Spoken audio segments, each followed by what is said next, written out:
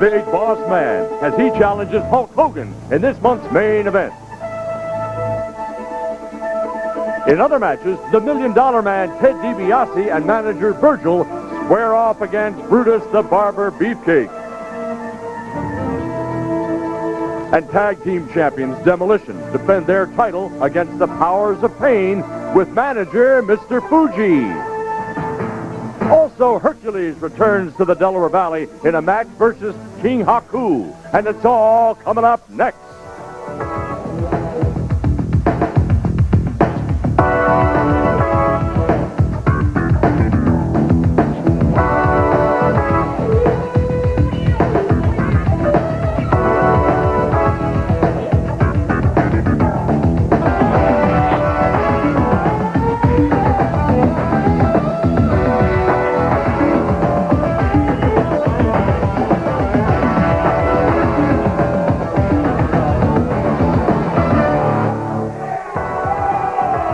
Well, you heard the announcement. Some of the big names here at the Spectrum for the WWF program, and I'll tell you, you just can't beat it anywhere else with a drum. Hulk Hogan and the Big Boss Man. Oh, we've got them all. We got a tag team matchup, all right? The ladies are here, right? We got some tremendous Brutus Beefcake, the barber. He's here. Maybe going to try to trim some hair. I don't know. Red Rooster's here. Oh, by the way, Red Rooster coming up in the first match. Against the Brooklyn Brawler. Speaking of the Red Rooster, Cal Rudman earlier did an interview with the Red Rooster. Let's see what happened. Killer Cal Rudman, here with the first interview ever that we've had with the Red Rooster, who's going to fight the Brooklyn Brawler. What's going to happen? I'm going to knock him out because everybody saw what happened on nationwide television. Bobby the Brain Heenan said he was responsible for the Red Rooster doing everything that he did. Well, maybe it didn't turn out quite that way. So when I finally stood up for myself and says, hey, the Rooster's going to fly by himself. I don't need to be under Bobby the Brain's wing anymore. He decides he's going to get somebody to take care of business. And that's the Brooklyn Brawler. Come on, where I come from, you can't make chicken salad out of chicken, well, whatever the Brawler's made from. So, yes, I'm going to take care of the Brawler tonight, Cal. Oh, I'm glad to hear that. Now, you're from Vero Beach, Florida. Yes, a lot of wrestlers from Florida. That's right, and I'm very proud of being from Florida, and I'm just happy to say one thing, that when I started out in Florida, I never knew that I was going to be in the World Wrestling Federation, and I'm glad to be here. Now, the one thing that I have to kind of clear up here, everybody says, well, what happens after you get done with the Brawler? Well, I know that everybody in the Brains family is going to try to dive in line to make a wall of flesh to protect their leader. Well, they can do whatever they want, whether it's King Haku or Ravishing Rick Rude or even the Giant, because I got one thing in mind. Brain, it's going to be you and me sooner or later, because I'm not going to take a back seat to anybody, especially somebody like you who's made a living on other people taking their money, using them and going through them, using them up and then getting rid of them. So, Brain, sooner or later, Weasel, I should say Weasel, I don't know, he is a weasel because he thinks that he's going to get by with us. So let me tell you right now, Weasel, it's going to be you and me sooner or later. I don't care who you throw in front of me, how many wrestlers you find to try to protect you. I'm going to get my hands around that weasel neck of yours, and when I do, I am just going to have the best time of my life. I'm happy. I'm on my own. Everything's going great now that I got rid of you. And I guess you don't really like that too much. So the Rooster's on his own, and I think I'm doing A-okay. And I want to say one thing, too. I appreciate all the people out there that are saying that are cheering for me. And occasionally I hear a little from all the people. So keep it up. Keep cheering for me. I love you for it. And maybe we'll go to the top. You never know. Anything's possible. Well, I know you're one heck of a wrestler. Your mother told me she expected you to go to medical school. How'd you end up in this game? Well, medical school was one thing, but when my dad had to pay for 7 more years of school after college, he's the one who kind of ixnayed that with the eraser. I feel fortunate. I mean, not everybody gets to do something that they really like. I watched professional wrestling as a kid down in Florida, and I said, man, I'd really like to do that when I grow up. So when I grow up, I guess that's what I'm going to do. So until then, I'm doing this, and I'm having a great time. Professional wrestling is the greatest way in the world to make a living. And, of course, you got your ups and your downs, and maybe Bobby Heenan's a down, but I'll overcome that, and things will work out. Well, I really enjoyed this little interview, and we're going to see what you do with that Brooklyn Brawler. So we will be right back. Well, you talk about the Red Rooster and Cal's interview with him. Look who's coming on. All right. This match almost started already. Yeah, we've got the Brooklyn Brawler inside the ring. And the Red Rooster shedding his jacket. All right, he's in, but he's being kicked by the brawler. This is underway, Bill or not. We're underway at the Spectrum. Oh, he dropped an elbow and nobody was home. The Rooster bailed out and gives him a shot, a right cross, a second one, and the brawler suffering a little bit. A third one, and he goes down. And there's something, all right, the referee saying, hey, open the fist. No fist, open hand. Oh, a nice standing drop kick by the Roosters, gaining a great deal of popularity in the WWF against the Brooklyn Brawler. Oh. Dropped that weight, and the chin of the Brawler came down to the top of the head of the Rooster.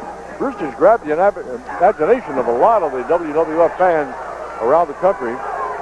He dropped his head for a back body drop, and the Brawler caught him, and then caught him there with a nice forearm. Nice if you're not on the receiving end of it. All right, nice body slam by the Brawler. He's got a certain following here. Some of the Brawlers fans here with him, and also some of the anti-Brawler fans are here. But the Roosters gain a lot of popularity. He's a comer. Attractive young guy, well set up, does his weightlifting and bodybuilding. Very good shape. No chokehold, at least that's what the referee's saying. He's checking for it. No chokehold that he can determine. That's always a factor here in the WWF. Watch out for those chokeholds and the closed fist. Beyond that, just about anything can go. We got the ladies of the WWF Women's title on the line. Rockin' Robin against Sensational Sherry. That'll be coming up later on. Demolition, Axe and Smash versus the Powers of Pain, the Warlord and Barbarian. Oh, look out. Brutus the Barber Beefcake and the $1 Million Man going at it, and also Hulk Hogan and the Big Boss Man. And boy, I tell you, there's no lost love between those two. Sam Houston coming along shortly with Barry Horowitz. Side headlock maintained, at least temporarily, still maintained by the Brooklyn Brawler. He came in here spotting, by the way, he picked it up at the beginning of the telecast, sporting a cigar and a street-type look. Nothing fancy, just sort of a sweatshirt over his bod, and that's about it. Hercules, King Haku on the matchups. No lost love there either. There's some shouting going on. The Brawler talking to the referee about something a moment ago. All right, the Rooster coming back. Going to try to gain control where he lost it a few minutes back. Hair pull by the Brawler. But the referee didn't see that. But he did see the one, the Rooster on the Brawler. That's a no-no, as you know. Jim the Anvil Neidhart against Greg the Hammer Valentine. I'll tell you, you're talking about the very best in the WWF being matched up. Only the very best. It's the class in the wrestling world. Yeah, we mentioned Demolition and Powers of Pain in a title tag team title return match. No disqualification, by the way. So don't look for that to happen. Shoulder block takedown by the Brawler on the Red Rooster. Rooster sporting a little bit of hair coloring there, as you might expect. Ring the bell right here. Thank you.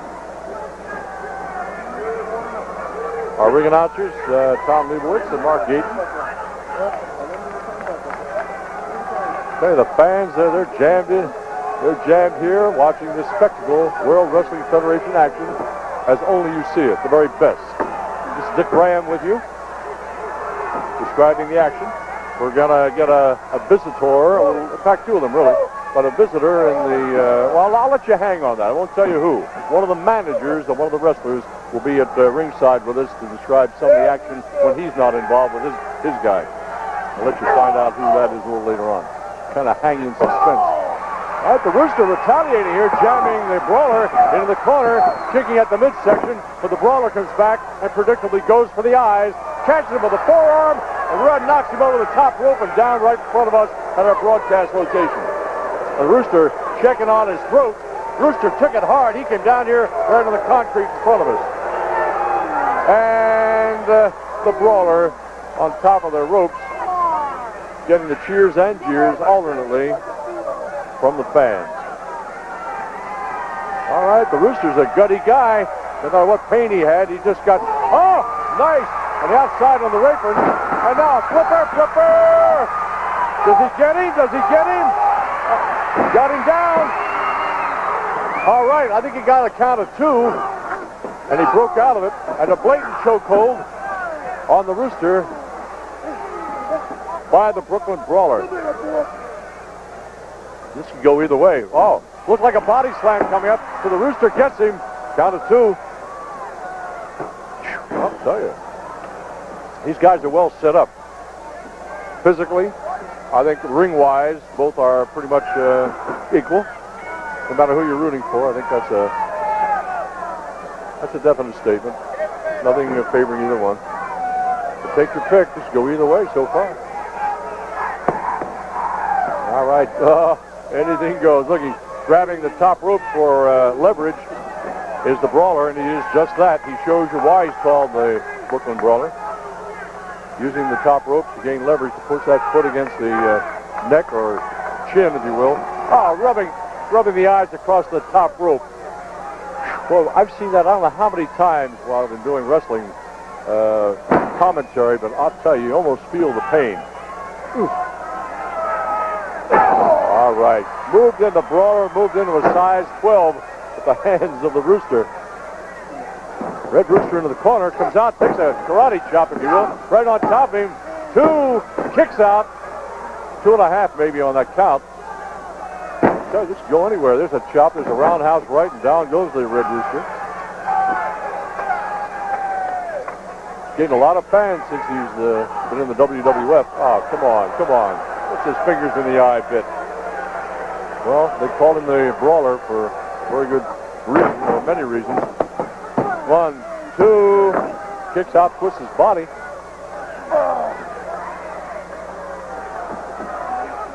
We got a powerhouse, a dynamic program. 8 big matches, man. They're all dynamite. The ladies are here, as I said at the outset. If you're just joining us, maybe you missed that. Tag team title match on the line. Main event, Hulk Hogan, that big boss man. Look out for that one. It's going to shake the whole roof and the floor and the walls and everything else. All right, the Brooklyn Brawler maintaining a side headlock kind of from behind, and the Red Rooster is not doing too very well. Wait a minute. Referee right on top of it. They're both getting to their feet. Brawler maintaining a side headlock for the time. Shoulder block takes down the Rooster. Side headlock again. Oh, nice. That was a side back body drop, if you will. Gee, nice maneuver. Kind of unexpected. But well done by the Rooster. He's a tough dude. All right, now thought we had a body slam too. You talk about running scared. I don't mean this in the usual sense, but the Rooster just bailed out in time. Broke up that count of 3. 2, kicked out again. And now the Brawler's getting kind of intense because, not that he wasn't before, but he's come so close to pinning the Red Rooster.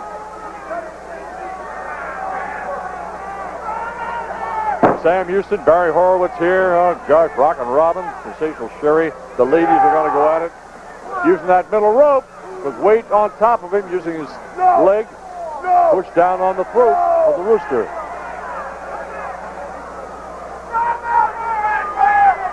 Take your pick. I don't know. The Brawler's pretty much in control, has been for the past few minutes. Going to go for a chop. Oh, there's a size 7 or 8 fist right in the midsection. Elbow, go down he goes. 1, 2, kick out. Oh, just like he did before. He lays a forearm on him. He's still on his feet, though. I don't know how.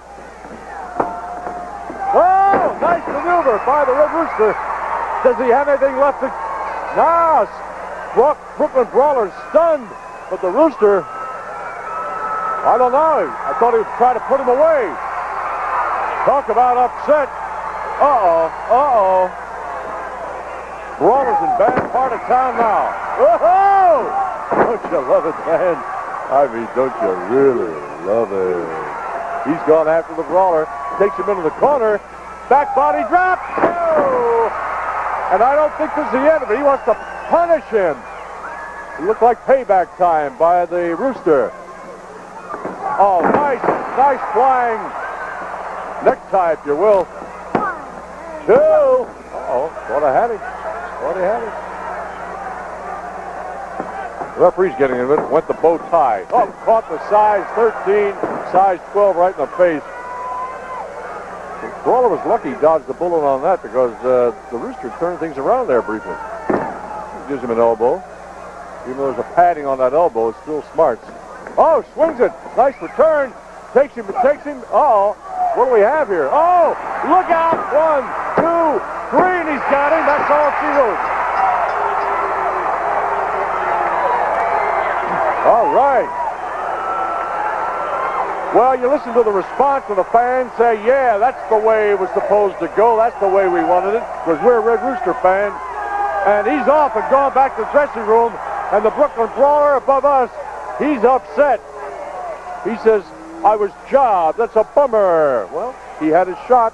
No complaints. That's the way that goes. All right, let's watch this replay. Now, here the turn of events. Now, watch this. It could have gone either way, both seeking a hold. And now the Rooster backs him up over the back.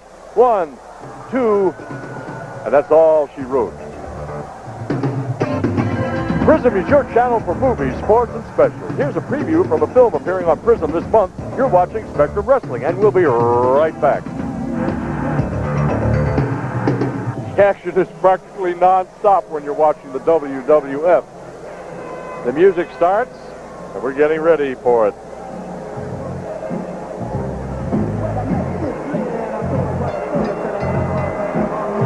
All right. Here we go, the Slicker.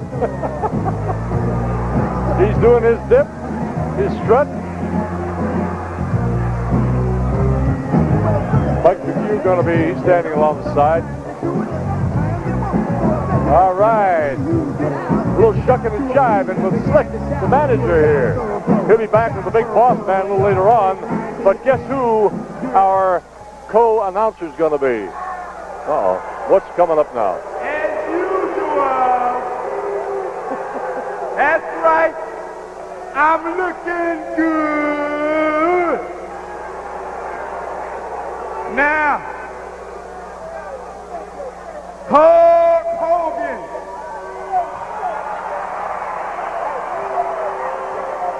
Boy, tonight, all these mentally retarded people are going to see you get your behind beat. Hulk Hogan, the day you was born, they should have dropped you in a trash can. And every time I look at your ugly face, I see the necessity for birth control pills. Boy, right here tonight, Hulkamania is going to come to a climax, brother. It's going to end right here. And remember, Hogan, the boss man is going to beat you in your face, and your face is going to turn red in the baby's behind with diaper rash. I wish he wouldn't hold back. Hey, let it hang out there, Slick. Tell it like it really is. Isn't he a trip? Well, guess who? The referee says, all right, after you. Okay. Guess where he's coming? Uh-oh. Oh, God. He's haranguing the ringsiders.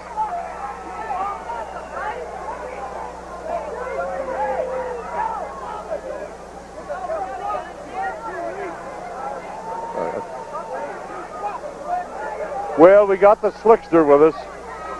All right. Oh, God, am I in bad part of town now? Am I or am I not? before we go any further, let's get one thing straight. Yeah. There's a rumor going around about you.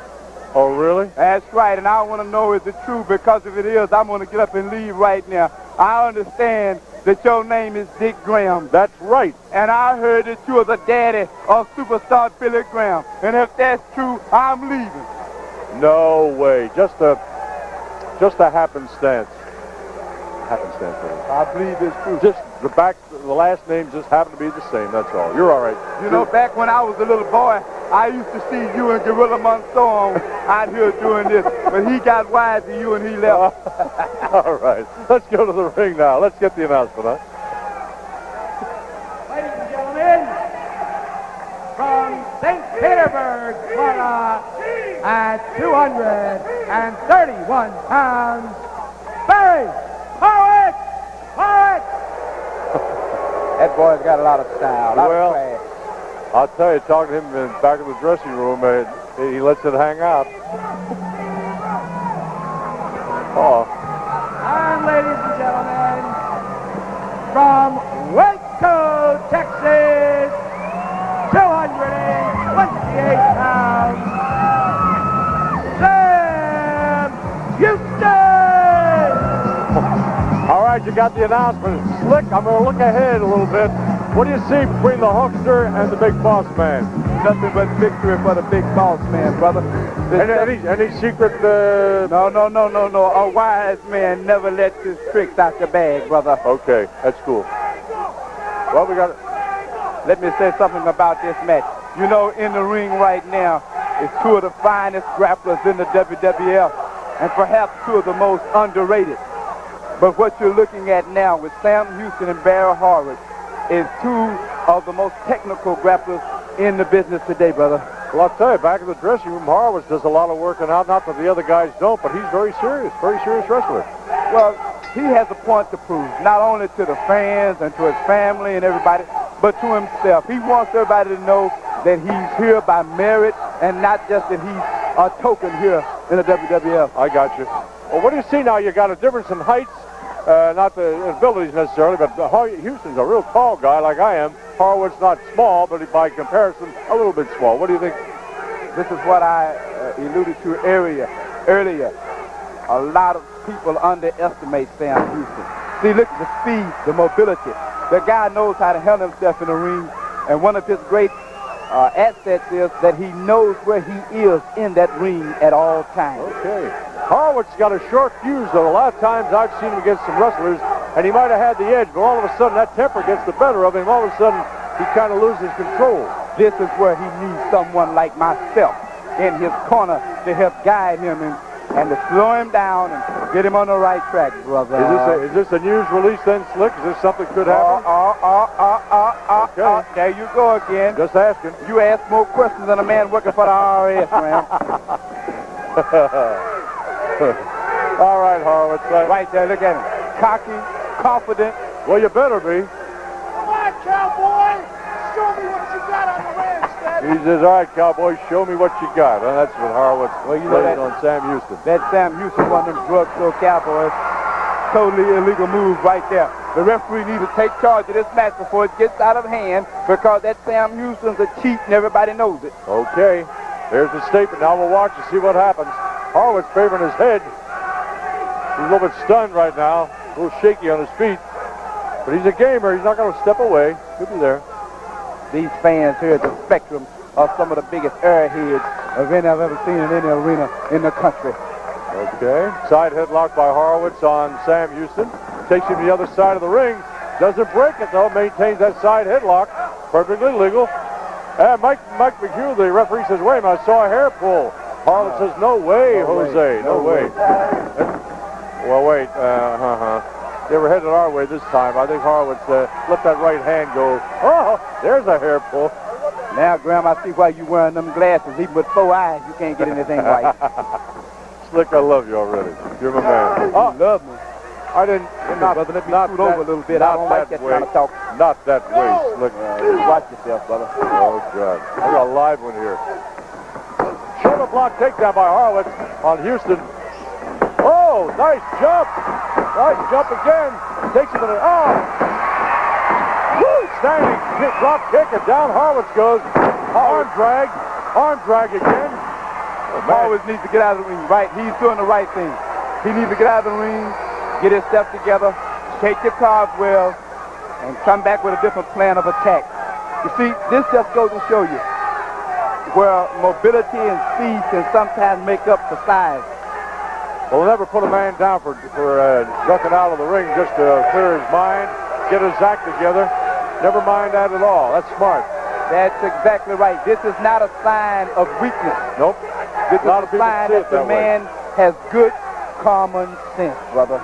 Well, I've seen even the best do it. All the top wrestlers that you have in the WWE, sometime along the way, they bailed out just to clear the head. Except Akeem and the big boss man, brother. Hey, I'm glad you straightened me out on that. All right, Houston is putting the needle to Horowitz. Whoa! Oh, he's in whether he likes it or not. He should be disqualified right there. He put his hands on an official. Yeah, but not in anger. Well, you got nails for everything, don't you, old timer? That's why I do radio, man. What do you say, Barry? What do you say? All right, what do he say? He says, no. Michael Hugh right on top. He says, you give up? You give up? No way. Let me tell you something. He's not going to defeat Horowitz like this. This kid's tough. He's been around a few years. Like I said, he's one of the better grapplers in the WWF. He's a master ring technician. You're not going to get him to give up or surrender with a submission hold or something to this nature. You've got to get his shoulders down to the mat and pin him. Well, Houston lays a knee on him, pulled back and laid a knee right on him alongside the head, maintaining the arm pressure. Again, Houston trying to get the crowd involved. That's a big mistake right there. That's a big mistake right there. That's why he's going to get beat, I predict, because he worries too much about these airhead fans. There's a lot of ugly women here tonight, too, I'll tell you. Oh, really? Slick, how come you make so many friends wherever you go, man? I can't figure it out. Because I'm the doctor, Daddy. They know class and style when they see it. That's right. All these women in here would leave their husbands for me right now, brother. Whoa! Thought we had a back body drop come up. We got a no body slam interrupted. With body slam that time for sure. Arm drag takedown on Horowitz. Boy, he's been down that road a few times at the hands of Houston. Arm drag takedown, all that weight smashing down on the canvas. What Horowitz needs to do now, he needs to go to work on Houston in some kind of way that he could attack his leg. Houston, I believe, is just a little bit faster than he is. The way to cut down on that is to take away the leg. Go for a knee, go for a... That's right. He needs to go for the knee. He needs to take away his knee or an ankle or something, anything that would slow him down as far as his mobility is concerned. Okay, all right, good point. Because if I was in his corner, I would tell him that. All right. In case you're just joining, this is the manager of the big boss man, Slick, who's our partner here. I don't know whether he'll accept that terminology or not, partner. He's my co-announcer, co-commentator here at ringside. You could say I'm the host. The host, for the moment. Over the most. Okay. All right, still maintaining pressure. Horowitz trying to reach out and grab a hold of the rope. Horowitz is doing exactly as he should do. He should do anything he can now to get that hold released, because it's going to, if it goes too long, it's going to cut off the blood supply, the circulation to that arm. He's going to really be in trouble.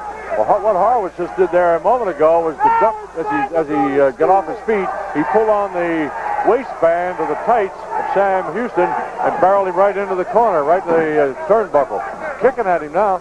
Well, brother, when you're in the war zone, you do what you got to do. For sure, he's in the bad part of town as Houston right now. Horowitz looking a little mean right now. There's the time he put that man away if he's going to do it. Now we're going to see exactly what Sam Houston is made of. Let's see what he's made of. Horowitz has shown us he can take pain, punishment. You have to say that the match has been in Houston's favor up until now. Okay. But let's just see. Houston slipped on a banana peel, you might say. Well, and the boy is in trouble now. Whoa, look at that maneuver. Oh, my gosh. That bottom rope right across the throat of Sam Houston by Barry Horowitz. Believe you me, brother, that hurt. There's a kick. size 12, kicking him down again. Going to help him with speed. He's a gentleman. Uh-oh. Whoa! Back. Drops a knee on him, flying knee. Hooks a leg, 1, 2. Harwitz somehow had him, but he kicks out again. I think Harwitz is getting a little ahead of himself.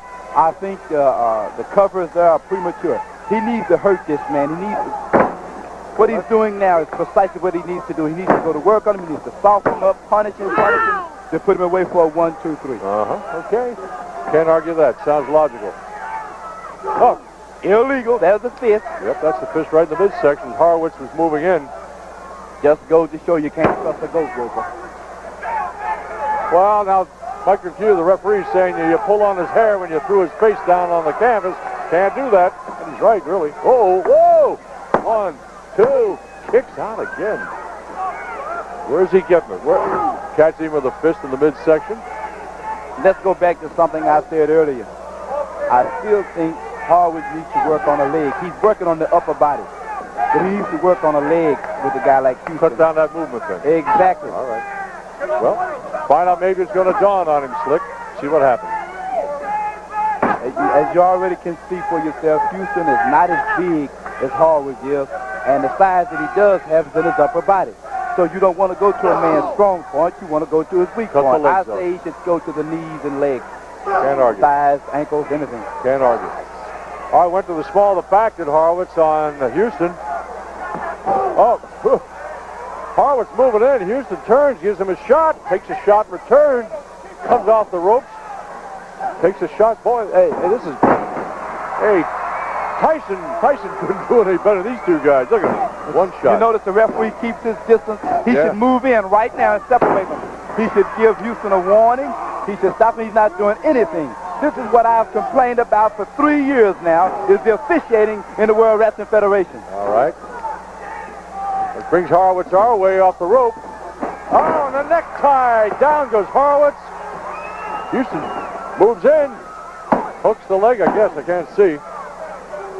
You notice, count of 2. Houston waited a second or 2 before he went in for the cover. You can't wait too long. That was all Harwitz needed, being a professional, to come back. He moves in now. Hooks both legs. 2, 3. Caught him. I can't believe all it. she wrote. He had a handful of tights, and the referee never saw it.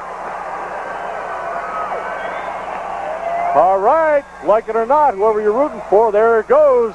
Referee Mike Hughes counts out Barry Harwitz and the winner, Sam Houston.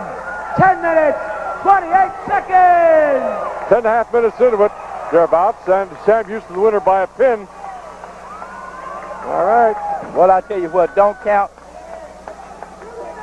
All right, Slick, here are the events leading up to it. Grabs his head, jams it down on the canvas, comes over real fast, hooks both legs. Yeah, he's got him. He nailed it. You notice what you just said. He grabs his head, comes over real fast. Again, we've got to go back to what I've been saying since the match started.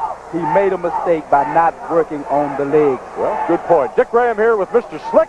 We'll be right back after this. You're watching Prism, your channel for Sixers, Flyers, Phillies, Big Five college basketball, and Spectrum Wrestling.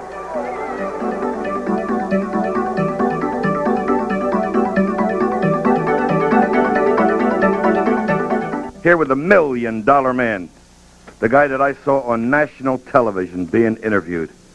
What a man. And Virgil. This is one of the matches of the year because they're up against one of the greatest. Brutus, the Barber, Beefcake. Can you possibly imagine that Beefcake would be given a haircut to either one or both of these gentlemen? Could that be possible? Listen, little man, we're not here to get your oratory on what you think is going to happen. I'm going to tell you something. Everybody knows that the $1 Million Man always gets what he wants. It's only a matter of time. And the World Wrestling Federation, the entire wrestling world, will soon see just exactly what I'm talking about. But as far as Brutus the Barber Beefcake thinking that he can climb in a ring with a man of my talent and beat me and give me a haircut, let me tell you something, Beefcake, don't write checks that you can't cash. There's no way that you're going to climb in a ring with a man of my stature and come out anything but a loser. And as far as giving haircuts, only the finest people put a pair of scissors to this head of hair. And as long as Virgil is at ringside to ensure that nothing goes astray, you can count on that. Nobody will be giving me a haircut. As a matter of fact, if there's any haircuts given, it may be me with the scissors and not you. Virgil, why don't you show him a little bit of what might be in store for him should those scissors appear from out of nowhere. I always have an insurance policy, little man. I always have an insurance policy. Remember that, Beefcake. We'll be right back, and then we'll see who's talking truth. You folks got to hear an interview with the $1 Million Man, Ted DiBiase, whom we saw interviewed on national television. And he was talking about what he was going to do with a gentleman that I have interviewed oh so many times over the past few years. Brutus, the Barber Beefcake, one of the most charismatic wrestlers in the World Wrestling Federation or anywhere else. What's it going to be? Well, Killer Cal, you know something, $1 Million Man, with all your money, you can't buy what I got. Yeah, you got your jabroni, Virgil, hanging around and flexing his muscles. Big deal. You got something that I want, and that's I want to give you a little style job, $1 Million Man, but it won't cost you $1 million. It just might cost you $1. And you know something, $1 Million Man? You know, you seem to underestimate my abilities a little bit as far as being a barber goes. Well, let me tell you something. When we step into the ring out there, man, I'm all business, and I'm going to take care of you like yesterday's laundry, son. And it won't be pretty, because I know Virgil's outside the ring, Killer Cal. I know exactly where he's coming from.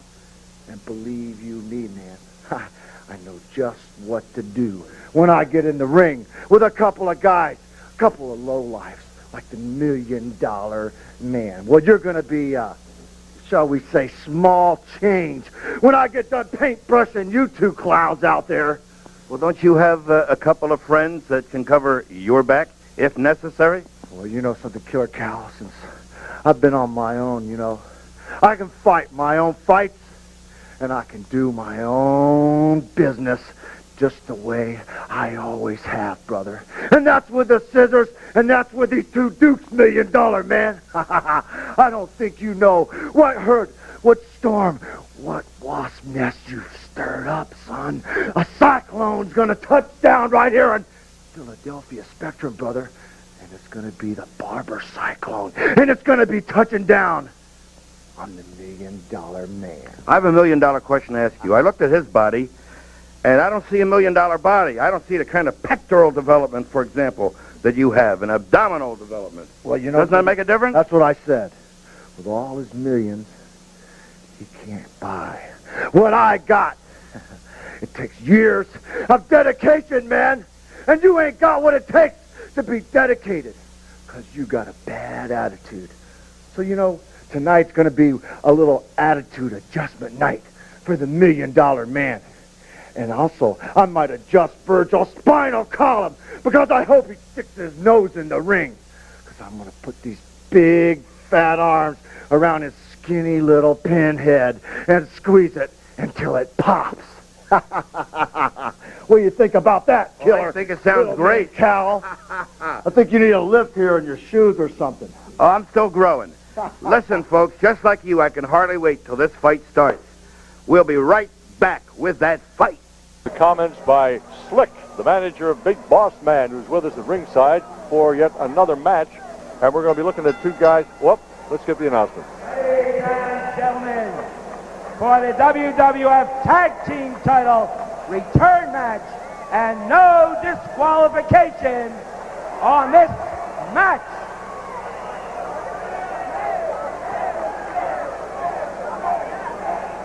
Introducing with Virgil from the Netherlands Antilles, 260 pounds, the $1 Million Man, King. Well, no hesitation here. The fans either love him or hate him. Virgil. They love the color Virgil's money, but they don't like him, nor do they like Ted DiBiase. But he's the man in control. Slick, how would you like to be managing this guy? Well, let's put it this way. I prefer the larger men. As you know, the big boss man, brother, is almost 400 pounds. Hakeem is well over 400 pounds. No doubt. San Francisco, California, 271 pounds. Brutus the Barber Beefcake. As far as I'm concerned, Graham, this Brutus the Barber Beefcake is the biggest mistake in World Wrestling Federation history, brother. Okay, why don't you explain that comment? Because this man had a brilliant career going for himself, and he flew it all the way just to hear these airheads yell and scream and shout his name. The man isn't nearly as vicious as he once was. He's turned into a low-down, dirty cheat and scumball. All right, Slick here, the manager of the Big Boss Man, talking about Brutus the Barber Beefcake, who's showing off his new outfit, I guess, new jacket anyway. Yeah, it's a wimpy looking outfit. He better be careful for my man Virgil walks over there and busts him in the mouth. I'll tell you, your guy Virgil has a body that won't quit. I talked to him earlier about wrestling. He says, no, it's not my thing. He doesn't talk much. He says, I let the guy do it. Well, believe me, Virgil's raking in the dough, brother. The $1 Million Man is passing out the big bucks. Well, that cash in his hand, they're all $100 bills, man, I'll tell you. And I wouldn't mind being his buddy right now. It's a wad about 2 or 3 inches thick, too, brother. Okay. All right, Brutus handing off the scissors to the referee, Ray Malasecki. Now he's going to start getting ready to wrestle. Look at DiBiase's face. Look how he's never taken his eye. Watch him. Are you looking? He's never taken his eye off the beefcake. He is looking for every possible advantage he can take. Well, the barber's strutting. He's strutting his stuff to Virgil, hanging his tie out there to Virgil, also to DiBiase. And DiBiase, you say he's cool. He's a studying concentration. He's watching the barber every minute. Smooth operator, brother. Yep, very smooth.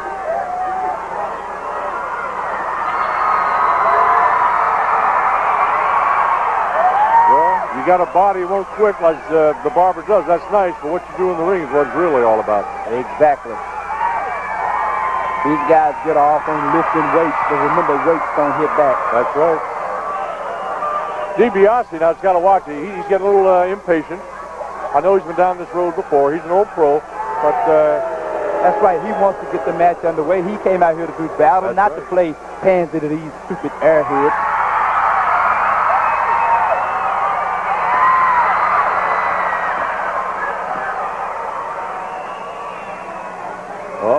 Oh, Virgil. Virgil gives him a little push, a little shove. That's why I've got to go with DiBiase. Because with Virgil there in the corner. Oh, those two got at it. Virgil and the barber. Just enough of a distraction to give DiBiase the advantage. That was dumb, man. That was really dumb. All right, DiBiase on a roll now. Gives a shot to the head. My homeboy, way to go. Oh, Virgil. He's a brother. He's rolling on that money, huh? That's right, one of the brothers. Don't argue that. Whoa! Brutus off the top turnbuckle. Comes at it again. DiBiase shaking his brains. Go take him over the other side of the ring. Whoa! Could have gone either wall. Bounces DiBiase's head off. Again. The referee should step in right now. Beefcake has a handful of hair, brother. You can see it. The whole world can see that. Ray Charles can see that. For sure. Well, he's strutting his stuff. Hope he didn't wait too long. Oh, DiBiase with the roundhouse right misses. The barber's got him overhead, as you can see. That's a lot of weight he's holding. Oh, boy. Oh. Ooh, that's smart.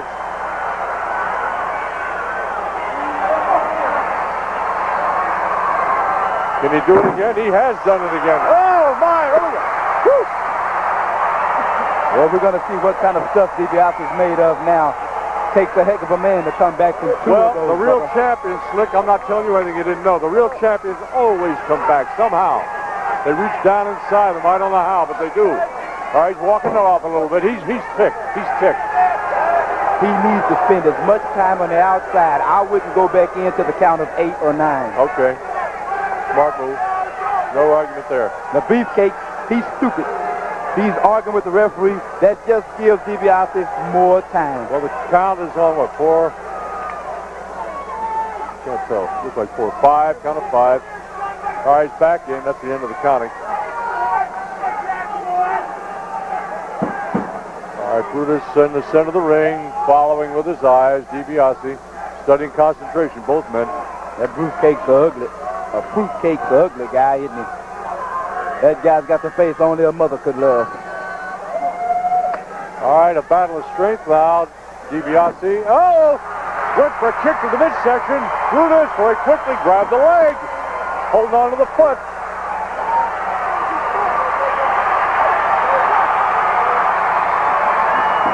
Oh, spun him around, caught him with a roundhouse right. Uh-oh. Going to make a boy soprano out of him, maybe. It'll never happen, brother. DiBiase's more a man than that Fruitcake could ever be. He's gonna come back, Daddy.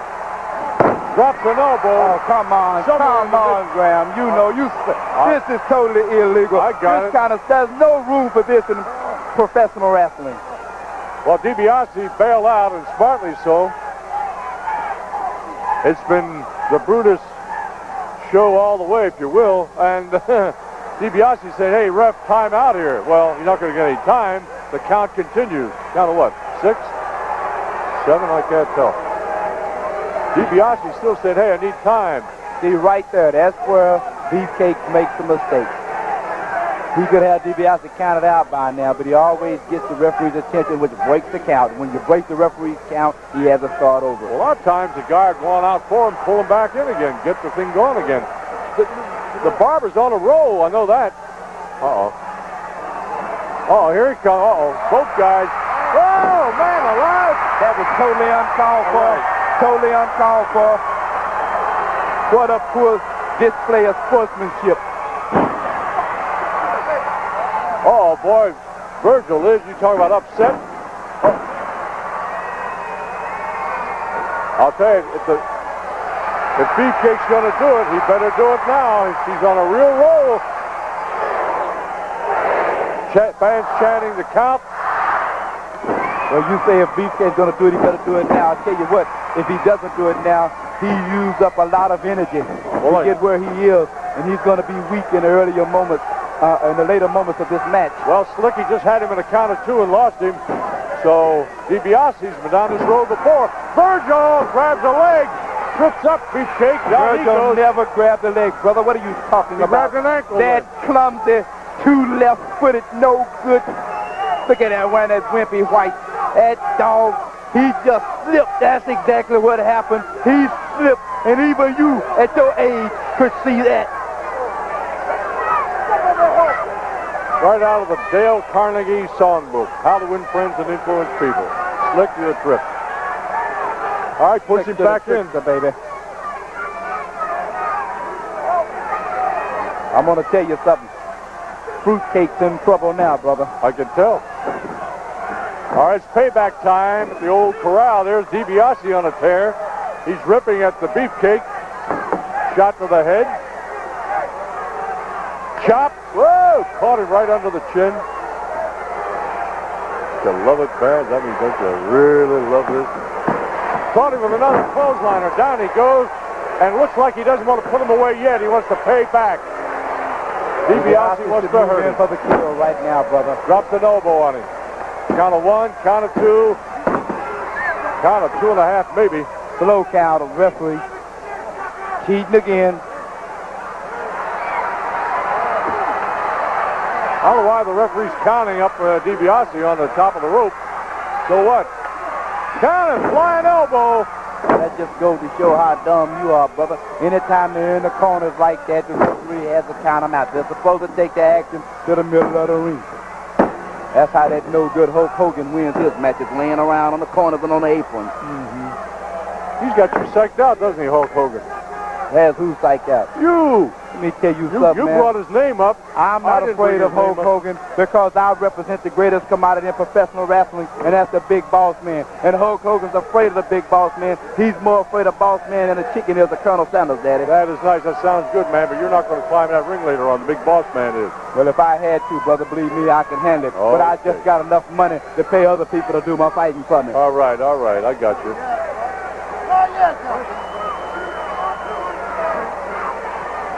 Nothing happened here at this point in time. Trying to put a sleeper on Beefcake.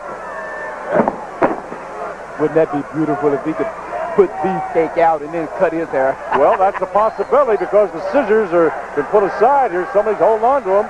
That could happen. DiBiase would love to give the barber a nice trim, maybe a scalp job.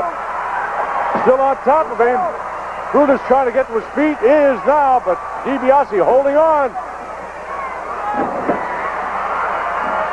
All right, still hanging on. I can't see from here, Graham, but I believe Beefcake was biting DiBiase. He's going to... Referee leaning down there, Ray Malasecki checking for a chokehold, and no choke that we can determine. This is really payback time. I mean, DiBiase really trying to hurt him. Put him away. Payback for earlier hurts. Right there, you could get a good look at those shoulders on Virgil. What a great... I tell you, I still think that guy ought to be in the ring. He's got a body that won't stop. He pumps. You know he pumps. Good body. Kind of got a peanut-looking head, though, don't he? You said that. I didn't. It's my homeboy, though, you know. All right, what do we got? Still, Beefcake trying to get to his feet. Has. Still holding on. Trying to jam him with a couple of elbows. DiBiase hanging on the edge. Lost it, though. Oh! DiBiase went after Beefcake. Beefcake went after him, and they didn't meet. You see, a few minutes ago, you were talking about what a great body Fruitcake had. But everything's all downstairs. He's got nothing in that big empty head of his. So you wouldn't want to be his manager then? Oh, no, I was in there. 2.5. I'll tell you, talking about getting the sweats. These two guys are doing it. They have been round and round with one another. And now DiBiase looked like he's going to try to put him away with a sleep. And Beefcake, a little panicky, saying, hey, he's choking. Referee got to get his hand under there. Is he choking or not? There's Virgil, in front of your screen. He's watching this one like a hawk. Look at the intensity on Virgil. Yeah, I'm saying, walking like a hawk. His eye, look at it. He's a very well paid. He does a job. He's concerned about DiBiase at all times. Virgil, look, I'd say he's saying, I think he's got him. He's signaling for the time, people, the bell ringing to ring the bell. I don't know what the time limit on this. This could go forever. These two guys are really hot. Jamming that arm, that elbow. Oh! Beefcake dodged down just in time off the top turnbuckle, the head of DiBiase, and now the Beefcake strutting his stuff, which could be a mistake. DiBiase made a mistake also. He allowed himself to lose this match mentally for just a split second. That's how he got caught with his head going into the turnbuckle instead of... Right there, the referee should move in. That just burns me up when a man uses a fist like that. Back body drop. Oh. A twisting back body drop by Brutus Beefcake on DiBiase. Takes him across the ring. Oh, pump. Oh, man. Caught him with that foot. Smack on the face. And this is turnabout time. This is payback time. Now DiBiase in the wrong part of town. Caught him with a knee lift. Notice DiBiase's mouth. He's holding his mouth open. That's a sign of fatigue, brother. I know. He's sucking in there. Oh! Well, there you go. What do we have here? Now it's strictly Virgil. Oh! Oh, man alive. Does he have it? 1, 2. Got him. Woo! I can't believe this. I can't believe it, Graham. Beefcake should be disqualified. He had no right, no reason to pull Virgil up on that ring apron. Oh, Beefcake wanting his scissors. He wants the scissors. He wants to do a number on DiBiase. I got a big picture of DiBiase. Come on, take it home. Beefcake got frantic. He was looking for the scissors, Slick.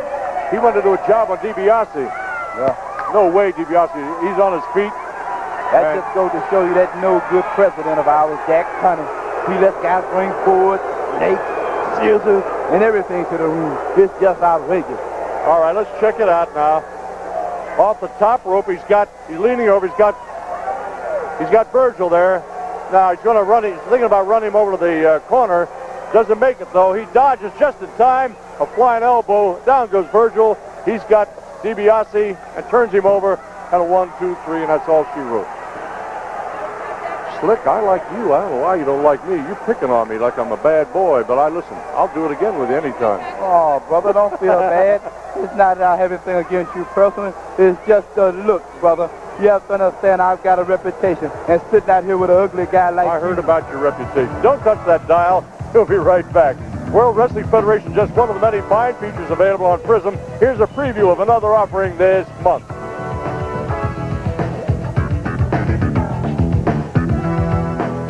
It is non-stop.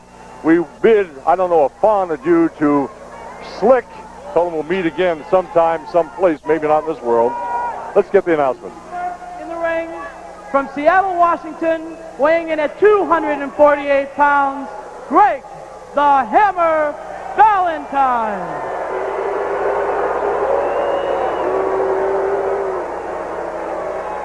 And his opponent, soon to be making his way to the ring, reigning from Reno, Nevada, weighing in at 281 pounds, Jim the Anvil Neidhart.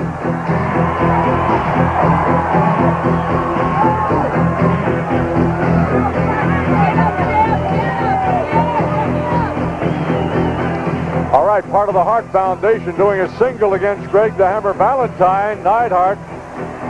Usually in a tag team matchup, but this is a single, one-on-one, and he's ready. Is he ever ready? And as usual, Greg the Hammer Valentine, so super cool. Nothing seems to faze him, whether you see him back by the dressing room in the hall, or you're out here in the ring.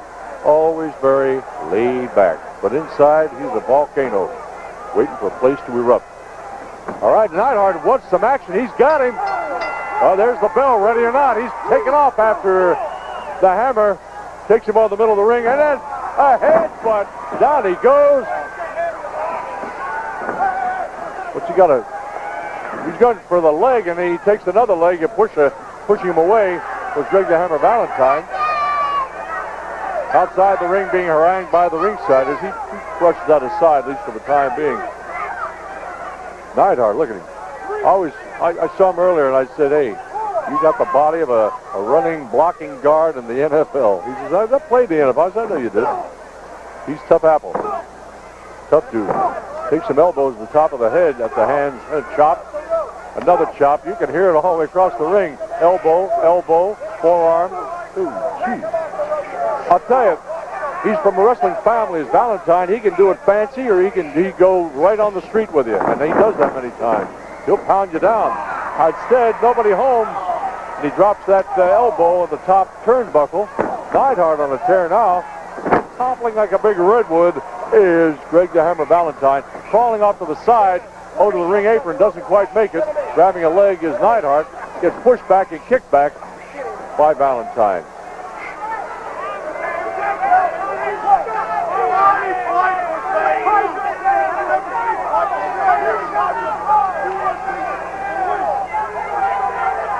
All right, count on Valentine. Finally rolls back in the ring. Now rolls out again. So the count we previously had doesn't matter. Referee's attention diverted briefly. 1, count of 2. He's back in. Rolls right out again. Count starts again. Neidhart getting frustrated. He's gone out of the ring. He's a foot race now. Back in the ring. Both men temporarily now out again on the apron. Is Neidhart. Come on, referee. Don't overdo it. Let these guys have at it within legal bounds. All right, I got to break this. Kind of chokehold outside the ring rope. 3, 4, 6. Valentine's nasty, man. I tell you. Look, he's going outside. He's going up to the top rope. Maybe. Yeah. Going to go up with a 747 land with a flying elbow. Takes down Neidhart. Hitman Hart, Neidhart's partner, not with him here. Neidhart doing a single. That's a heck of a combination in the tag team world. Neidhart and the Hitman. The Hart Foundation.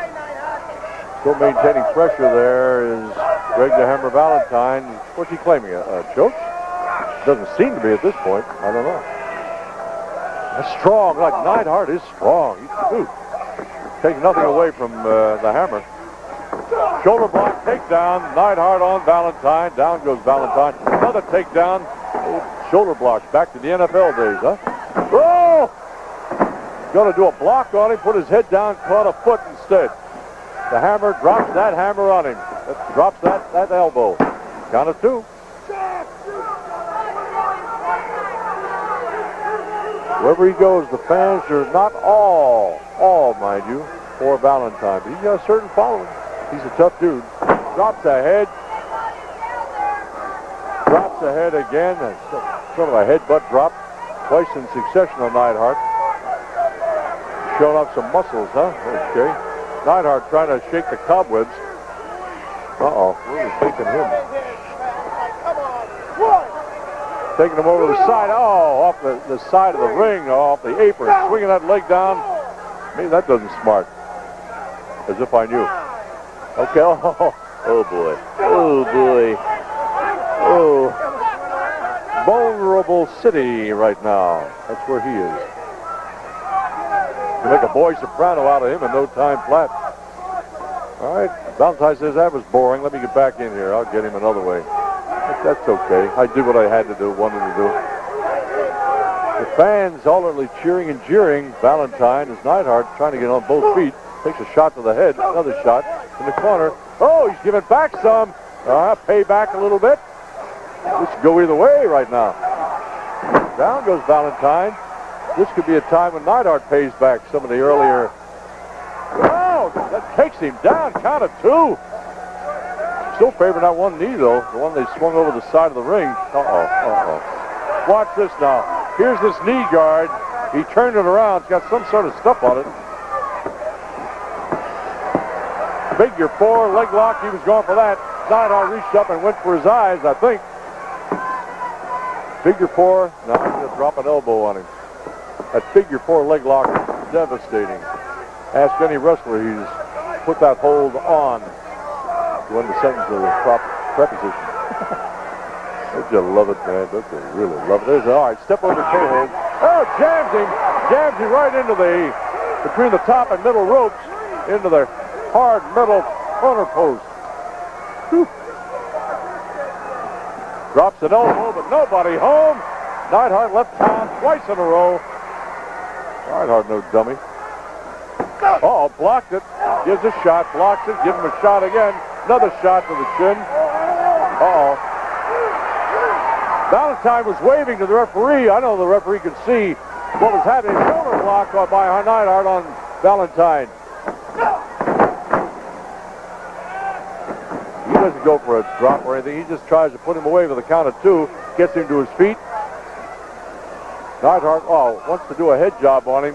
Dropped that head, a headbutt, but didn't get it. He gets his face raked by, clothesliner. Neidhart says, yeah. Looks at the crowd. Yeah, this is what I want to do. What's he want to do? The figure 4? He's taking that knee guard off. Now what? Referee trying to block it. Oh! 1, 2, 3. Now what the referee didn't see was Valentine grabbing the tights of Neidhart at the count of 3. Neidhart going to pay him back for that. But the decision's the decision. Referee did not see grabbing the tights to help him with the pin. Takes him with that knee guard, that leg guard.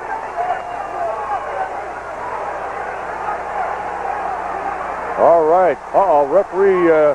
Referee being thrown out of the ring or near the ring by Neidhart, who's really ticked. He didn't like that turn of events. He blames the referee for that. The winner of this match, Greg the Hammer Valentine. All right, Greg the Hammer Valentine, the winner. Going off is the loser, if you will, this time at least, Neidhart. Here are the events leading up to that. Now, Neidhart wanted to do a number on that plastic and leg brace. But turn around now, you see now, see grabbing the tights right in the middle of your screen. That was the end of that. Count of 2, 3, and that was all over. Don't forget now, fans, next month we've got big things happening. It's main event number 5, WrestleMania, Sunday, April 5th. And Trump Plaza. And look here. Ho-ho! Look what's coming up next, fans. We got the biggie. This is called No Love Lost Here at All. You talk about the main event. Hogan and the Big Boss Man.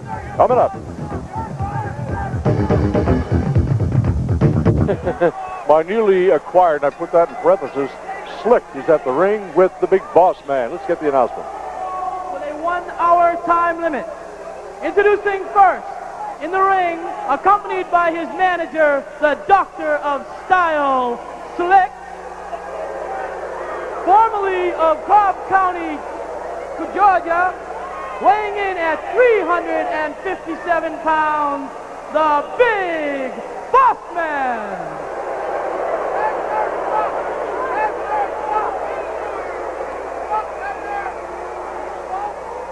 His opponent, soon to be making his way to the ring area, reigning from Venice Beach, California, weighing 303 pounds, Hulk Hogan!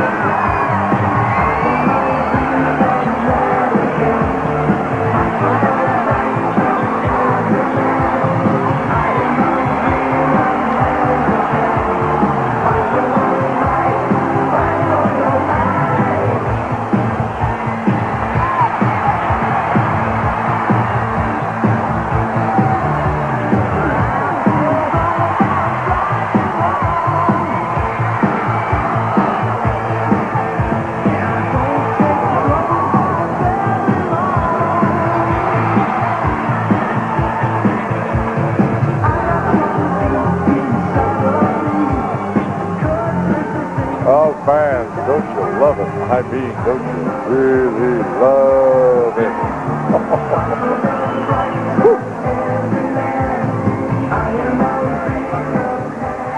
All right. the Billy Club, the handcuffs, the boss man's there, Slick, the Doctor of Style with him, and all by himself, he needs no help, is the Hulkster.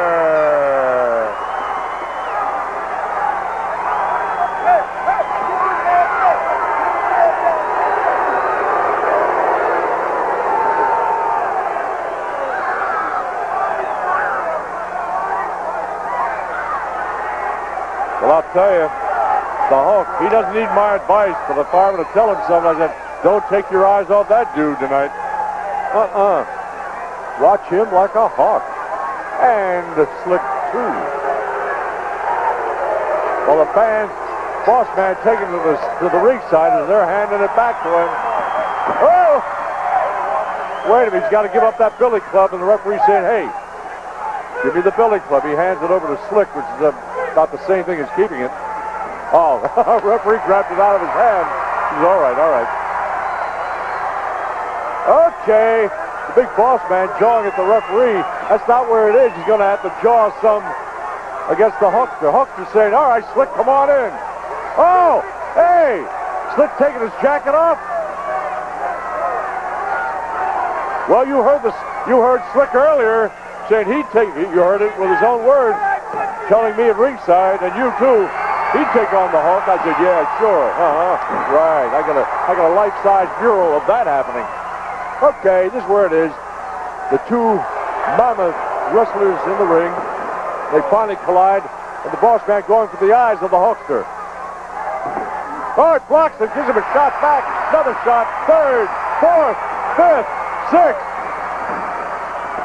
7. Woo-hoo! You talk about a guy who's someplace else, although we see him. There's Slick jumping on the back. And you saw it all. Oh, my heavens, look at that. The Huckster with a back body drop, and this place is going bananas. Uh-oh. And a pair of handcuffs. The Huckster got a pair of handcuffs, and what's he going to do to Slick? Uh-oh. Fans, don't you love it? I mean, this is, don't you really love it? Oh, Slick. What were you saying earlier about Hulk Hogan? What was that I heard? Clothesline job, elbow drop.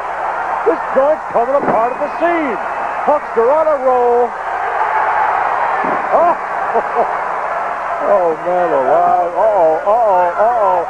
Slick, you got no place to hide, man. Uh-oh.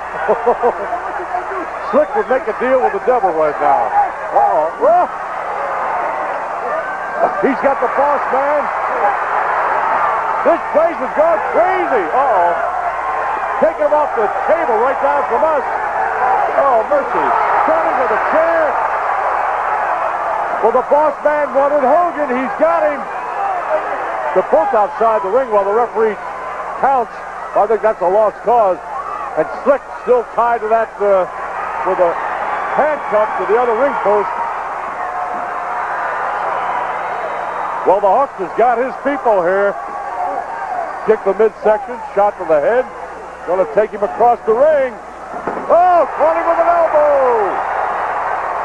The boss man, I think a 2-year-old kid could do a job on the boss man at this point.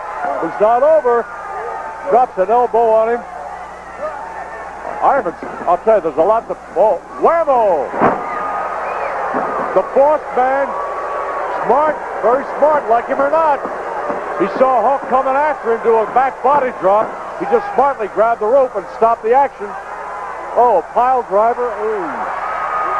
Oh, man alive. Well, now this is payback time. Suddenly, Slick, handcuffed to the ring corner. He's getting on. Boss man's got a key undoing the handcuff. Now Slick has access to more movement. If I had known this was going to happen, man, you think I'm going to jam that guy when he was on with me earlier? Slick's not a bad guy, just a little misunderstood. Taking him across the middle rope was the boss man using all that weight on the neck and throat of the Huckster. Using all that weight again. You talk about weight, about 400 pounds, a little shy of 400 pounds. Not all muscle, but it's weight.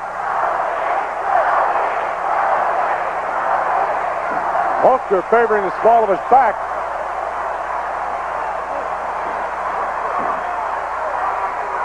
Going to go away from there. Slick's outside, but the boss man's inside the ring.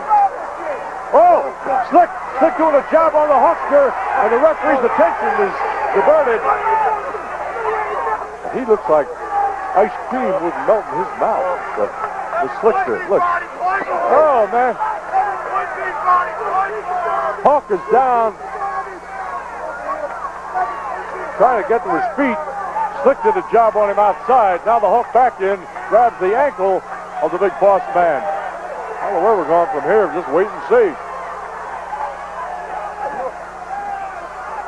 Hulkster wobbly on his feet, takes another shot. Still wobbly. And the fans cheering him. The fans giving him all kinds of encouragement. Takes it to him again. The Hulkster barely standing. I don't know who's going to get... Well, the boss man's going to wear himself out. Uh-oh. Oh! Hits the small of his back. Huckster dropped him outside the ring. The middle of his back, small of his back, hit the edge of the ring. And the Huckster... Oh! Slick is in the ring. Pulls the Huckster out. Oh! Uh-oh. Whoa! Oh, wait a minute. Huckster says you're a bad boy, or some words to that effect. Don't you really love it, man? Oh, woo. Coming out our side real fast. The boss man caught the Hawkster unawares, drops him down. Knock that bald head dog out. Right.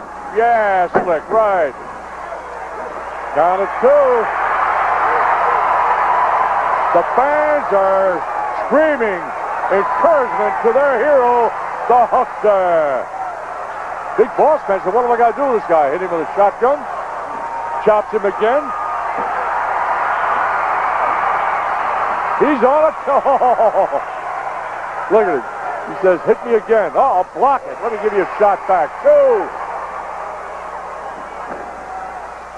Catching him with the size 13. Out of the ring rolls the boss man. Uh-oh. Out goes the Huckster. Blocks the shot. Uh-oh, went for the eyes. Went for the eyes. Jammed against that ring post with his shoulder. There's a quick look at the Huckster ringside. And the referee's attention diverted by Slick. He's doing a count on Slick while the boss man's doing damage. All right, there's another look at the boss man climbing back inside the ring. And there's the Huckster shaking, dazed maybe. But the fans are on his side, you know. Trying to shake the cobwebs. While the boss man waiting inside the ring. And we didn't notice it before, but the Huckster is handcuffed. They must have done that on the other side of the ring. Oh, he's gone down his back with his nails. Goes for the eyes again on the Huckster. Boss man after him again. Head pull, hair pull. Referee sees it. I don't see anything beyond that. Huckster's really out. His eyes are closed. He's literally out of it. Oh man alive. Count. Referee says, hey, give me a key to the handcuffs. Uh-oh. The ultimate insult. The boss man slaps the face of the Huckster. Huckster dodging out of the way. Huckster said, wait a minute. This handcuff, what am I going to do? What am I going to do? Well, fans, don't go anywhere right now. He literally broke the handcuff. Did you see that? You talk about strength. Caught him with the side. Drops the elbow. Leg drop. Drops to his 1, 2, 3, and that's all she wrote. The Huckster scores again.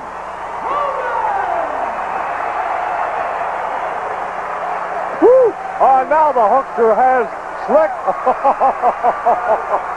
You'll love it, fans.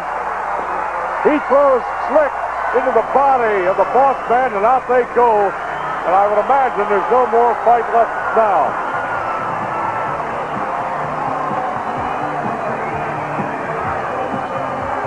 Look at it. Look at those two sections of handcuffs hanging from their wrists. And the Huckster says, come on in, Slick. You're hacked in the middle of the ring. You want to come after it. Tell you, man, what a trip. What a trip. Slick's a little disheveled, to say the very least. They've had it. They're gone off. But the Huckster says, hey, I did my job on both you guys. And the fans quite agreed.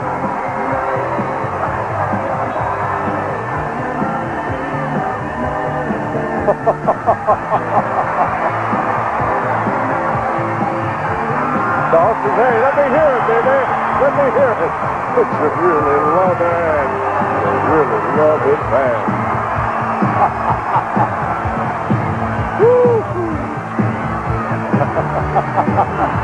Does he own this town, or does he own this town?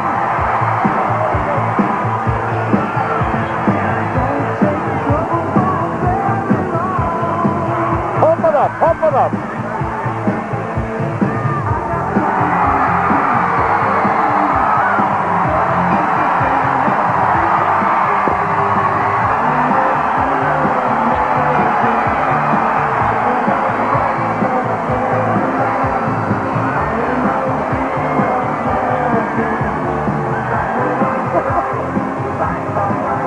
disrespect to...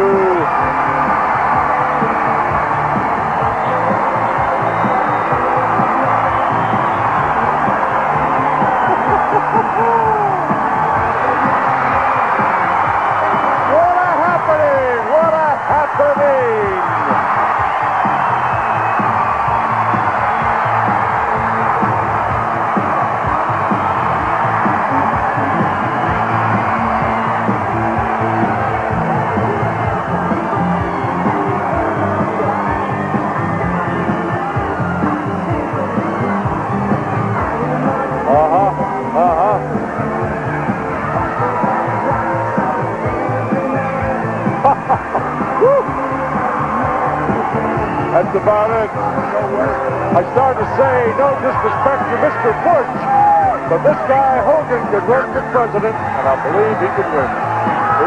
Well, see that the fans turned on the WWF. What a happening. Woo! Let's watch what happened. Here we go. He's grabbing that strength from the fans and elsewhere. He broke the handcuffs. He's going after him. Here he comes. Oh, he's turned on. Look at it. Takes it to him with the forearm. Go take it. Take it to the ring ropes.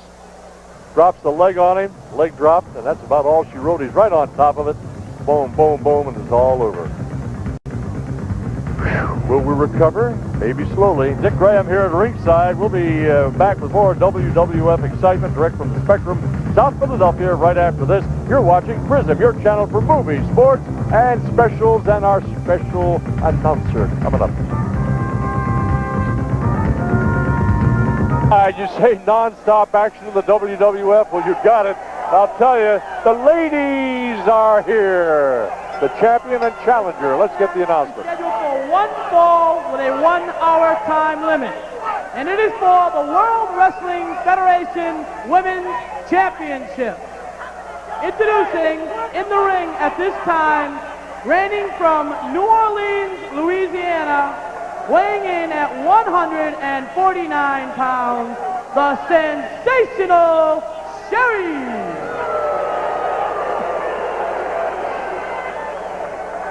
And her opponent, soon to be making her way to the ring, and World Wrestling Federation champion from Charlotte, North Carolina, weighing 134 pounds, Rockin' Robin. All right, there was a third name we want to mention to you, one Cal Rudman, who's seated next to me.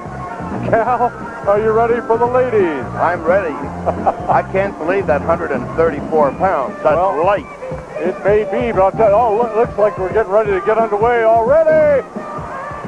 Sherry, sensational Sherry, the challenger, bailing out real fast against Rockin' Robin, who just came in. She's the World Wrestling Champion.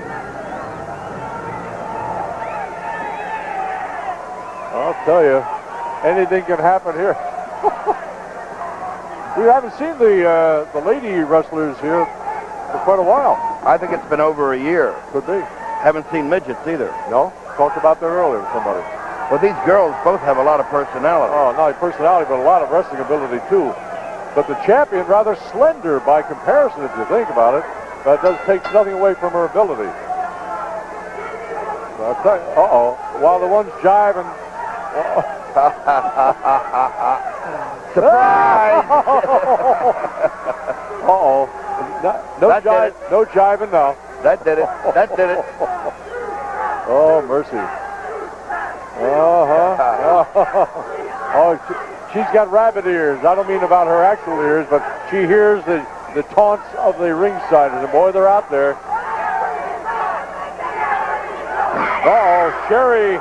They're laying some heavy stuff on Sherry, and she's responding. Oh, mercy. Catches the champion. Pearl Harbor. Takes her to the corner. These are ladies that are genteel, are they? Whoa, reversal. The champion. She's Rockin' strong. Robin takes her off the top turnbuckle, Cal. Takes her off the second one. There's 2 more to go. Is she going to take her all 4? I guess. Off the... Oh, mercy. She's playing pocket billiards with her. Looks like Rockin' Robin says, I got 1 more corner. Whoa, right. Oh, clotheslines her. These are the fairer sets. Leg hanging over the bottom rope. Sherry, that means they got to break it. Referee picked up on that. Boy, they are quick. Look at, dodged the roundhouse right. Sherry bails out.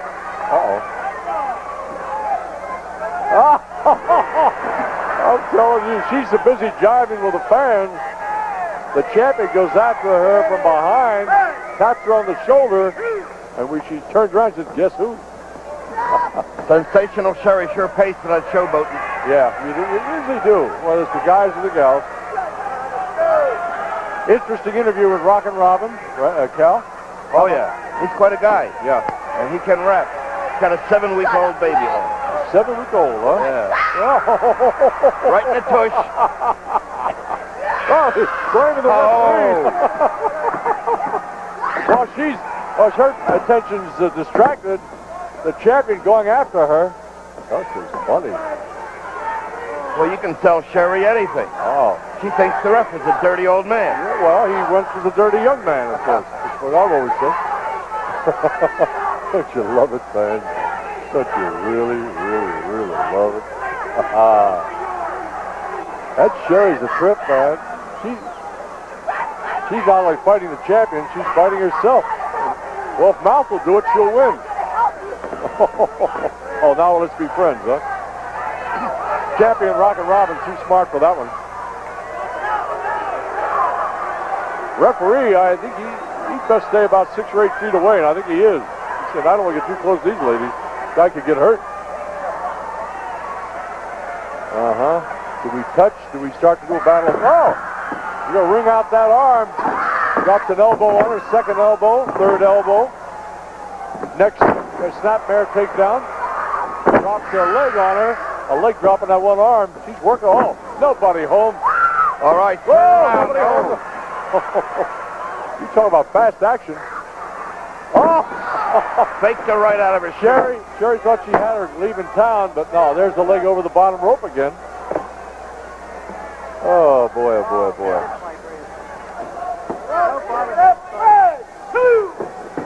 Swings around. Beautiful maneuver.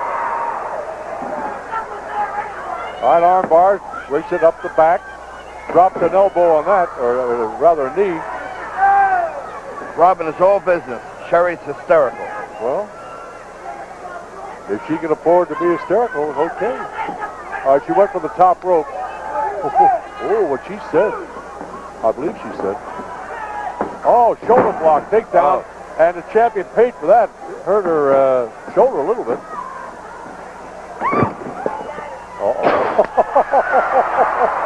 Did you hear that noise? She hit her right over the ears with open hands. Oh, mercy. Wringing out that arm now. Look at that maneuver, right up the back. Sherry. Oh! They are quick. The champion taking it to her. Oh, caught the knee. Oh, she's going to put her away and just caught the knee right then and there. Yeah, hit her in bad places. Oh, yeah, sure. Oh, boy. Well, you got to hand it out. You got to get it, too. The way the world spins. Sherry's playing to the crowd. Yep, yes, she is. That gives a little bit of a kick in midsection.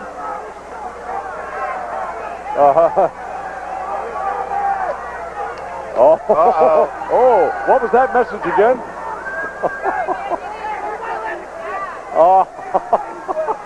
I've seen those gestures somewhere in Philadelphia. Oh, takes her off the, come on. Takes her off the top rope, right across the throat.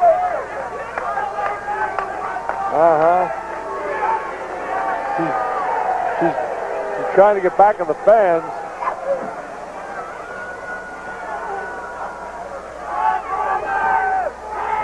Sherry really knows how to use her feet.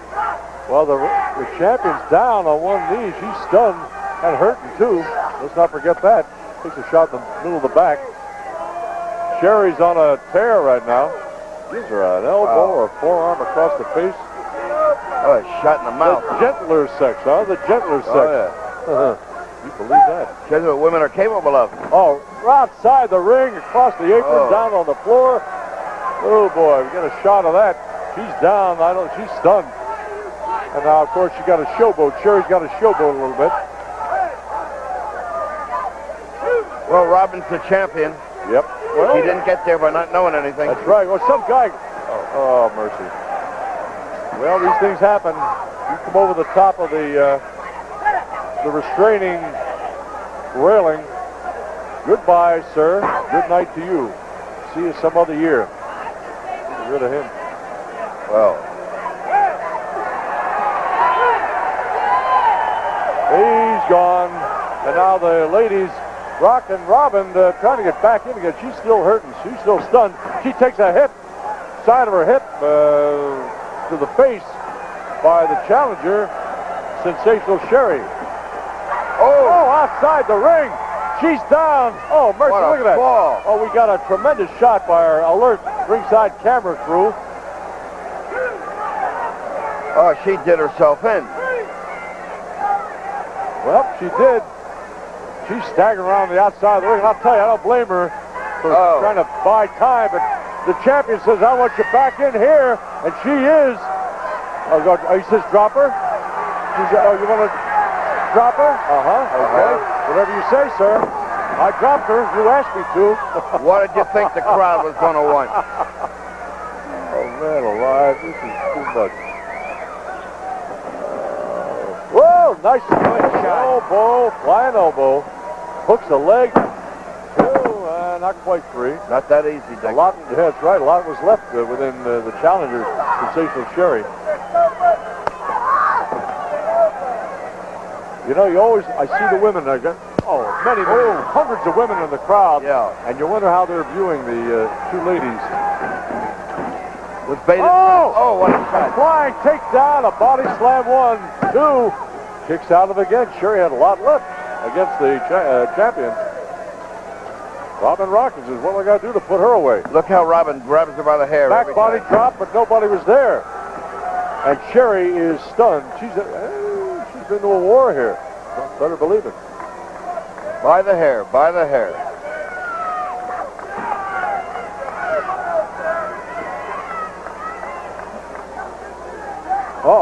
Shoulder jammed against the midsection 3 times. Referee warning away. He gets shoved. That's a no-no, laying a hand on the referee. He throws him a second time. This, I don't know. This could do it. Yeah. 1, 2, 3. He says, no way, Jose. He throws. Oh, wait a minute. 1, 2, 3. It's all over. That's all she wrote, Clint. Did you see how fast that referee counted to 3? Well, he was tired of being pushed and shoved, I would say. It was an honest count. And still, World Wrestling Federation Women's Champion, Rocket Robin! All right. She retains that championship belt. The fans are buying it. Sherry is saying, what happened? What happened in the ring? And she... done.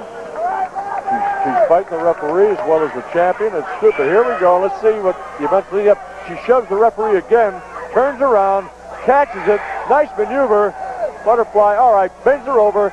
Goes all right, and the referee on top of it. 1, 2, 3. That's all she wrote. Woo! Dick Graham here with Killer Cal Rudman, and we'll be right back after this. You're watching Prism, your channel for Sixers, Flyers, Phillies, Big 5 college basketball, and of course, Spectrum Wrestling.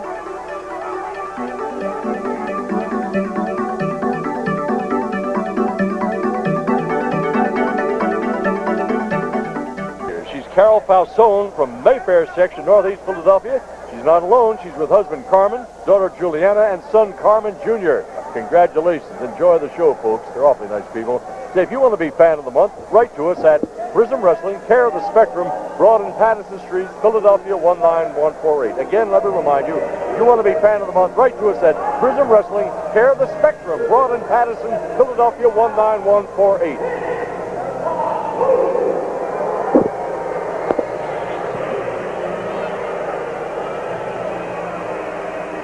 Dick Graham here, ringside with Killer Cal Rudman.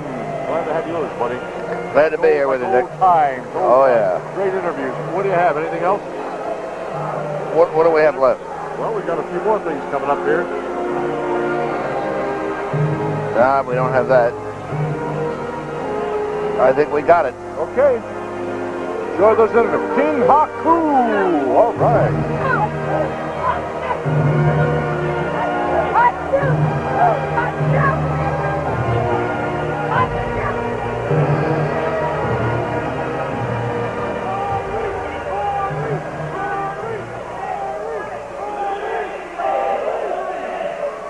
Weighing 275 pounds, the mighty Hercules.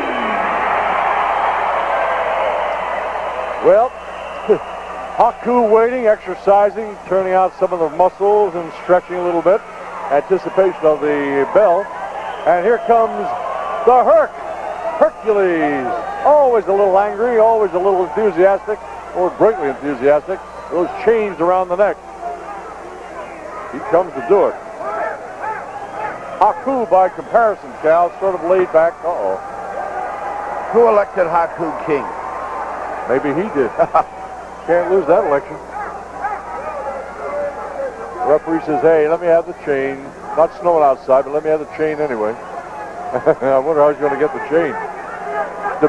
Hercules debating how to give him the chain. Hand it to him or hit him with it. Oh, there was. Ring the bell, okay. Now the bell's rung, now he wants the chain.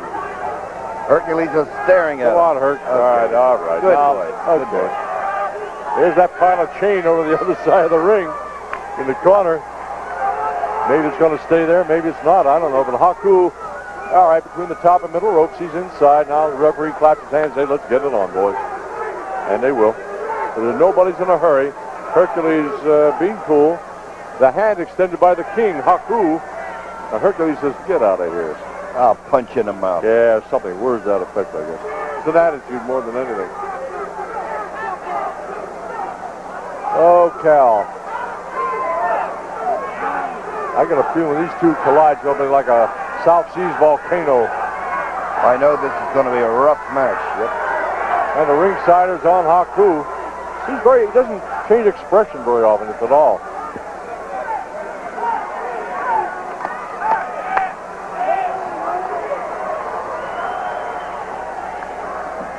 All right, Haku just hands on hips. Nothing much happening. There's in great anticipation, Cal, but I haven't seen delaying tactics for the start of a match like this in a long time. it's been a while. And all this jiving around here. Ah, now, all right. Now we've made some contact. Let's see where we go. Let's see where we go with this.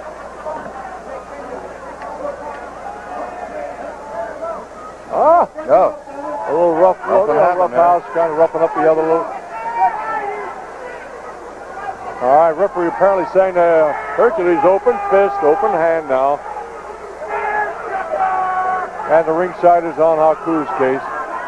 Well, I'll tell you. Yet the referees rarely enforce that closed fist rule. Well, they do it as a matter of fact, but in actuality, you're right, I think, Cal. It's happened quite a bit, especially the last match.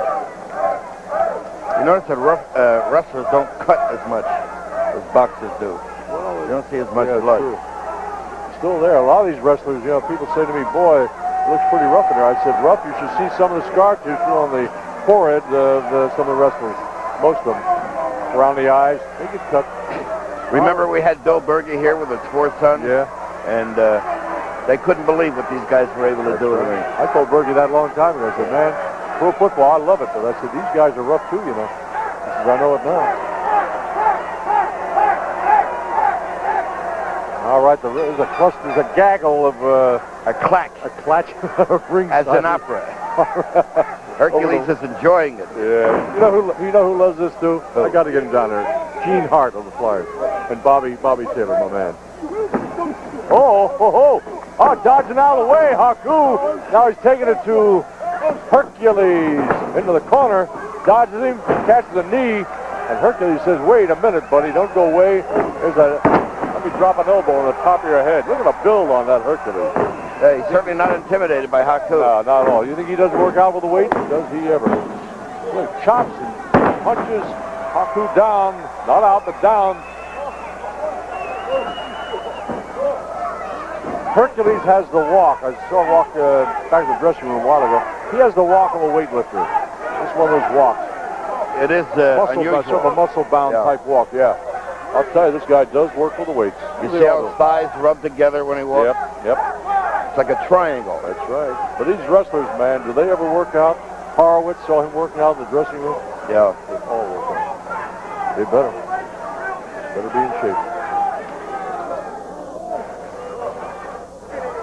Well, a little slow to come in. The King Haku, that is.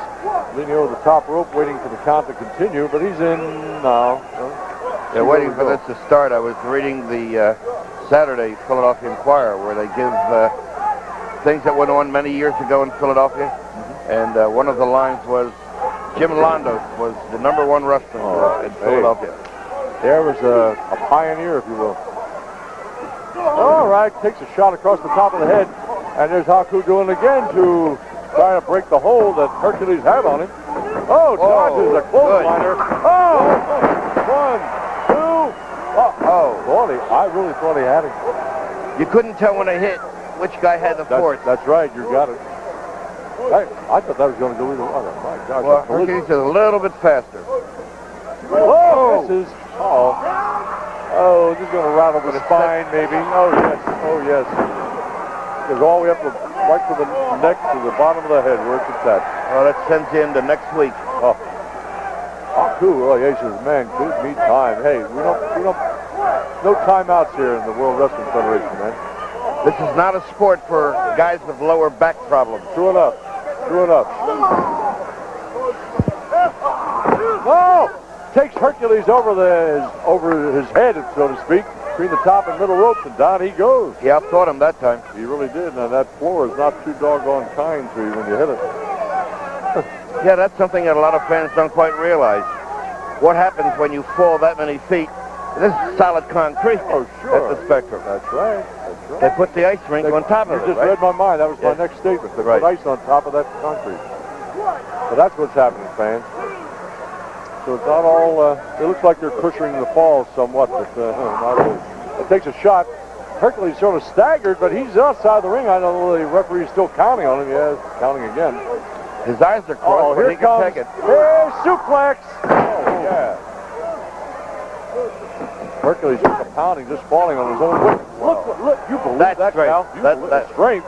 That is I talked about him pumping iron, man. You see what he did to Haku? Oh, my gosh. And Haku about 275 pounds, thereabouts. Sheesh. Takes him up the top turnbuckle, slams him off that. They're padded only to a degree, fans, but that's pure metal underneath. All right, takes it to him. A bunch of shoulder blocks. Snapmare, down he goes. Right on top of him. What's he doing? I can't see. Well, you have his back, they have the back toward us, but I think he's just got a chin lock on him. Yeah, okay.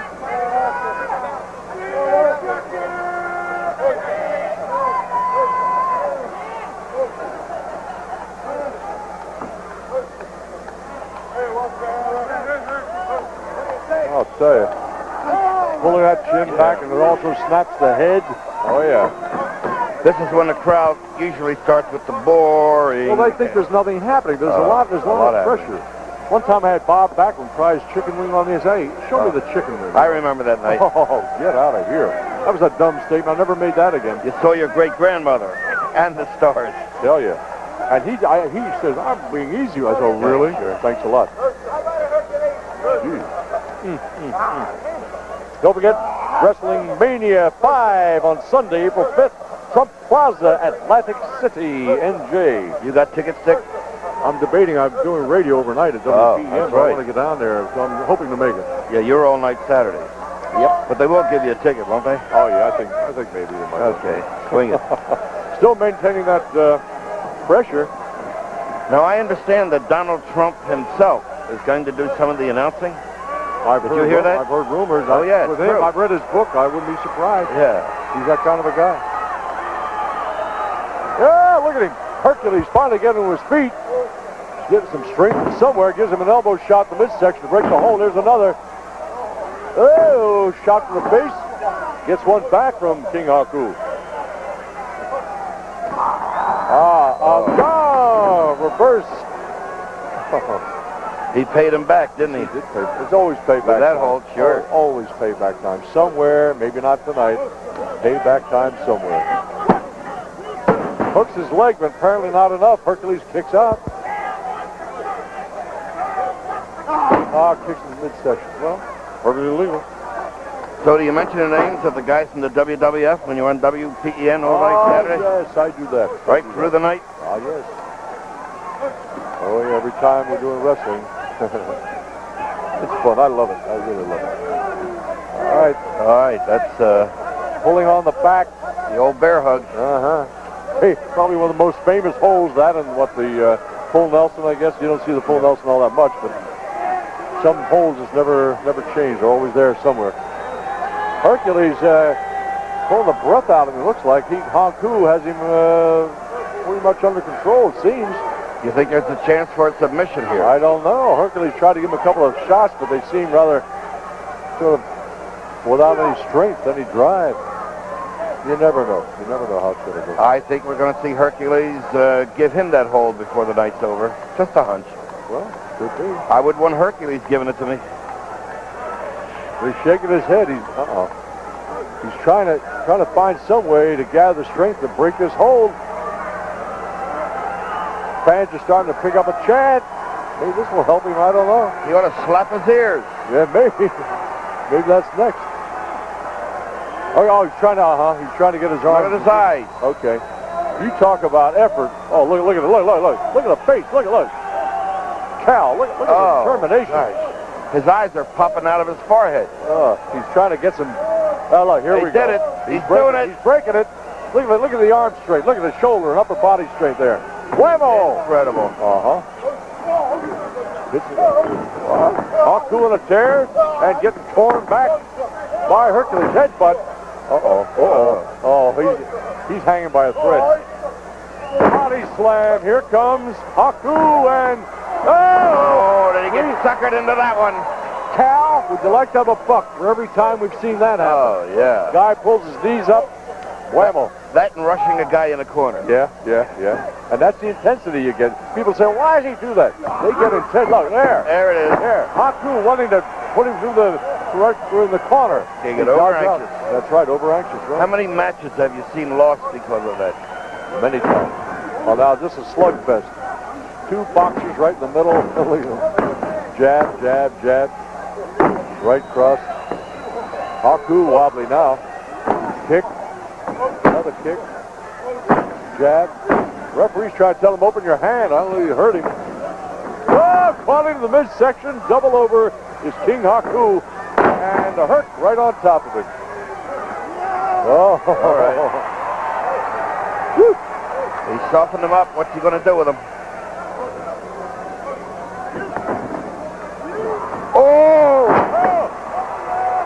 Was he 6 feet up in the air? Had to be, Cal.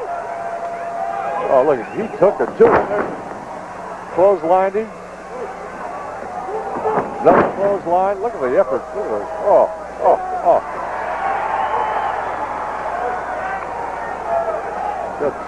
Haku is just barely on his feet, just barely. Back body drop. He tried it. It looked like it was coming. Oh. Slapped him. Did you hear that one? Chop, another chop. Yeah, Hercules tried the back body drop. It didn't work. Oh, come on. Oh, here. Full Nelson. The full Nelson. I said earlier, for heaven's sake. Look at it. You believe I don't? How would I know? Dick, you're psychic. No, I'm psycho maybe, but not psychic. I've been accused of worse. Oh, look at that. All right, he got the worst of that. I don't know, because Haku put both feet against the corner, shoved back, and they both went down. Hey, take your pick. Who's gonna come up on this one? I don't know. Hercules looks fine. I don't know. Dick Graham. But look at the intensity. Look. Haku grabbing rope, he's propping himself up somehow. Grabs a bit of hair. All right, smashed him in the back alongside the head. There's another. The referee says, hey, please, sir, would you kindly open your hand? Oh, yeah, the chain. We mustn't forget the chain. Look. Uh-oh. Haku picks up the chain. Uh-oh. He's going to do him in with his own medicine. Uh-oh. Oh! Now! Uh-oh.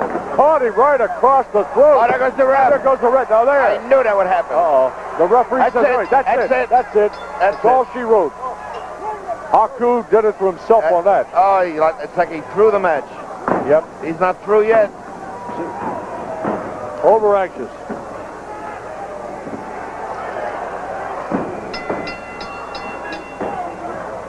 The winner of this match, in the result of a disqualification, the mighty Hercules. Hercules, you just heard the announcer saying he won it. Disqualification. Haku did a bad number with that chain. I can't believe he lost it. And there we go. And through the ring referee. It's not over, fans. It's over, but it's not, if you understand. Yeah. The decision's been made. These two guys, look. They will sleep well when they go to bed. And he hit into the chain, too. The chain hanging, which he dangled over the ring corner. Haku we're talking about. Now here's the guy that knows how to use that chain. Now he's gone. He's gone. A smart man would. Hercules says, "Come on back." Haku says, "I've had enough. It'll be another time." Well, they sure beat the tar out of each other. Well, fans, if you're ready, we've got a biggie coming along. We're talking about the WWF Tag Team Title Return Match. No disqualification. We're looking for the. All right, there it is. All right, there it is. And the referee says it's Here comes the chain.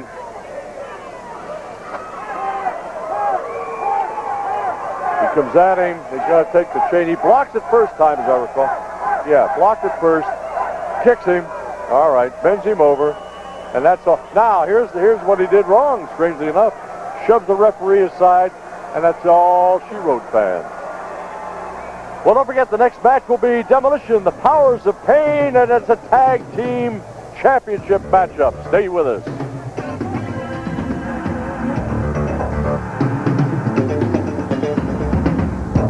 With Cal Rudman, I tell you, Cal, it's crazy city. You talk about the WWF being unpredictable, predictably unpredictable. Wow. I'll tell you, the referees are pretty lucky tonight. They've been bounced all over the ring, and none of them have been knocked unconscious or hurt. Well, that luck may run out. There is a stipulation in this match. There are no disqualifications. Introducing first, in the ring at this time, represented by their manager, Mr. Fuji, are the Warlord and Barbarian, the Powers of Pain.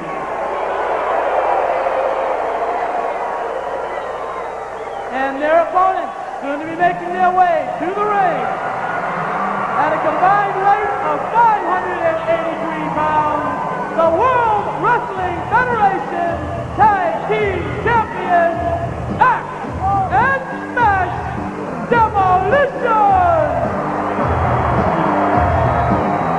And smartly, the referee dodges both the Demolition Powers of Pain. Get out of there in a hurry. Here, you like to wake up in the middle of the night and see these guys staring at you? Yeah, well, I got to tell you, being back in the dressing room tonight, Demolition, the guy acts quietly. People don't know about it. It's one of the great weightlifting champs in the Midwest. He's got all kinds of awards. How about that? Look at these guys. Are you kidding? Oh, they are monsters. Woo! I was just thinking, I saw, checking out, he hasn't taken the mask off yet. One has some sort of a thing stuck down in the side of his knee. What the heck it is? That's Axe over there. Okay. It's going in the corner. That's the weightlifting champion. All right, Smash doing the number.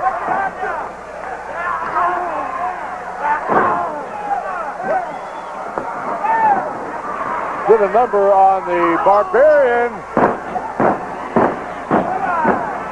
In there, driving him into the canvas. Oh, man, alive. You talk about nasty. Tag made. Smash in. Actually be going out shortly. But not yet. Oh, wow, man. All the warlords are doing the other side of the ring is just watch. Now I'm going to tell you another inside secret. The guy that just went out was a school teacher at Atlanta. School teacher? Yeah. He never had any discipline I problems. was going to say, nobody gave him any trouble, huh? Nope. All right. Smash in, axe out. Well, here comes the foot. Oh, man, alive. So, Powers of Pain against the Warlord.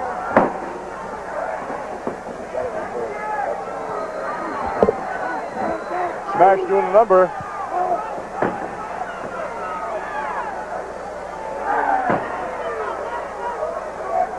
Demolition very definitely, for the time being, in control.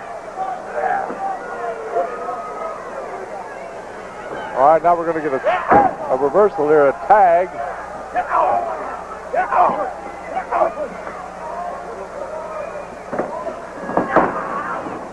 Oh, it did it again. Yep, They do it every time. The Barbarian does a chop.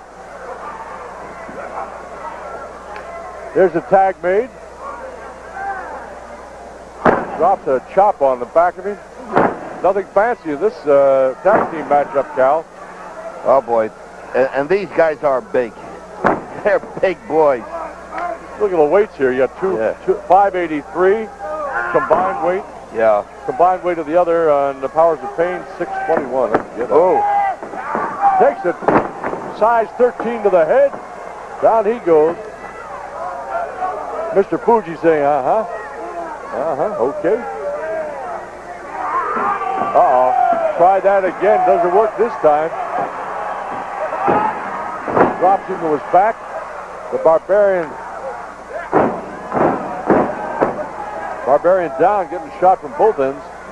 I like the coordination of this tag team, especially when they... All right, there's a takedown. Great. And now a tag made. Another chop across there. Oh, drops him.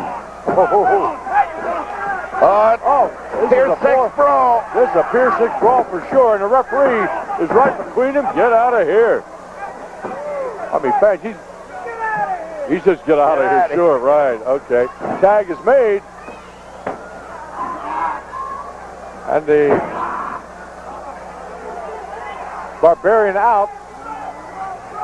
Going to take him into the corner, drop him against the turnbuckle. You talk about, Can you understand, Dick, why they don't use two referees on a tag team? I don't know. You think they would. You know, I've often said that. Look what he did. He catches the head of that cane to the small of his back. Axe wants to kill him. If he could get him. Hours of Pain doing their numbers, at least so far. A headbutt, was it? Right in the middle of the back. Barbarian now in control, and tag made. Smash and axe. A drop on the knee. Working on that back for sure. I'll tell you, some of these guys here are not exactly youngsters either. Well, their backs must be made of steel. Well, the Warlord's outside and the Barbarian's inside doing his number with a bear hug. Mr. Fuji very happy with the turn of events right now. Working on the small of his back. Action smash. There's a look at Mr. Fuji. Right in the ringside with a little camera hanging right over his shoulder there. He uses that cane whenever he can. Where he figures now it's payback time. We got the tag, the Warlord in. Yeah, I don't believe it. They're following the rules for a change. Well, that could be just temporary. A couple of shots with a forearm in the back. Takes him into the... now see, he didn't rush after him. He just waited for him. Watched him topple, and they kicked him with a small of the back again. Just on size 13, size 14, those boots. And they're really weapons, if you think about it. There's your bear hug again, Dick. He's working on that small of the back. Just really working him down. Tearing him down.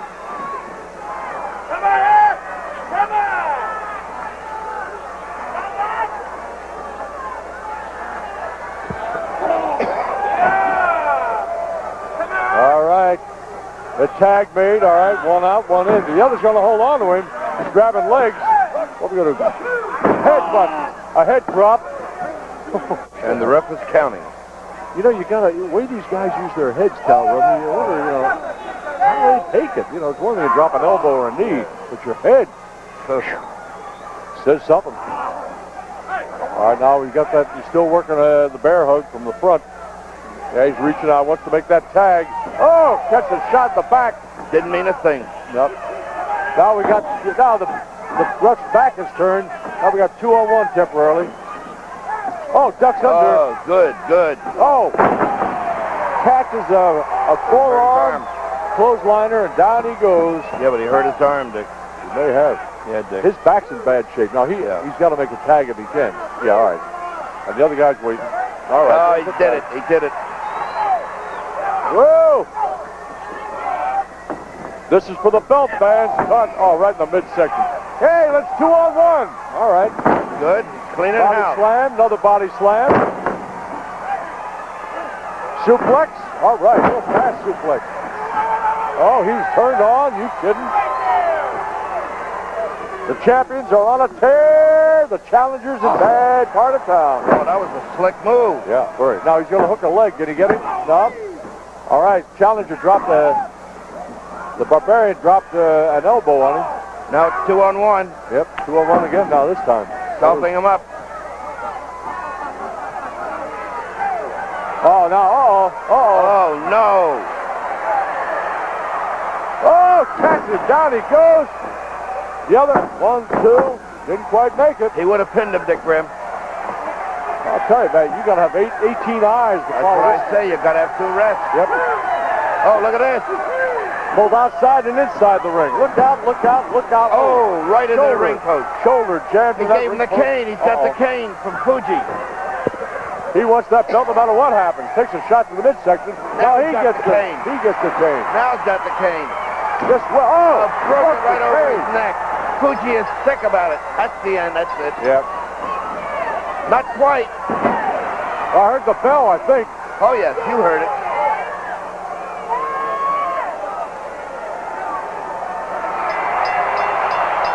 Woo!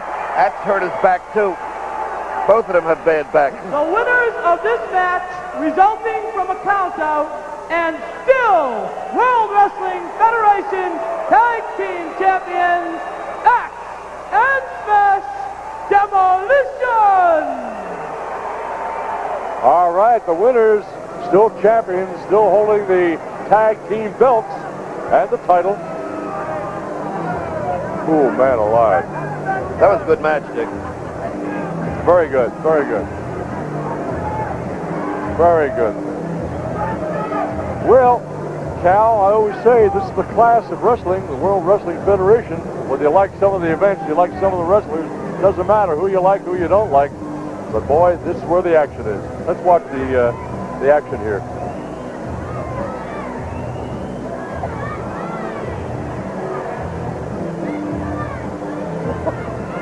All right, there it is. And now we got the cane. Smack across the back. We're going to get a reversal here. Smash the midsection. He grabs the cane. Smack literally just breaks it over the back. Here, here we go. Look, wham! Just breaks it over his head. Kidding? Cal, I'm going back to the safety of WPEN radio, where it's nice and safe tonight playing my music. I'm going to listen to you all night long because I love the music, Nick, that you pick. Thank you, Lud. Oh, I don't know what else to say. You've seen it all. Hey, don't forget, just a reminder, WrestleMania 5 now, coming up in April on the 5th. It'll be a Sunday down at the Trump Plaza, Atlantic City. Maybe you want to get your tickets soon to get a good seat, huh? Question, Dick, are we having matches in the month of March? Not the month of March. There'll be something maybe for the, there'll be a wrestling special on Prism. Right. Tell you more about that later. I'm going to want to see that. Okay, well, that's about all. Cal Rudman, this is Dick Graham, and you have yourself a great month. We'll see you again soon.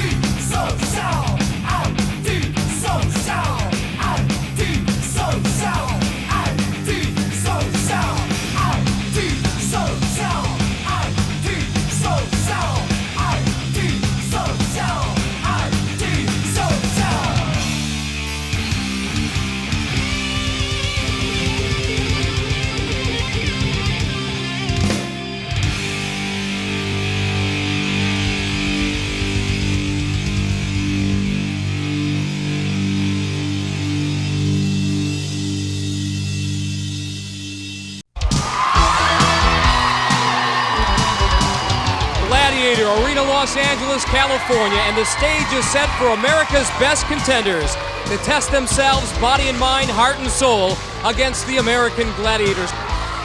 Hi again, everybody. I'm Mike Adamle, along with NFL Hall of Famer Larry Zonka, ready to begin a brand new, exciting season of the American Gladiators. And what better way, Zonk, to start things off than with an exhilarating game of Powerball. Mike, it's like in the NFL. You want to run off tackle right off the bat, get those competitive juices flowing. There's some shot of our Gladiators, Laser, Tower, and oh, it's great to have that guy back, Turbo, off that serious knee injury a year ago. We'll have more on that later. And this prelim will pit 24-year-old Cliff Miller from Jacksonville, Florida, an aviation electronics technician with the United States Navy. He'll face off against that man, 29-year-old Lance Sellers, a firefighter from Boise, Idaho, who also spent some time in the National Football League. And Powerball is brought to you by Nintendo, makers of Super NES. Now you're playing with power, super power. Contenders ready! Gladiators ready! Lance trying to go head on against Laser, nothing doing there, but Clifton Miller first out of the blocks and scores again. He does. There's Lance. That one by Clifton rolls off that outside cylinder. Got a 2-on-3 situation. Both contenders come up short. Cliff getting by Turbo then. Teamwork very important for the Gladiators. If they get confused, contenders can have a field day. Well, the contenders have to get separated here. They have to get at opposite ends of the field. Otherwise, the Gladiators are going to handle them easily. This has been an unbelievable match. 3 seconds to go. 2, 1, and that is it. How about a hand for both Clifton Miller and Lance Sellers against our Gladiator trio of Turbo, Tower, and Laser. Wow. Our Gladiators sort of set the pace for the season. They said this is the way it's going to be. It's going to be physical on this Powerball court. The Samuel Goldwyn Company presents the American Gladiator.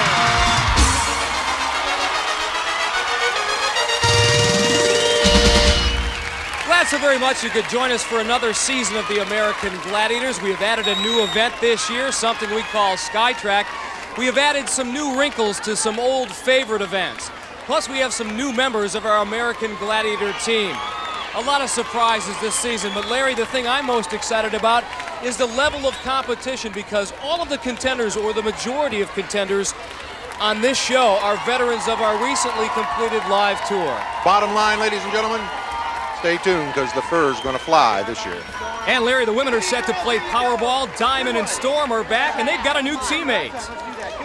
Good job. My. All that muscle and all that beauty.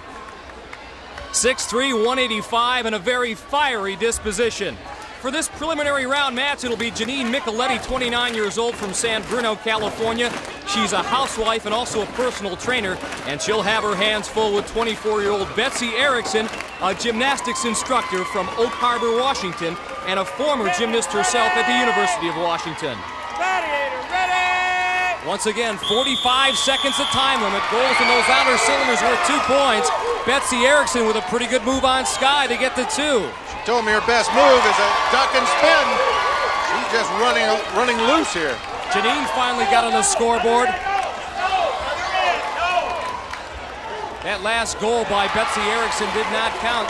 You must go to opposite ends once you score.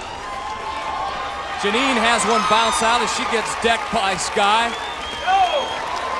That gymnastics experience coming in handy for Betsy there as she goes head over tea kettle. A little tuck and roll and came up on her feet moving though. 5 seconds to go.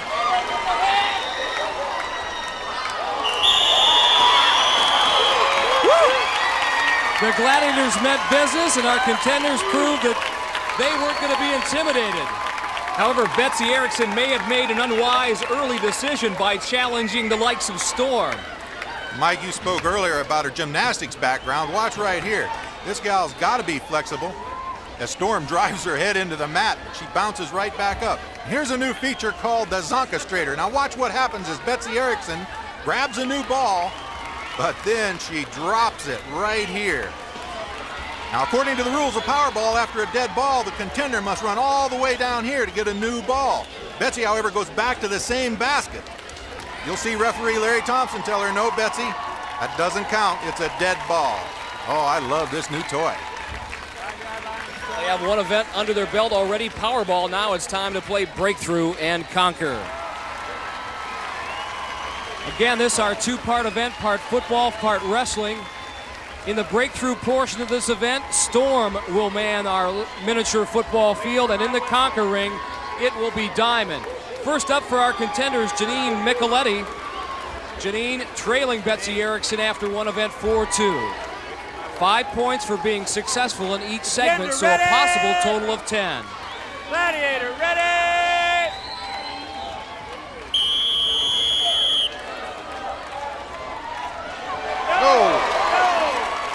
Let's take a look at this through Storm's helmet cam. Janine was supposed to make a move. No move there. Bam!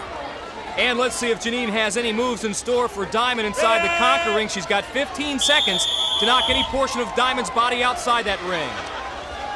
Janine going low. She's got a leg. She's got it. She got 5 points. Talked about staying low. She was going to try to get in low and then pull the Gladiator back over top of her, but instead she put a shoulder to it and drove her out of the ring. So Betsy Erickson will try to keep pace, and she, like Janine, will draw Storm here in Breakthrough.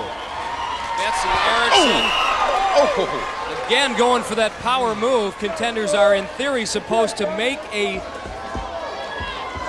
very football-like move, but instead we've seen Zonka-like bull rushes. Well, she didn't make any move at all, and when Storm picked her up, she just drove her head right in the mat. Betsy now 15 seconds to try to get any part of Diamond's body outside that Conquer ring. Diamond staying low. 5 seconds to go. Betsy trying to pull her over. She's getting mighty close, but can't do it. What great determination by Diamond. She got low and just stayed down there and said, no way, my friend. She just pushed off thrust with her arm. So no points for Betsy Erickson. And the men are now set to go at it. Looks like Viper's all hot and bothered, and he's got a new teammate this year, Larry. You've heard of Mr. Clean? Well, take a look at this. This is our version, American Gladiator version of Mr. Mean. Saber. So some formidable competition for Cliff Miller, who's up first in Breakthrough and Conquer. Right now, after one event, Cliff has an 8-4 lead on Lance Sellers. Cliff, nice shake and bake. That was a stinging move. He kind of put it into a glide. Soft stride into the last minute. Put a great juke on Viper, and Viper's still stinging from it. Doesn't happen often. Let's see what happens here with Saber. Once again, 15 seconds to time limit here. Saber's got all the power, but Cliff Miller with the leverage.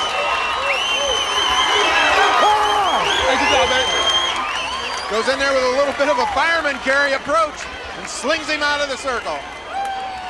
Now Lance Sellers will get his chance, and based on the fact that he spent 3 seasons in the National Football League, he ought to do well in this event.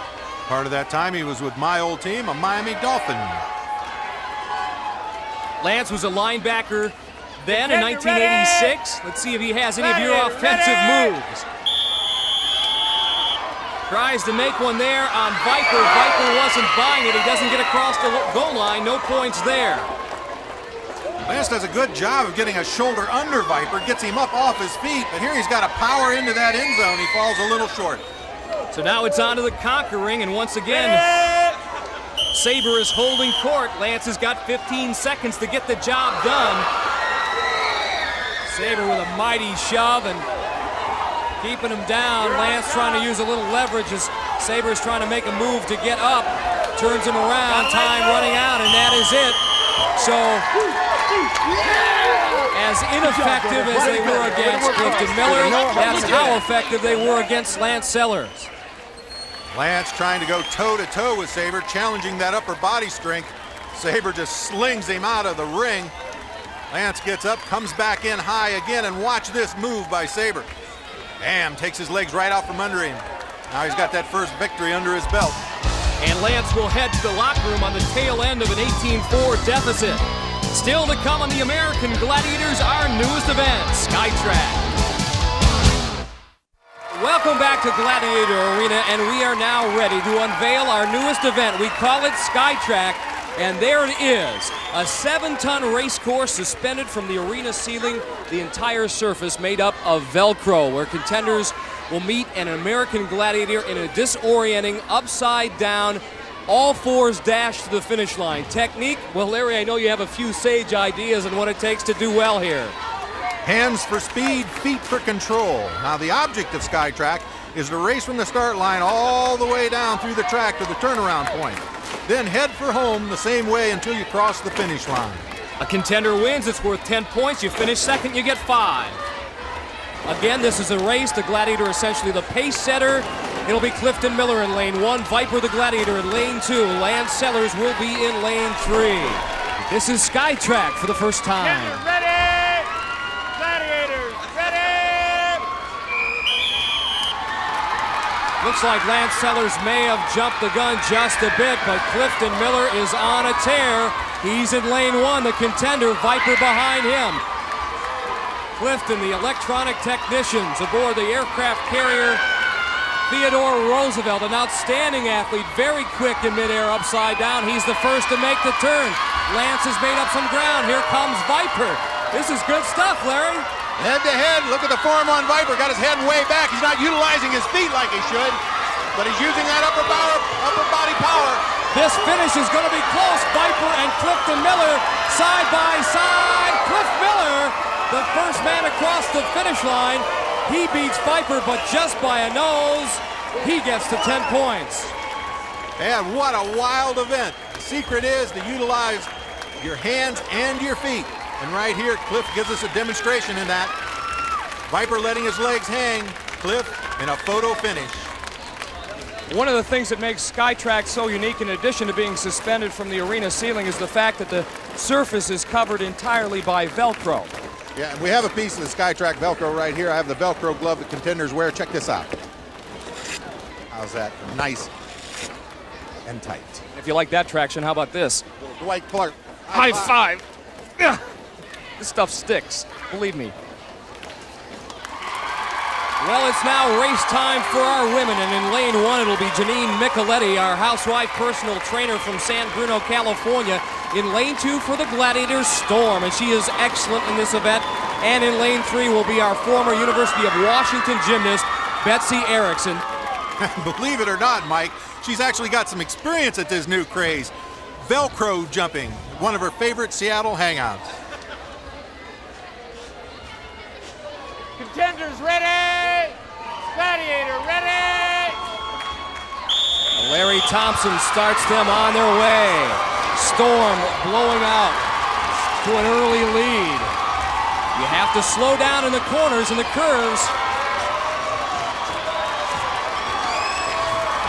Storm with a significant lead on both of our contenders, but Betsy Erickson closing in as they reach the halfway point. Storm touches first. Here she comes, heading for home.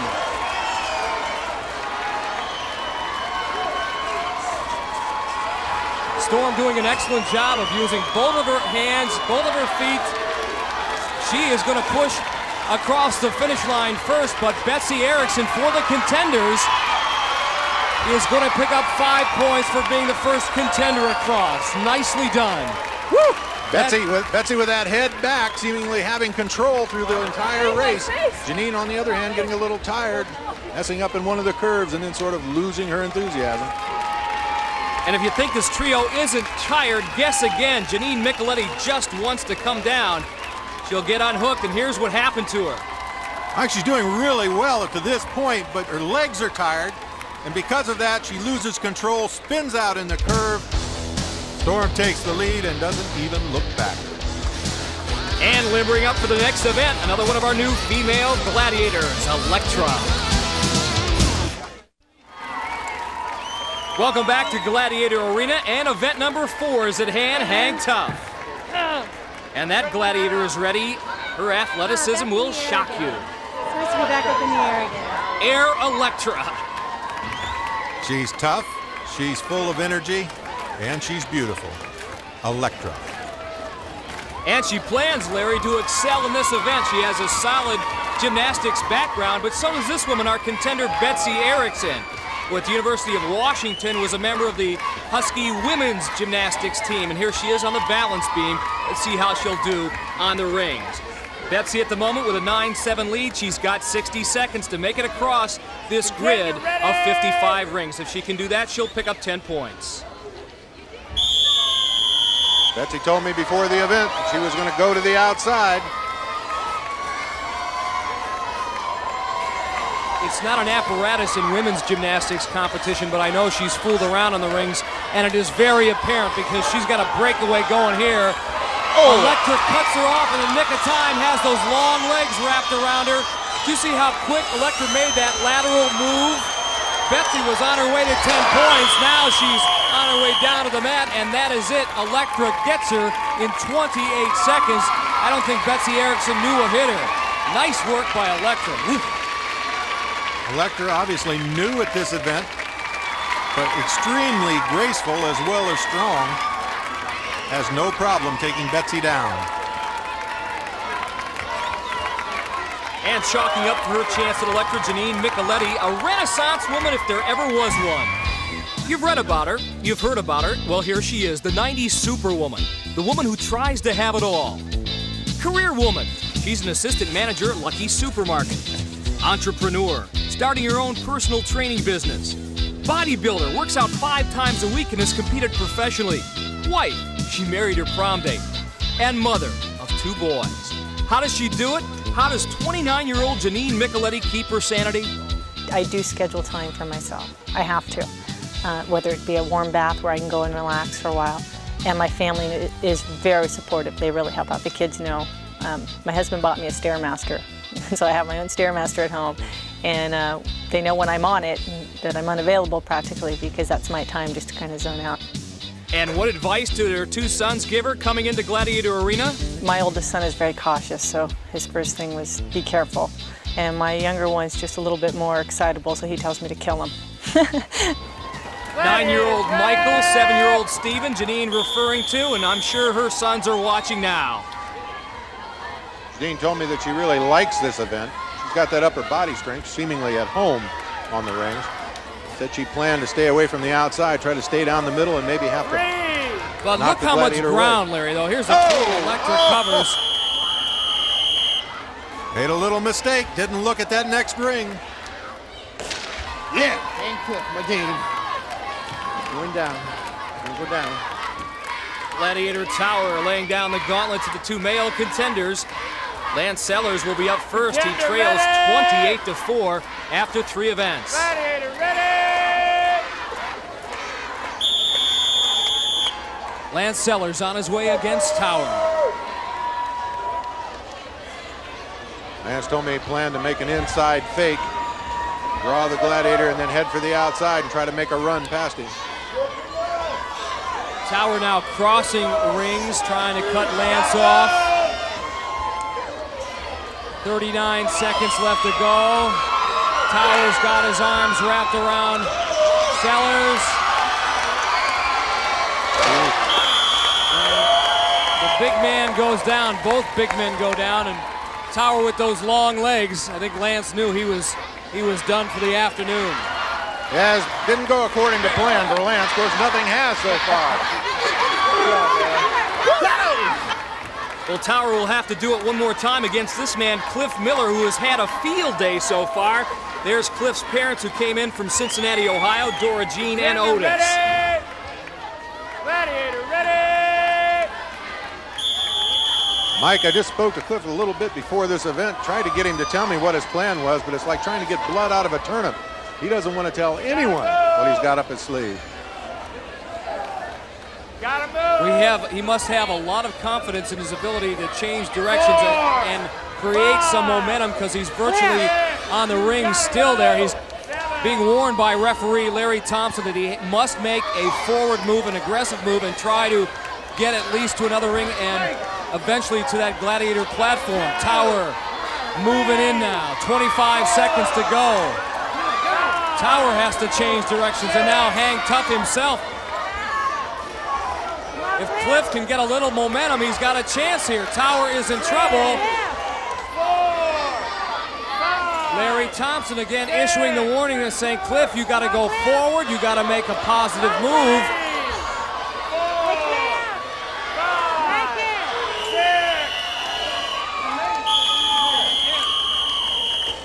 Cliff a little unsure, so he does nothing, but that nothing pays off as he picks up points in the process. The Cliff Miller Express continues to roll. And you can be sure that he has earned the respect of all the gladiators. Coming up next here on the American Gladiators Atmosphere. Stay with us. Atmosphere is the next event here on our first show of our new season. And in their preliminary round match, Betsy Erickson has a 9-7 lead. Time now to unveil another new member of the Gladiator team. Her name is Lace. Sexy, long blonde hair, but this gal is very physically fit. Lots of muscle to steer her through these events. And she'll need it. Each of these Atmospheres weighs 300 pounds. Lace will be joined by Electra. This is her first go-around in this event, where each goal is worth 2 points. There's a 60-second time limit. We have seen the prowess of Electra in other events. Watch her fly here in Atmosphere. Ba-boom! 2 deafening concussions as Lace belts Janine Micheletti, but Janine able to score in pod number 3. Now she's got another breakaway, and she's got another score. Lace with a good effort trying to keep Janine out. Now Electra working on her. Janine with those powerful lower legs works free again and scores again. Still 30 seconds left on the clock. Look at Janine control that sphere. Here comes Betsy, and it looks like she does. She gets her first score of the game and is rolling her way towards another one. Pod number 3, that one rolls off the corner. 15 seconds ago. Can Mom get another one? Here's Janine. Yeah! And still time on the clock. Betsy Erickson has run out of steam. 2 seconds, 1 second, and that is it. But Larry, very impressed with the work of Janine Micheletti. That's right, Mike. She's got her focus back as she takes the lead, 15-11. Well, the men are set to get inside these Atmospheres, and as you mentioned, Larry, awfully good to have this man back. Turbo, we will never forget what happened a year ago on the Powerball playing surface. Watch here, his left knee hyperextended. It resulted in a terrible knee injury that required major reconstructive surgery. Coming home to you, baby.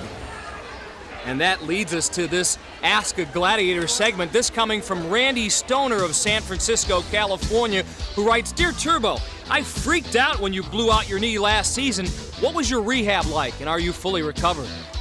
Randy, I'm glad to hear you're interested. The rehab was very intense. I spent a lot of time in the swimming pool, therefore taking the weight off of the knee joint, swimming, that kind of thing to keep the muscle active. Took me 9-10 months to get it back 100%, and thank you very much. It is back 110%, and I would hope that my abilities this year have proven that. A lot of hard work and perseverance. Turbo will be joined by Sabre, and this is his first taste of Atmosphere competition. He certainly has the power to get these Atmospheres moving. Cliff Miller set to go against Lance Sellers.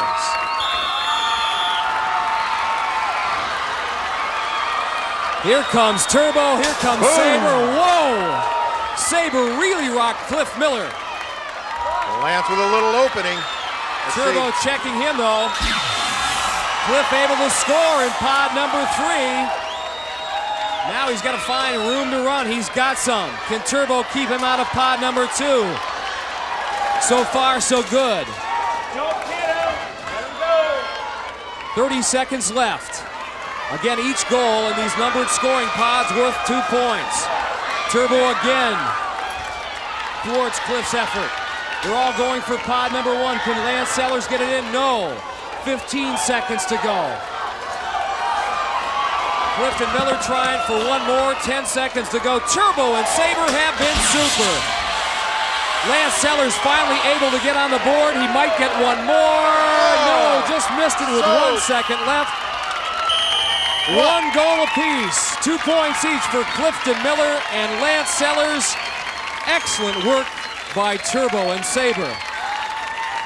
Lance making a desperate effort to score that last goal right at the end of the event. Absolutely went upside down, topsy-turvy, stood on his head, giving it his all, trying to make some points. But you can't take anything from our Gladiators. What a great performance. And perhaps a tough act for our female Gladiators to follow, but don't tell Sky that. Assault is next. Getting ready, taking them down. We are now ready for event number 6, the Gladiator that you are looking at. 6 foot 3 inches of Sky. She will man the assault cannon. This is our game of hit or be hit, where the contenders try to hit that target located above the Gladiator. If they can do that, it's worth 10 points. First up, Janine Micheletti. She has a 15-11 lead right now over Betsy Erickson. She is equipped with one of those helmet mount cameras. Here's her view. That ball coming out, it almost looks like 3D when it comes at you at 100 miles an hour right there. Again, if the contenders fail to hit the target, they still can pick up individual points by successfully firing weapons. Janine at station number 2 gets that shot off. Notice, Mike, how she leans out slowly when she gets a hold of one of the weapons. It's a very critical time. Gladiators try to lay that ball right in there. On her tiptoes, couldn't get the job done. 20 seconds left.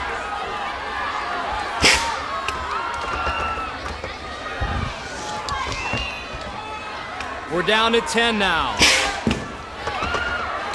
I don't know if that was pilot error or weapon malfunction. She appeared to pull the trigger. And that is it. And Larry Thompson has ruled that she tried to fire the weapon. The weapon did misfire, so she is awarded the 5 points. Well, Betsy Erickson better get on her horse because she trails by 8 right now. Gladiator ready! Once again, Sky for the Gladiators. Betsy Erickson on her way, had to dodge 2 balls that time. That one sails just about 1.5 feet above the target, right idea. Mike, Betsy told me before the match she wasn't going to waste much time with the first couple weapons. Concentrate. Oh, she did neither!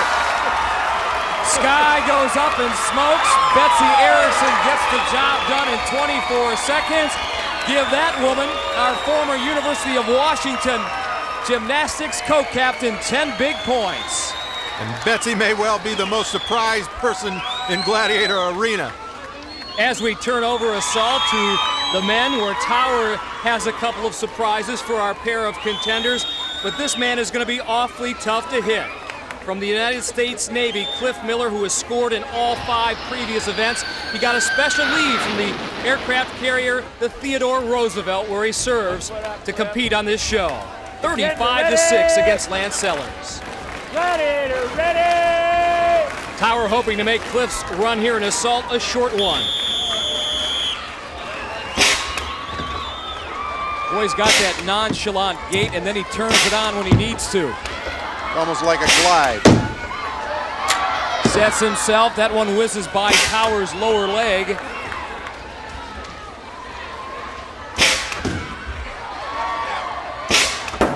Woo! That one hit the shield in front of Cliff's weapon. 35 seconds left to go. Cliff doing a great job, Larry, of keeping his eye on Tower. Yeah, he's faced upfield all the time. That's what you want to do. You want to be looking at that cannon.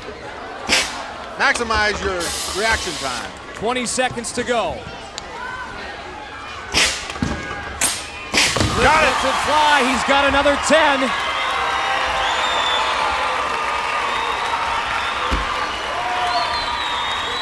This guy never lets up. Damn the torpedoes, full speed ahead.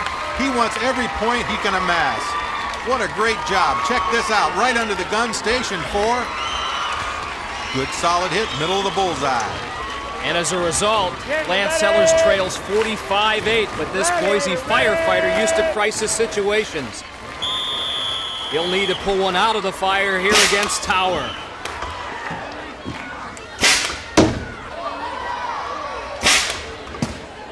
Lance squaring up. Tower doing the Gladiator shuffle up there on the platform. Lance an experienced hunter, so he knows what he's doing with these weapons. His eye a little off, though. But that ain't no elk up there. Whoa. And Tower just hit him in mid-stride, right atop that chest protector. Lance has just had one of those rough days where absolutely nothing has gone right. Well, you're exactly right, Mike. Right here, his momentum carries him right into the path of the shot. Nevertheless, he will press on. Event number 7 up next, a new one. An old favorite with a few new wrinkles, Super Powerball. Event number 7, a little new wrinkle this season. We call it Crunch Time. And our Crunch Time event, a new one, Super Powerball. I think you're going to like it. While Super Powerball has only 2 gladiators, it's not called Super for nothing. Contenders have only 3 cylinders in which to score rather than the usual 5. Lance Sellers trailing Cliff Miller 45-8. Double-edged sword for the 2 contenders. Rules are exactly like that of Powerball, but with 2 less cylinders, there's more room to run, and that also could mean more collisions with our 2 gladiators. Goals in the outer cylinder with 3, goal in the center cylinder with 5. Clifton Miller working against Laser. Down he goes. Down goes Lance Seller against Viper. Down. Viper had all jersey, thought he had Clifton Miller. Instead, Clifton scores. Viper taking Lance down to the ground. Cliff with another nice move. Let him go, let him go. Down. Oh, Laser with a tackle on Lance. Appears Lance has his bell rung on that one. He's still woozy. Down. We're going to stop the clock. Lance Sellers is down. Super Powerball, a very physical game. Let's take a look at this hit from a couple of different angles. Right there, you see Lance's head bounce off the ground. Let's take a look at it from Laser's helmet cam. Good, clean, solid hit. Down Lance goes, bam! You see his head hit that mat. Well, to be sure, Larry, he was out for a few seconds. He is now being assisted to the training room by Saber and Tower for further observation, but that had to hurt. Well, this is a look at Daryl Moore. Quite obviously, he's a gifted athlete. What an entry there. Unfortunately for Daryl, as he takes over for Lance Sellers, he also picks up Lance 8 points. It has been determined by our trainers that Lance cannot continue. He is okay, but he did suffer a concussion, so we want to make sure that he's all right. And Daryl Moore will come on to go against Clifton Miller. Now, Clifton has already scored twice in Super Powerball. He already has 6 points. We're going to resume the match with 17 seconds on the clock. Daryl Moore, 5'9", 170 from Hollywood, California, a flight instructor and actor. He's going to have to fly now. Meanwhile, Clifton Miller continues to put on the heat. Daryl Moore, with those fresh legs, is having a field day.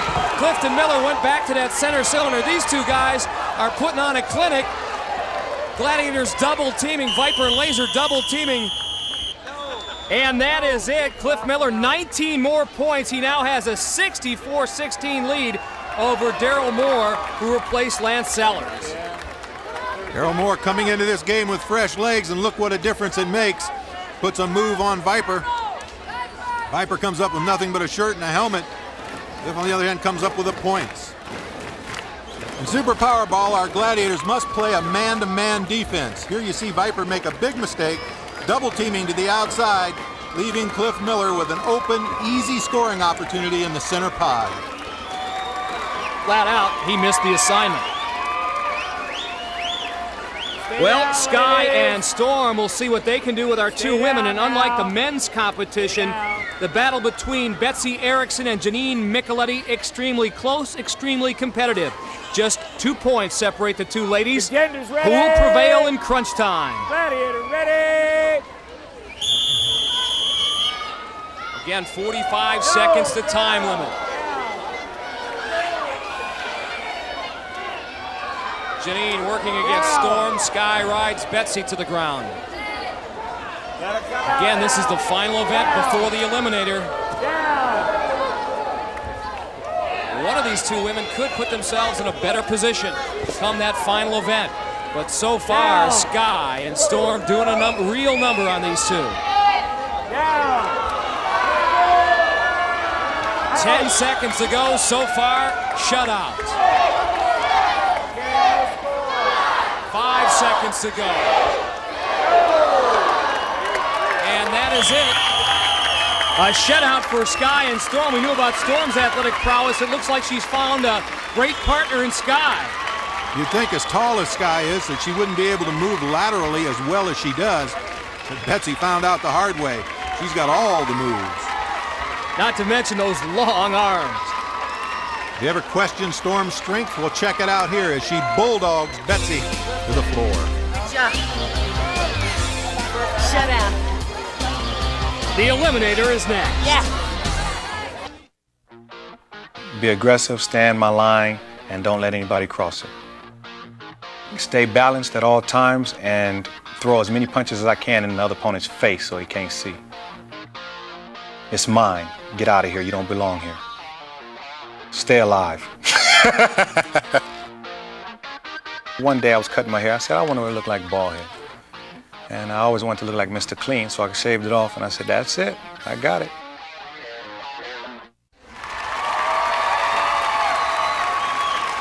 Oak Harbor, Washington, and San Bruno, California will be represented as Janine Micheletti and Betsy Erickson will fight for the right to move on to the next round in the final event, the Eliminator. Right now, Betsy, the former University of Washington gymnast, has a 2-point lead over Janine. And again, according to our Eliminator scoring format, every point is worth a half second in time, which means that Betsy will get a 1-second head start over our housewife and personal trainer from San Bruno, California. Right now, Larry is at the start line, and he's with Janine. Larry? Janine, 1 second doesn't really mean much in this. Is there any particular part of this Eliminator that really has you concerned? The hand bike a little bit. I just want to get up that treadmill, get across the hand bike, and I think I'll be all right once I get there. We'll be watching, and I'll see you at the other end. Okay. All right.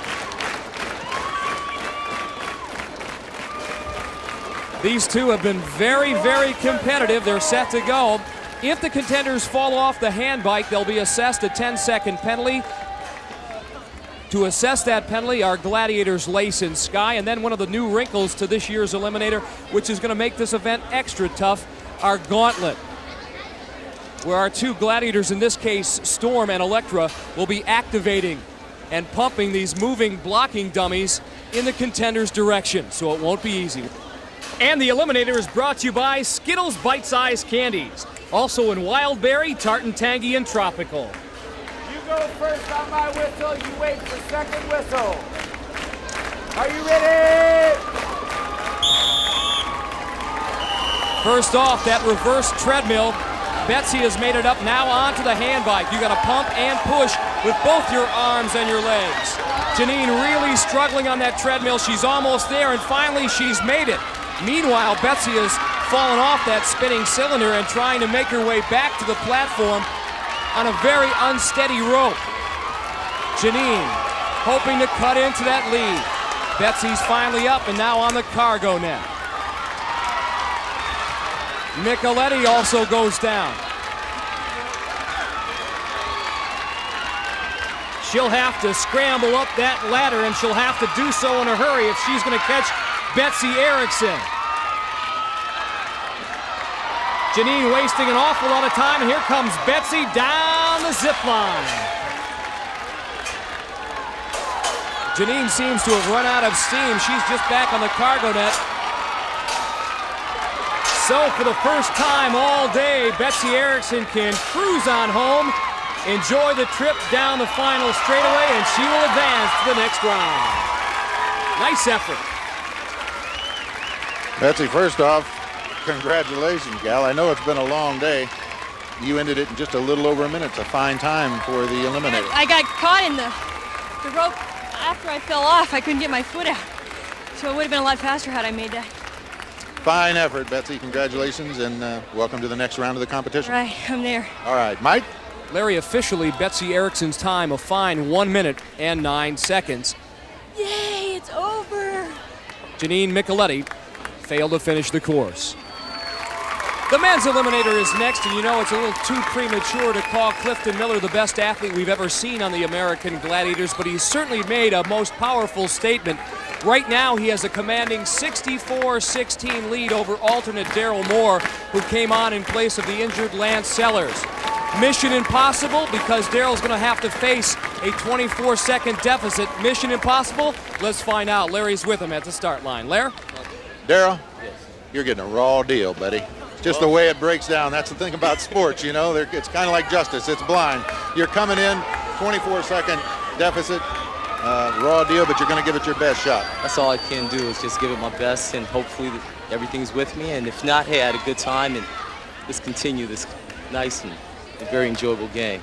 We appreciate your enthusiasm. Hey, man, it's been very fun. I Okay. enjoy it. We'll hope to see you some more. I hope so. I'll check you at the finish line. Take care. All right, man. Daryl, a flight instructor from Hollywood, California.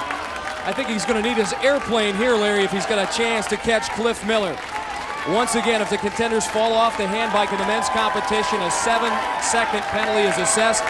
To enforce that penalty, should that happen, Viper and Turbo, and to activate the gauntlet, none other than Laser and Tower. To the line. You wait for second whistle, Will. You go on my whistle. Ready?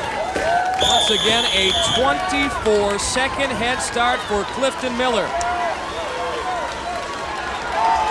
So he's going to make this eliminator course his personal playground. Great balance displayed on the spinning cylinder. Now, the cargo net. Daryl Moore chomping at the bit. And Clifton nearly halfway through. He's reached the zip line, and here comes Daryl Moore.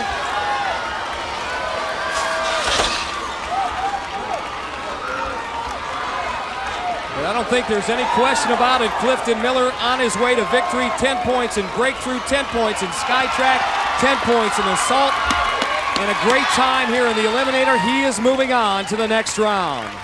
I'm not going to ask you about the strategy. I've been trying to get your strategy out of you all day, and you just won't tell me. Yeah, well, the fatigue is there.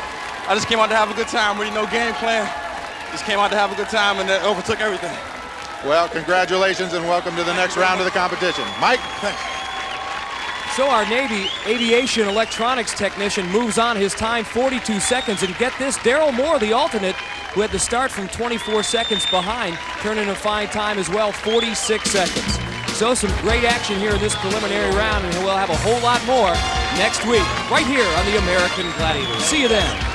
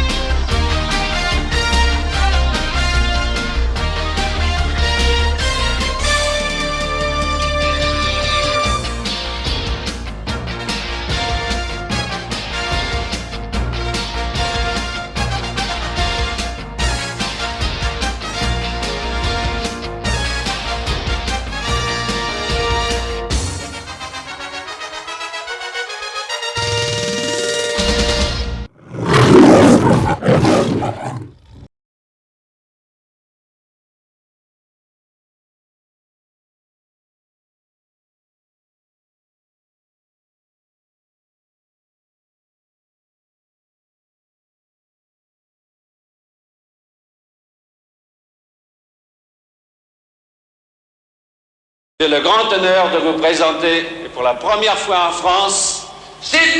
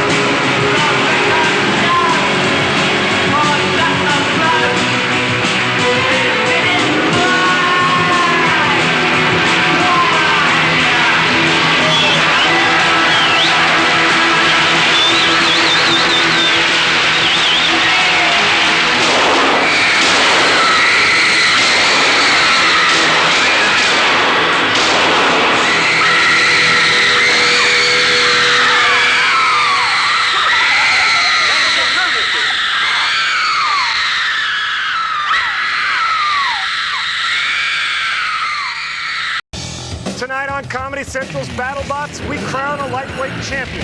It's semifinal action. It's Mouser Mecha Catbot. He pounces on the always aggressive Alpha Raptor. And the unsinkable DOSBot battles the relentless Backlash. The winners meet at the end of the night to determine who takes home the coveted giant nut.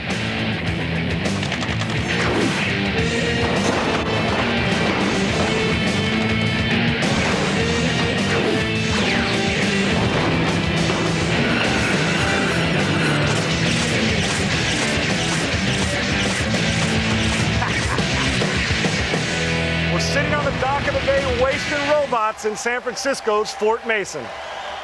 Hello everyone, I'm Sean Salisbury along with my partner Bill Dwyer. And any night's all right for robot fighting, but tonight's absolutely perfect. We've got back-to-back semifinal battles. Losers take a hike, winners suck it up, and fight again for the lightweight championship title. It's immediate gratification for both the robots and the fans. We want a champion and we want one now. Well, we've thinned the lightweight robot herd down to just 4 competitors. They all fought tough qualifying bouts to advance to this single elimination tournament. But only one goes home with a giant nut and the $5,000 in prize money. Though it isn't just about trophies and dollars, it's about pride in building world-class robots that kill without remorse. Our first semifinal match pits Mouser Mecha Catbot against Alpha Raptor. Let's take a look at their respective roads to the Final Four. In its first fight, Mouser Mecha Catbot got some good tune-up work in against Shaft, perfecting the use of that flip top to both repel and grab. Then, Mouser advanced to fight against no tolerance and had absolutely no problem beating him. Now, Alpha Raptor thwarted an overmatched cereal box killer in the first round. Then in round 2, Alpha Raptor gave Dr. Inferno a dose of bad medicine. In its last fight, Alpha Raptor heartlessly squished crowd favorite Tanamushi. Mouser Mecha Catbot's weapons are those flipping bars and 2 dorsal saw blades. It was built by Fawn Davis right here in San Francisco. Alpha Raptor is armed with an actuated lifting arm with a trident that hooks and drags you to the hazards. It was built by Chuck Pitzer in Phoenix, Arizona. If you don't already have a favorite in this semifinal battle, a visit with Mouser Mecha Catbot's builder Fawn Davis might help you pick one. The violent universe of BattleBots is awash with such fearsome names as Vlad the Impaler, Overkill, and Deadblow. So can there possibly be room in this dog-eat-dog world for Fawn Davis's little pink Mouser Mecha Catbot? The whole idea of Mouser is he's harmless and cute, but completely lethal. This flipper has got 2 cylinders that operate at about 200 pounds per square inch. It can probably flip anything from a 55-pound robot down to tossed salad.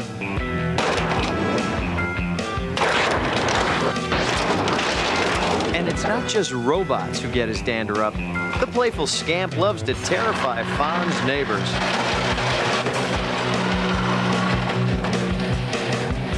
And like any good feline, shows absolutely zero loyalty to his owner. Mouser is a mean little kitty. Mouser Mecha Catbot is fast and counters well when attacked. Great defensive player. Alpha Raptor is tenacious. This should be an exciting fight. I guarantee you, it will be an exciting fight. There's nothing but great fights on BattleBots, and our first lightweight semifinal is about to start. We're one step closer to naming a champion, fight fans. Mark Vero has the particulars. Introducing the principals. First, in the red square to my left, weighing in at 58 pounds, the pride of San Francisco, California, here is Mouser Mecha Catbot. And its opponent in the blue square, weighing in at 56 pounds and hailing from Phoenix, Arizona, introducing Alpha Raptor. Mouser's builder Fawn Davis named his robot after his wife and teammate April Mousley.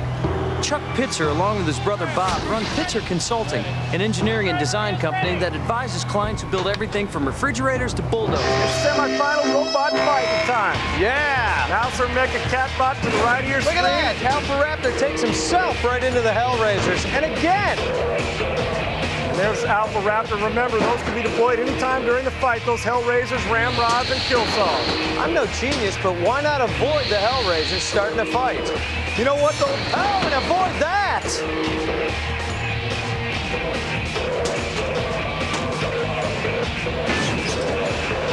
Look at this, Alpha Raptor against Mouser Mecha Catbot. Oh yeah, he sized him up. Couldn't get under him though. Climbed over him and under. With that lifting arm, tell me what he's trying to do. He's trying to flip Mouser Mecha over. Get him on his He'll back. never flip that thing over. He's trying to drive him into the hazards, the kill saws. Well, how much effect will the hazards have? There you see. Well, let's kill take a saws. look. How much effect will they have on Mouser? The damage builds.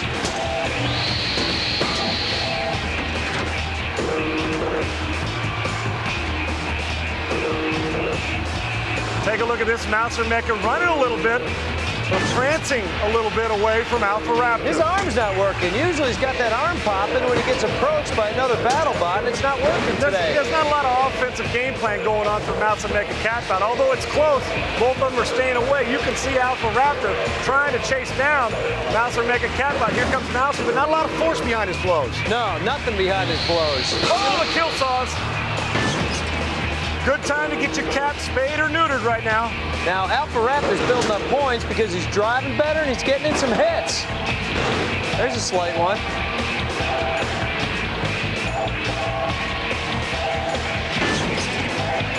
Oh! Little hazard damage, and what came flying off of Alpha Raptor? Right under the hook. Tears of metal. A lot of damage, but no incapacitation going on there. Remember, we're inside a minute now. This fight either goes 3 minutes or until one of these bots can't move. Mouser finally taking it to Alpha Raptor. And Alpha Raptor turns it right around and lifts him up. Can't keep him up. He's trying to lift him up and get under there and then be able to drive him and get his whole body under there. Goes again. Lost a couple of lives. Airborne. You're a math major. 3 lives he lost. What does that make? 1/3. There you go. He's got 6 left, and he's going to have to use them all. He better start fighting fast.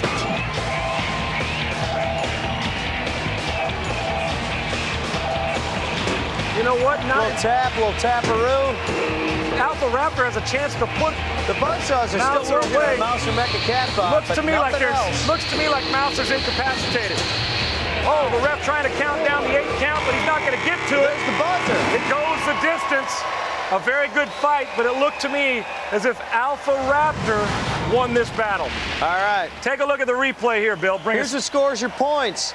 Alpha Raptor sends Mouser Mecha Catbot into the kill saws. And here, Alpha Raptor getting the same kind of treatment, flying across the battle box. This is fun. Well, we need the official decision. It's all about kill saws, wasn't it? Yes. There it is again. Oh, I love to see that. Ladies The and best gentlemen, drivers know how to drive those people judges in at to arena the kill side saws. have turned in Got 3 judges for this one. 8-1 decision for the winner and advancing to the championship finals. The blue corner, Alpha Raptor is always our 3 Raptor. judges, but this one 8-1, dominated by Alpha Raptor, and is 1 fight away from becoming lightweight champion. Mouser Mecha Catbot is going home to lick the wounds. What do you think the battle stats are going to tell us? Well, they're going to tell you what I'm going to tell you. Not as lopsided as the judges' scorecard.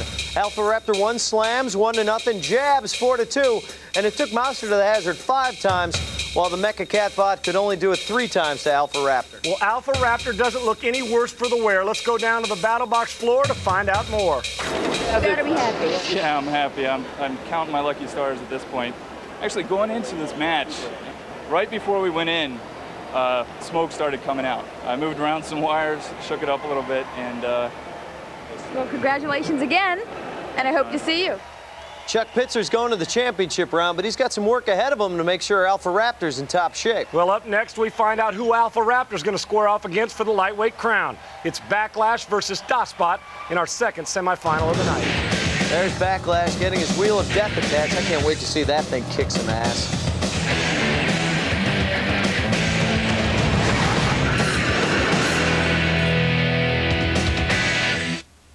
For more information on BattleBots and how you can enter a fighting robot in a BattleBots competition, log on to battlebots.com. Welcome back to San Francisco. There you see Paul Mathis. He's in the pit getting ready. Hey, if you missed our first fight, too bad for you. But you'll get to see the winner fight again tonight, so you aren't totally screwed. That's right, Bill. Alpha Raptor is just one step away from that giant nut, but he's got a tough opponent regardless of who wins this next fight. It's DasBot against Backlash. Let's take a look at how they got to this semifinal match. DasBot made quick word of Rapbot 2000 in his first qualifying round. The fight only went 62 seconds. He had a tougher time against Shrike. That fight went the distance, but he got the decision. And in the quarterfinals, DasBot met up with early favorite Ziggo and managed to stop the deadly spinner in 1 minute and 17 seconds. Well, Backlash has been terrorizing opponents throughout this entire tournament. First disposable hero was torn into pieces. In his next fight, he gave the Crusher a one-way ticket home. In his quarterfinal fight, Endotherm nearly took him out, but he rebounded and got the decision, advancing to tonight's semifinals. DasBot comes to fight with a scoop front and an actuated lifting arm, and its builder, Paul Mathis, hails from Oakland, California. Backlash has that incredibly effective spinning wheel of death. It was built by Jim Smetkowski in Novato, California. Well, these are two seasoned veterans who've been watching each other fight throughout the tournament and have some well-thought-out strategies. Backlash is relentless, always coming at you with that spinning wheel of death, Sean. DasBot, he's got to zip around and attack the flank and rear of him. Well, the robots are in the battle box. Let's go down to the floor for the start of this fateful semifinal contest in the lightweight division. Introducing the principals first in the red square to my left. Weighing in at 58 pounds and hailing from Oakland, California, here is DasBot.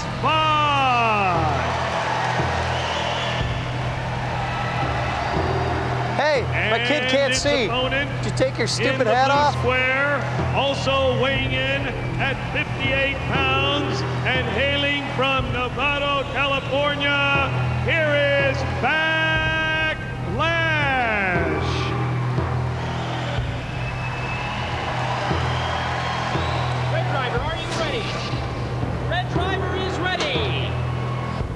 Jim Smetkowski's wife, Erica, helped organize the BattleBot tournament, but that won't get him any brownie points with the judges. The box is locked, the lights are on. It's robot fighting time. Semifinals, baby! DasBot, Backlash. Backlash, heavy favorite throughout BattleBots. DasBot with those foam pads, as you can see, that worked real well against the spinning wheel. Oh, the foam is gone. Now he's just tearing away at DasBot. Foam against the pizza cutter. How often is that? Look at that! Go, baby! Tip, tip! Oh, man! This is abuse from the start. DasBot, there goes the second foam. Take a look at this now. Popped him.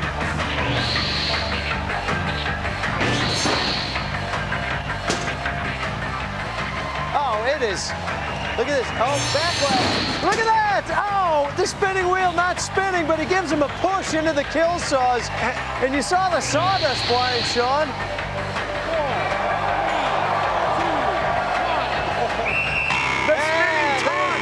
We've seen that throughout. Oh, yeah. Backlash, domination. Let's take a look at the replay. Look at that. No doubt. Enjoy the destruction, everybody. The sponge is already gone, flipped over, and the sawdust is flying thanks to our kill saws. And once again, Backlash is going to move on. Ladies and gentlemen, undamaged and healthy. Time, 57 seconds. The winner by BattleBot's knockout and advancing to the finals in the blue square, Backlash. An official decision. Always got to wait for the official one. Domination again inside a minute, and there wasn't a lot of time to rack up the battle stats. Let's take a look at them anyway. Backlash ahead in slams, jabs, and hazard damage by a substantial amount. Well, let's go down to the battle box floor for the post-fight reactions. A very important match for you. You came out with all blades flying, and you really ripped stuff up. Oh, yeah. It finally got up to full speed, and I tore off a few parts. I feel like Backlash is the only thing that in the off-season could cut through some Chicago deep dish pizza. It very well could be. He's looking like a pizza cutter for sure. Well, save me a slice when you get in the championship winner circle. Thank you very much. Congratulations, Jim. Been dominating fights all the way through, and when we come back, the defining moment in the life of a BattleBot. Who's going to be the lightweight champ? Is it Backlash or Alpha Raptor?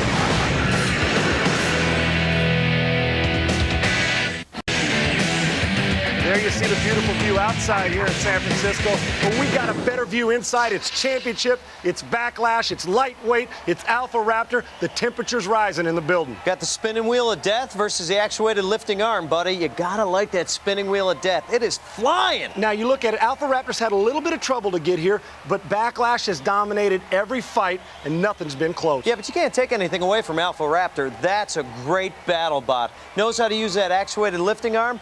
Good driver. I think Alpha Raptor's gonna have to run a little bit to stay away from that pizza swinging. Don't count him out. The pizza cutter. Well, you know what? I'm excited. Bill's excited. The crowd's going crazy. It's a championship. Mark Vero's in the ring, going to give us all between Alpha Raptor and Backlash. This is for the BattleBots Lightweight Championship. Introducing the contestants. First, in the red corner to my left, here is Backlash.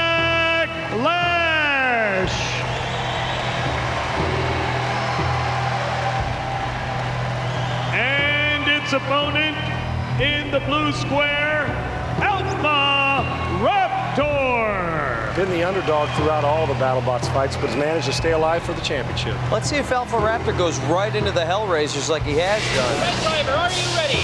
I'm ready. Red driver is ready.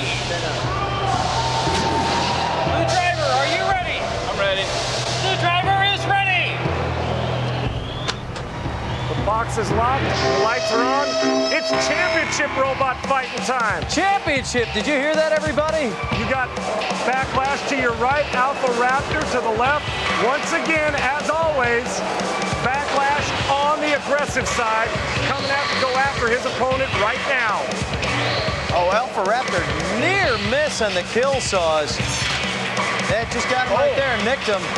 You saw a little bit of the machinery. He's gearing up, though. He's gearing up for a run at Backlash. Like I said before the fight, I expect, nice shot.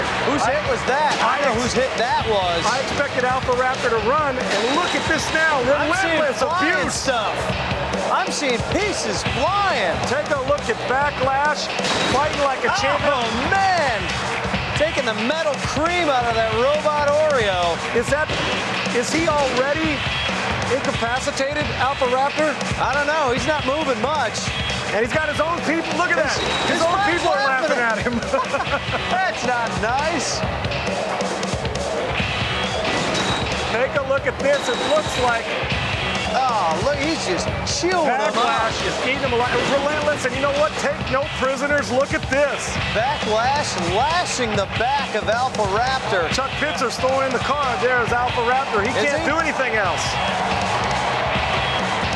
There's the victory dance. Look at the champions. There it is. That's $5,000 and a nut. The crowd appreciates Backlash, utter dominance throughout as he obliterates another competitor. First champion of this BattleBot season, Backlash, showing total domination, tearing up in slow motion right here. Alpha Raptor, a great BattleBot, not enough for Backlash. Tell you what, Alpha Raptor's going to have to do a lot to get back for next season as Backlash ate him alive. Oh, he did. Fans love that dance. They also love Backlash. Let's go to get the official decision. The time, 1 minute, 24 seconds. The winner by knockout and BattleBots lightweight champion, the Red Square, A $5,000 smile. That's Jim Smitkowski and Backlash. Backlash in convincing style becomes the lightweight champion of BattleBots. They're going home with that giant nut and $5,000 in cash. Don't go anywhere.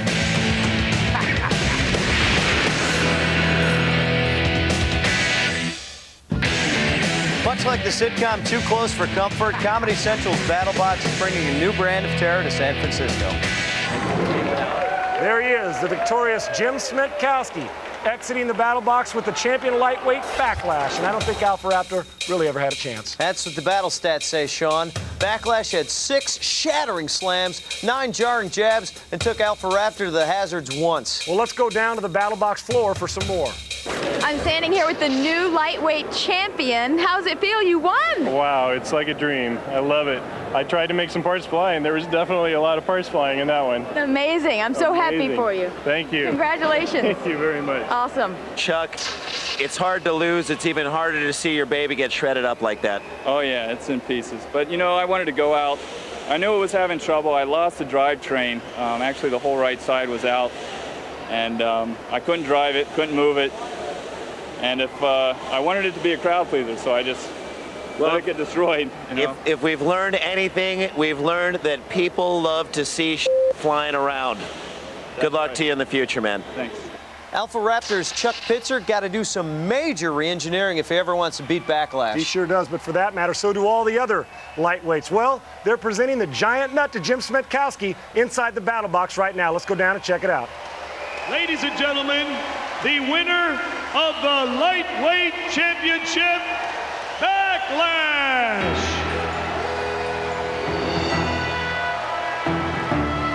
That's why we're here, folks. We've crowned our first BattleBot champion, but there's more to come as exciting quarterfinal action continues. Middleweight, Spin, Orbiting Force, and Blade Runner battle it out first. Then Hazard and Turtle Roadkill fight for a semifinal berth. In super heavyweight action, Razor Sharp Ginsu hacks away at the Wicked Warrior Ronin. Blade Runner laid a serious beating on Bad Attitude to get here. He's a knockout artist with that spinning technique. Beautiful. Spin Orbiting Force was built by Michael Winter from Madison, Wisconsin. Its main weapon is a spinning blade attached to an actuating arm. Well, Michael Winter is the father of Lisa Winter, Tantamushi's builder. What is it like living in a 2-robot house? Well, to find out, we spent some time with wife and mother, Becky Winter. I'm Becky Winter, and my husband is Mike Winter, and he has a robot, spinning, orbiting, so what's his name? Sofo. But what is that name? Mike! The robot is Spin Orbiting Force. I cannot build a robot, but I do collect robot toys and Godzilla and other things like that. Lisa would love to make a robot that does something around the house so she could get out of the chores, I think. Mike is more into the destruction end of it.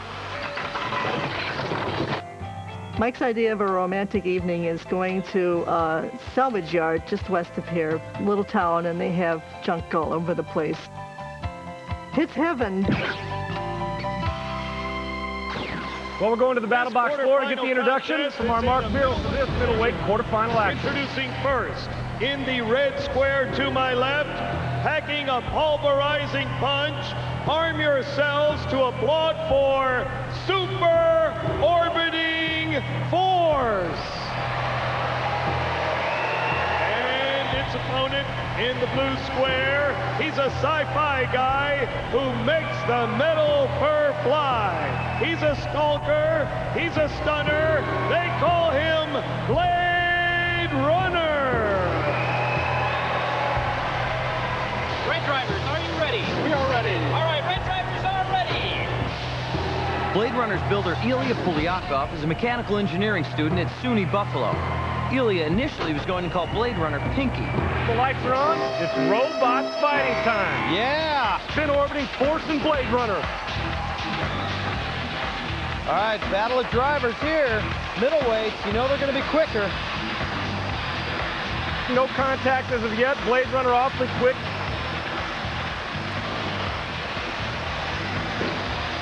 Spin Orbiting Force, 2,000 RPMs a minute. Those big old arms, he wants to get inside, push Blade Runner around, and come down with that blade. Take a look at the spin there. Giving us a little taste. Yeah, they are. Not doing anything, just putting on a nice show. Feeling each other out right now. Take a look at this. A little bit of a taunt going on for Blade Runner. Remember, on the battle box floor, you'll see those Hellraisers that don't do much damage. There will be the kill saws. You just mentioned kill saws. Boom! There you have it. Blade Runner goes flying, but he comes back strong. Shoving Spin Orbiting Force around. He's underneath him. I'll tell you what. Blade is doing nothing. Blade Runner is definitely the aggressor.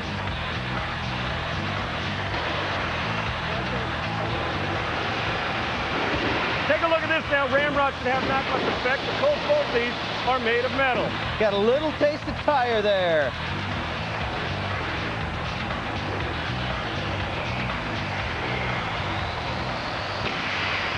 Oh, nice spinning move. Look at Blade Runner. There he goes. He's going to get him some points. You know what I like about Blade Runner's philosophy here is getting in so tight that actuating arm cannot do the cutting. Exactly. Oh, but now, look, he's giving him a little flossing. We got ourselves one hell of a fight going on here.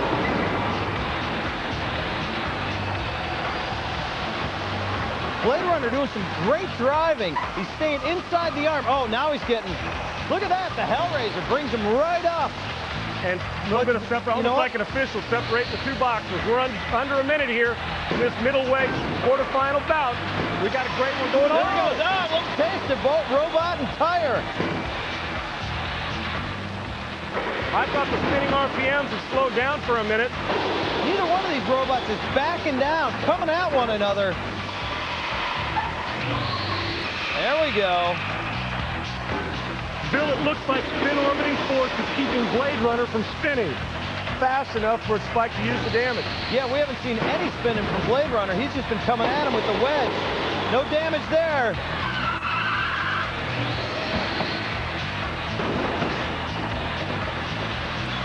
There we go. There's some more flossing going on. Oh. Nice leverage by no Blade flat Runner. there in between tire and Blade Runner. You know I love low man, and low man usually wins in these bouts.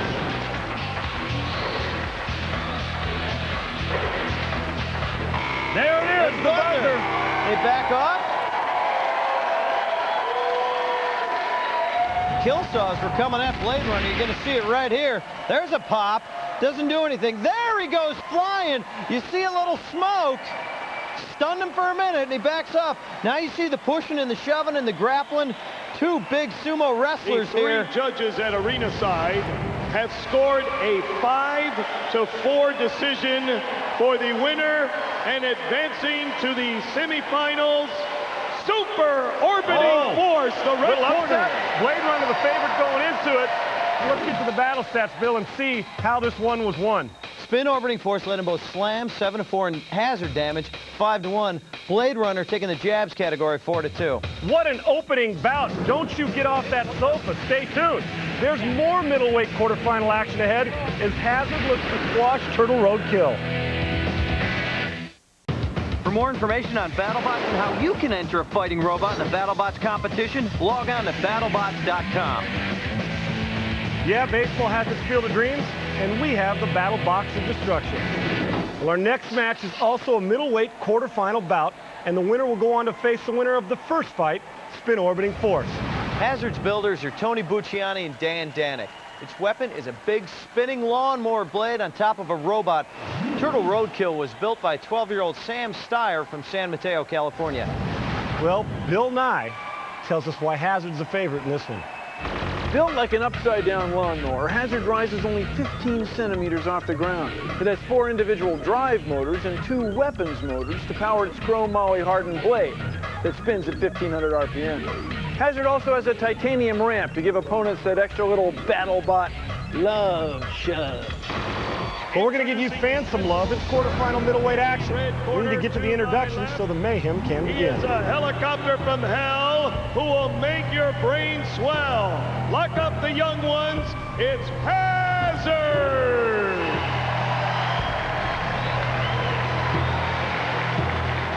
And its opponent in the blue square, it's a robot jock who loves to shell shock. He's a snapper and a yapper, so turn in your clapper for Turtle Roadkill.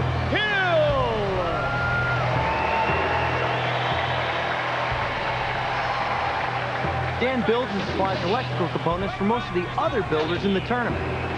Sam Steyer has a brother, Gus, who has a lightweight robot, the Crusher. They got started building robots with their grandfather and have been competing since 1996. Shout it out loud, people. The box is locked. The lights are on. It's robot fighting time. We got Hazard. We got Turtle Roadkill.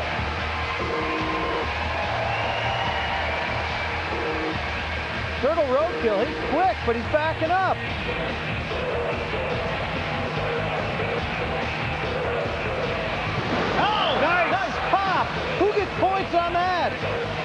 dressers.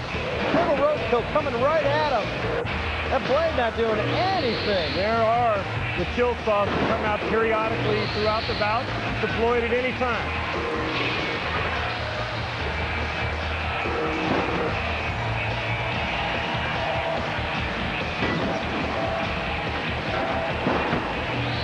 Yeah, oh, Turtle roadkill goes flying. See, if he keeps ramming Hazard, that blade will never get up to speed, Sean.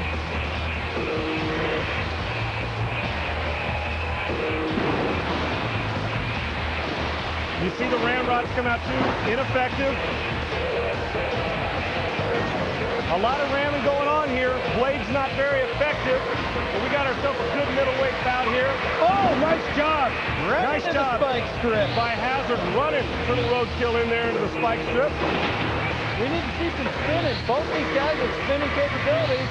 They're not doing it. We're about halfway through this bout, and I believe Turtle roadkill is going to have to knock Hazard into some kill saws and hope that it does some of the damage to win because he's not doing it himself. Right up on the ramrod.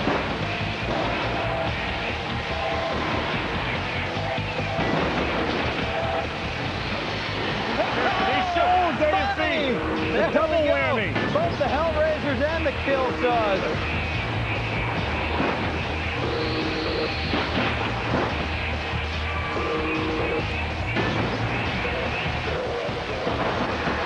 Nice job again. The Hazards in the ring, the battle box ring, doing more damage right now than either of these battle box fighters. Getting right underneath them. There's that beautiful wedge, leverage right into the spike strip.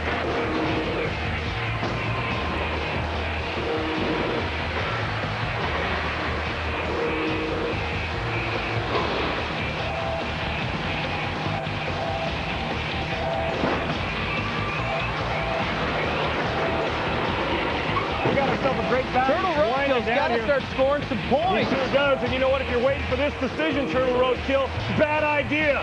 Am I wrong, or does Turtle roadkill look like Darth Vader's helmet? It looks right exactly there, look like at that. Darth Vader's helmet, and it looks to be incapacitated. No not force.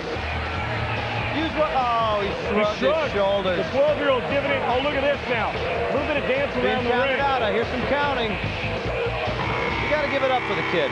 Didn't even get to the standing 8 count either because there wasn't enough time left in this bout. It goes a distance, handshakes all around. There you see the driver, the Hazard. Bill, Turtle roadkill, not very aggressive. Big blow, boom. This knocks out Hazard's blade. Right here. Oh, up and over the kill saws. Hazard was able to stay didn't hurt him. alive, Look at that mark out. That arena side. Well, let's get down to the official decision. 0 decision. Advancing to the middleweight semifinals, the red square, Hazard. Yep. There it is. 9-0. Hazard's moving on to the middleweight semifinals. Bill, we need to look at the battle stats of this dominating bout by Hazard. All right. Battle stats are close in the jabs. Hazard had 4, TRK 3. Turtle roadkill had 3 Hazard damages, but Hazard had 4. But in slams, Hazard all over Turtle roadkill 4-zip. Well, let's get down to the battle box floor to find out more about this fight. Okay, well, can you tell me what happened out there? I got killed. He was much lower, and he just kept smacking me into the walls. Okay, better luck next time. The battle box floor will begin to quake as Ginsu and Ronan pound on each other in the super heavyweight semifinal next. Comedy Central's Battle Box is back. The last match of the night pits super heavyweights in a quarterfinal battle. The deadly Ginsu will be trying to cut out the mechanical heart of Ronan. Oh, it's going to be a great one. Take a look at Ronan dispatching Odin in an earlier match. He's a shredded robot. He's got great maneuverability. You know what's interesting about this, Bill, is that Ginsu's very, very confident coming into the super heavyweight bout. We need to find out more why. Champion caliber super heavyweight robots come along very rarely. One of the biggest, baddest, and best is Ginsu. Creators Trey Roski and Greg Munson size up their competition for the super heavyweight title. Minion's a very tough robot. I mean, that big giant saw of his in the front is something to be reckoned with for sure. But he's only got 1 saw. We got 6, right? Yeah, we got a lot of saws. Abattoir's a tough guy. He talks tough.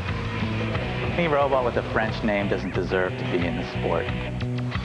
We fought Mechaton one time and did pretty good against him, broke a few legs. We were way ahead in the points, and then he ended up winning, so we'll have to have a rematch someday. Ronan, he's always been an easy kill. Peter Abramson, who built Ronan, is notorious for having his robot fall apart when he goes up against somebody else. Ginsu might look like a fancy, showy jewelry case, but it's not. We got the saws behind us, and we're ready to do some chopping. As soon as you close those doors and that green light comes on, and your robots are on, it's a whole nother story. You know, there's no mercy. You know, there's no friends when you're in that arena. Ladies and gentlemen, before the destruction, let's get to the introduction. The super heavyweight division, introducing in the red square to my left from Llama Motors.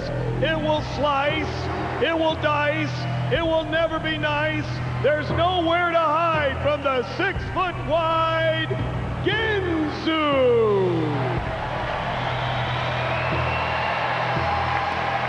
And in the blue square, it's the Samurai Slammer, who should be in the Slammer. Roll out your white flag of surrender. You've got a blind date with Ronan.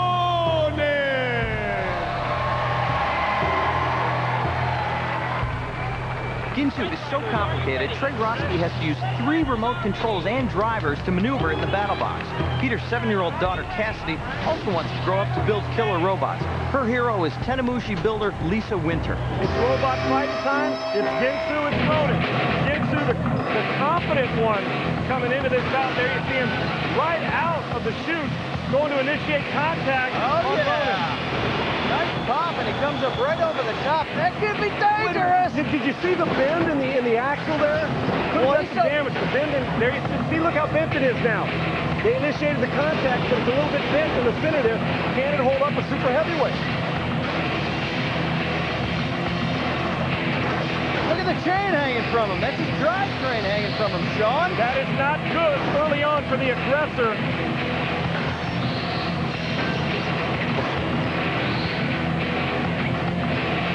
Ronan just kind of hunting and pecking around, picking his spots, and you see the damage in the drivetrain, the chain's flopping over there for Ginsu, who came into this very, very confident. He's still driving. He doesn't have the same kind of speed that he has. Look at that thing. It's just hanging. Wasn't he relying on speed? Oh, yeah. Ginsu. He may have broken an axle now. Yeah, not moving very fast, but was relying on speed early on.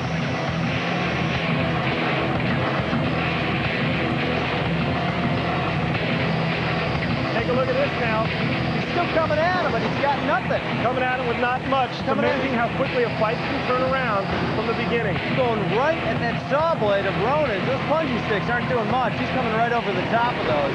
Ginsu kind of reminds you of something right out of like a Stephen King novel, doesn't it? I'm more of an O. Henry guy myself. I love those surprise endings.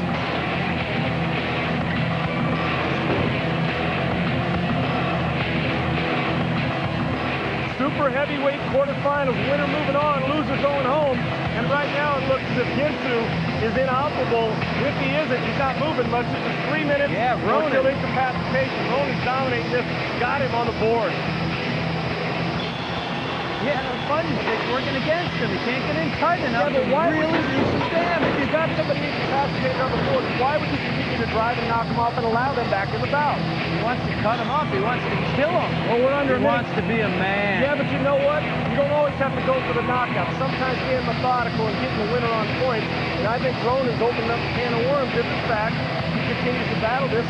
Hit and move and get out of there. Pay no attention to the girl beside me. Go for the knockout, please. What's the matter with There's you? a countdown by the referee. It looks like Ginsu's trying to convince him that he's still operating, and he is. But you're winning on points. Save your body for the semifinal. Ow!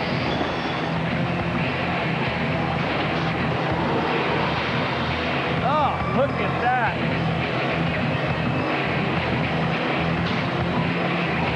Take a look at Ronan and the spinning wheel still alive and well. His fight is winding down. Oh, look at that. This kid, nothing. The axle's coming out. He's lost the wheel. Super heavyweight. This one's pretty super clear. Heavyweight went to bantamweight. Fight is over. He's lost so much hardware, Sean. He's a lightweight now. Yes, he is. Ginsu started as the aggressor. Fight changed quickly. Let's get to the replay. Nice hug. That's See sweet. that exciting crowd there, and now let's go down and check it out, Bill. Yeah, Ginsu came out strong, but he started losing saw blades right here. All right, look, he lost one of the kill saws there, and when he climbed up on top of Ronan, it cost him another saw blade. Ladies and gentlemen, Get down to the decision three on the judges BattleBox at arena floor. side have scored a 7-2 decision, advancing to the semifinals. In the blue square, How about it? Ronan with the 7-2 decision over Ginsu. Ronan's moving on to the semifinals. After Ginsu lost the saw blade, party was over. We'll be right back with the battle stats and the hit of the week on Comedy Central's BattleBox. Robot Fighting Mania is sweeping the nation, and the only place to get your fix is right here on Comedy Central's BattleBots. Battle stats show that Ronan had 5 jabs, Ginsu had 4. Slams were close, Ronan won, Ginsu none, but hazard damage the story, Ronan leading 4-1. Let's go down to the BattleBox floor and talk to the survivors. Great job. He had a couple of saws. You had a saw. I'll tell you what I saw. I saw a slow-moving robot with a good strategy. Elaborate. Well, thank you very much. The whole point was to put on a good show, and we just went for it. There wasn't much strategy other than I just wanted to keep pounding on him as much as I can to keep the audience happy. Congratulations, Peter. Thank you very much. It's been a great slugfest we've had here tonight, so let's recap the action. Remember the first quarterfinal match? Yeah, with Blade Runner. He was sliced and diced by Spin Orbiting Force. The next quarterfinal bout saw Hazard advance by running over Turtle Roadkill. It'll be moving on to the middleweight semifinals to face Spin Orbiting Force. Yeah, and then the last quarterfinal event of the evening was in the super heavyweight class, and Ronan gave a good butt kicking to Ginsu. Well, what a great night it's been. So for Randy and Jason Sklar, Donna D'Erico, Bill Nye, I'm Sean Salisbury. It's been great for me, too. I'm Bill Dwyer. It wouldn't be a complete BattleBots without showing you the hit of the week.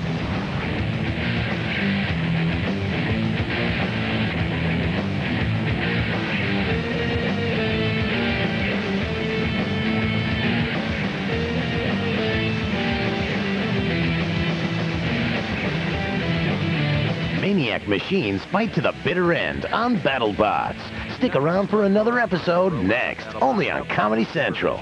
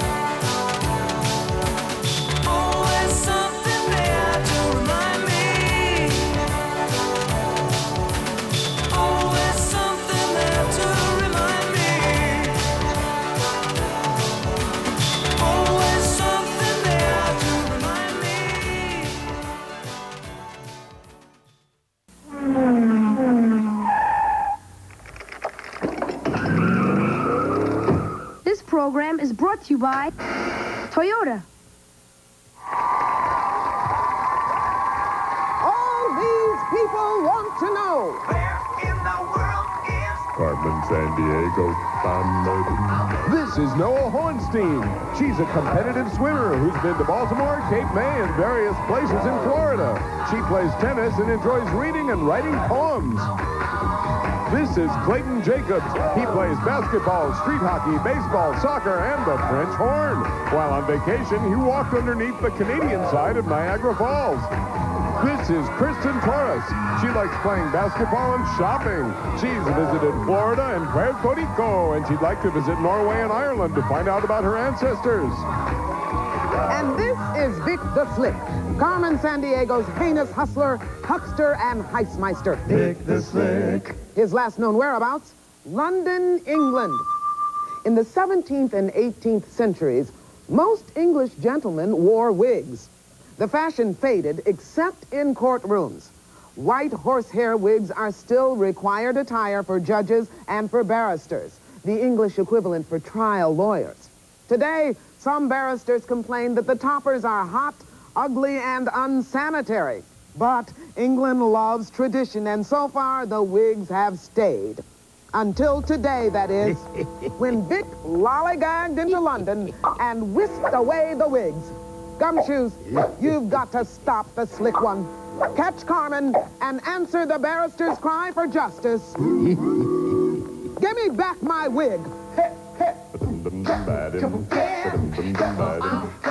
And here's Acme senior agent in charge of training new recruits, Greg Lee. How you doing? How you doing, guys? Thank you very much. Hi, is it Noel? Nice to see you. Clayton? Kristen, nice to see you guys. Listen, I just want to remind you guys, if one of you catches Carmen San Diego today, you're going to be able to get that trip to anywhere in North America. And that's not bad, ladies and gentlemen. So,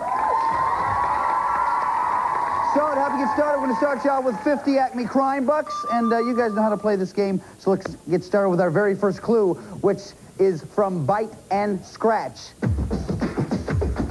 Vic stole the foamy head, now the cotton heads are bare. Where the wigs in which the barristers toil. Such a prodigal stay situated, buffet overfilled that was once full of oil. People pump them nearly dry, they'll be empty as the sky just a few short years from now. So Vic the Slick got a bust while the oil bites the dust in the nation of the islands. Meow. Thanks, guys. Okay, ladies and gentlemen, name the country, if you will, please. Is it Bahrain, Kuwait, or Oman? Remember the clues that we heard on the Persian Gulf, oil wells on the verge of running dry, and nation of islands. Come up with an answer as quickly as you can. Try to find Vic and the barrister's wigs. Clayton's ready, so is Kristen, and so is Noel. Noel, what do you say? Bahrain. What do you think, Clayton? I say Bahrain. Bahrain. Kristen? I say Kuwait. Kuwait. The answer we're looking for is Bahrain. Nice job, Noel and Clayton. And you guys already know, once you give us a correct answer, we give you 10 crime bucks. That means, Noel, you have 60. Clayton has 60. And Kristen still at 50 crime bucks, but nothing to worry about. This is still very early. Now, for our next clue, let's get the latest on his whereabouts from Acme CashNet. Watch. Hey, I just got out of Vic's wallet. We're in an Italian city on the Adriatic Sea, near the Slovenian border. The people share as much language, music, and art with Slovenia as they do with the rest of Italy. In fact, this city nearly joined Yugoslavia with Slovenia after World War II. Just think, if that had happened, Vic would be spending $2 instead of getting his greasy mitts all over lira like me. Okay, name the city, if you will, please, guys. Is it Cannes, Trieste, or Ravenna? Remember the clues that we heard. Italian city on Adriatic Sea, nearly joined Yugoslavia after World War II, and borders Slovenia. Come up with an answer as quickly as you can, please. Noel is ready, so is Clayton, so is Kristen. Noel, what do you say? I said Ravenna. Ravenna, what do you think? Clayton? I said Trieste. Trieste, what do you think, Kristen? I said Trieste. Trieste, the answer we're looking for is Trieste. Nice job, guys. Oh, yeah. So that means, Noel, you have 60, Clayton has 70, Kristen 60 crime bucks. Nice job. Wait 1 second, pardon me. Let me just get this. Yeah. Well, hi, Greg. Hiya, Scott. Hey, man, listen. You look great, man. Well, thanks, Greg. I feel great. You know, no offense, but usually when you come in here, you look actually, well, pretty dead. Well, no one stabbed me. No one dropped me out of the window. No one ran me over. I feel good. That's great. And I have a clue for you. Terrific. Vic's in a city in Liberia. Which city? Well, the place is wet, wet, wet. From May to October, it rains more than an inch a day on average. Well, you know, that's true for the whole country. We really need to know more specifics. Well, in 1980, there was a military coup, and it's the capital. Scott, that was terrific. That was really great. Ladies and gentlemen, the living...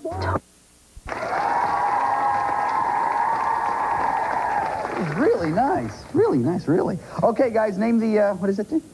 City? City. Name the city, guys, if you will, please. Is it Bo, Monrovia, or Bissau? Remember the clues that we heard. Capital of Liberia. Very rainy from May to October in 1980. You smell better, actually, too.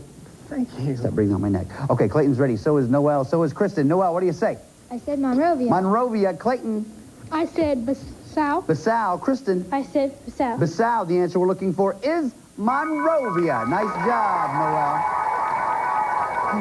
So that means, Noel, you have 70. Clayton has 70. Kristen has 60 crime bucks. Nice job, guys. Hey, you know, listen, we're going to have the lightning round soon. You want to stick around, maybe?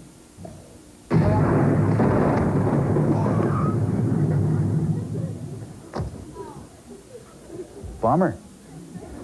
Okay, guys, as you know, it's time for the lightning round. That means that all these questions are about Vic the Slick's most recent known whereabouts, which is Liberia. For every correct answer, we give you 5 crime bucks. Hands on your buzzers, please. Listen carefully. Here we go. Liberia's capital, Monrovia, was named for a famous American. Was it Marilyn Monroe, James Monroe, or Montel Williams? Noel. James Monroe. Is right. Nice job. 5 for you. 75.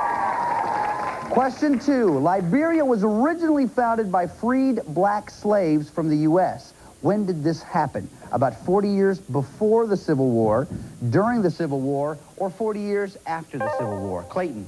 40 years after the Civil War. Sorry, that's not the answer we're looking for. Noel. 40 years before the Civil War. Is right. Nice job, Noel. 5 for you. Takes you up to 80. Last question. Liberia borders another nation established as a colony for freed slaves. Great Britain settled this country in 1787. Is it Tanzania, South Africa, or Sierra Leone? Clayton. South Africa. Sorry, that's not the answer we're looking for. Kristen. Sierra Leone. Sierra Leone. Right. 5 for you. Good job. Okay, so that means at the end of that round, Noel has 80, Clayton has 70, Kristen 65 crime bucks. Nice job, guys. That's the way to do it. For Greg, our next... come into my office. Oh, yeah, Chief, I'll be right there. If you guys will excuse me for just a moment. We have a lot of things going on here today. Be right back. Hold on. What's up, Chief? Greg, I can't find the Acme Field Agent's tracking folders. You know where they are? Oh, yeah, I put them down in the basement. What basement? I didn't know we had a basement. Sure we have a basement. It's downstairs. What? I know it's downstairs. You said you didn't know we had a basement. You know what I mean. Okay. Could you get them for me, please? I'd be glad to. Just hold on a second. I want to check the light on this thing, too, because it wasn't... Whoa! Oh, here they are, right here. Oh. The light's not working, by the way. Oh, Greg. It's dark. Greg, yeah. There's only one sheet of paper in here, and it says, note to viewers. Every time you watch the show, write down what got stolen and from where. When you've collected 4 loots and locations, write them down on a postcard with your name and address and send it to Acme Crime Net, P.O. Box 4300, New York, New York 10163. Now, every day, we'll pick 5 people whose lists are correct and send them each a Carmen T-shirt. Here's who won today.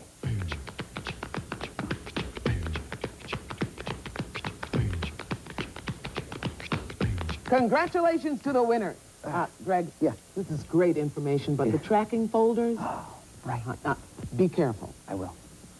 You know, it's so dark down here, Chief. Sometimes you have to really watch your step. But I've got my really nifty filing system, and I think most people would be very proud. Greg.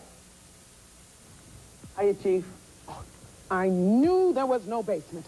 Here we are in the middle of an investigation, and instead of getting the files I need, you're wasting time with juvenile trickery. Now stand up, mister, and get out of here. Chief, here are your files. Okay, Gumshoes, remember, we're still looking for Vic and the barrister's wigs. Fortunately for us, though, Acme BugNet has just intercepted this phone conversation between Vic and Carmen Sandiego. Head across the Gulf of Thailand to the land of the free. How am I going to sell these wigs, Carmen, if the people are used to getting stuff for free? No, Vic, they call it land of the free because unlike other Asian countries, this one has never been ruled by a Western nation. Take the Chao Phraya River and lay low in a city called Nakhon Sawan. Gotcha, Carmen. You think that'll keep Acme out of my hair? Nothing on earth could stick in your hair, Vic. Okay, guys, name the country, if you will, please. Is it Vietnam, Cambodia, or Thailand? Remember the clues that we heard. Located on the Gulf of Thailand, city of Nakhon Sawan, and never been ruled by Western nation. Come up with an answer as quick as you can, please. Trying to find Vic in the wigs. Clayton's ready, so is Noel, so is Kristen. Noel, what do you say? I said Cambodia. Cambodia. Clayton. I said Cambodia. Cambodia. Kristen. I said Cambodia. Everybody said Cambodia. Everybody's wrong. Sorry about that, you guys. Tough break there. Yeah, the answer we're looking for was Thailand. So that means, Noel, you have 80. Clayton has 70. Kristen, 65. Crime bugs. What is... Greg? Yeah. Yeah, we have a lighting problem. Why don't you, take a break, quick break while we fix it here. Okay, thanks, man. Yeah. Thanks. A quick break. Just what I need right now. Maybe it'll give me a fresh perspective on this case. A woman in judicial robes. There's a tag here. Woman governor, 1924. Maybe Vic's in a state where the first woman governor was elected in 1924. The place is still similar to how it was back then. Fewer people than any other state, and lots of sheep and cattle ranches. Maybe there's another hint around here somewhere. I knew it. Ranchers in that state recruit horsemen from places like Mexico, Chile, Argentina, even Mongolia to ride herd on their livestock. Now, I've got a handle on this.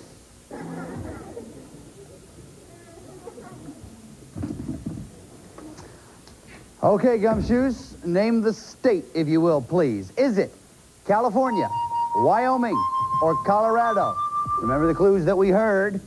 First state to elect woman governor, least populated state, and cowboys from many countries. Come up with an answer as quickly as you can, please. Kristen's ready, so is Clayton, and Noelle's still thinking about it. Now she's ready. Noelle, what do you say? I said Wyoming. Wyoming. Clayton? I said Wyoming. Wyoming. Kristen? I said Colorado. Colorado. The answer we are looking for is Wyoming. Nice job, Noelle and Clayton. So that means, Noelle, you have 90, Clayton has 80, Kristen 65 crime bucks. Now, we just received word that Vic has left Wyoming, so let's pick up the chase. The chase. All of these worth 5 crime bucks. Hands on your buzzers. Watch the monitor. Listen carefully. Here we go. Vic whisked the wigs to Custer Battlefield National Monument. What state is he in? Noelle. Montana. Is right. Then he wigged out to the capital of North Dakota. Name it. Noelle. Bismarck. Is right. From North Dakota, Vic flew southeast to Topeka. What state is he in, Noelle? Kansas. Right. Next, he wiggled the wigs across the western border of Kansas. Name the... Noelle. Colorado. Is right. Then that weasel took the wigs to the Wasatch... Noelle. Utah. Is right. Nice job. That means at the end of the chase round, Noelle is 115, Clayton 80, Kristen 65. Woo! Noelle, great round on that one. Okay, now, everybody get ready. It's time for the final clue of this round, which means you have to decide how much you want to risk. If you're right, we'll add that amount to your score. If you're not right, though, we'll subtract it from your score. You can risk 0, 10, 20, 30, 40, or 50 Acme crime bucks. Very important. Take a look right over here, if you will, please. Here's a portion of the world where we think Vic is headed. Now, you think you know a lot about this part of the world, you may want to risk a lot. If you don't know very much about it, though, you may not want to risk quite so much. So, take a look at the map and think about it.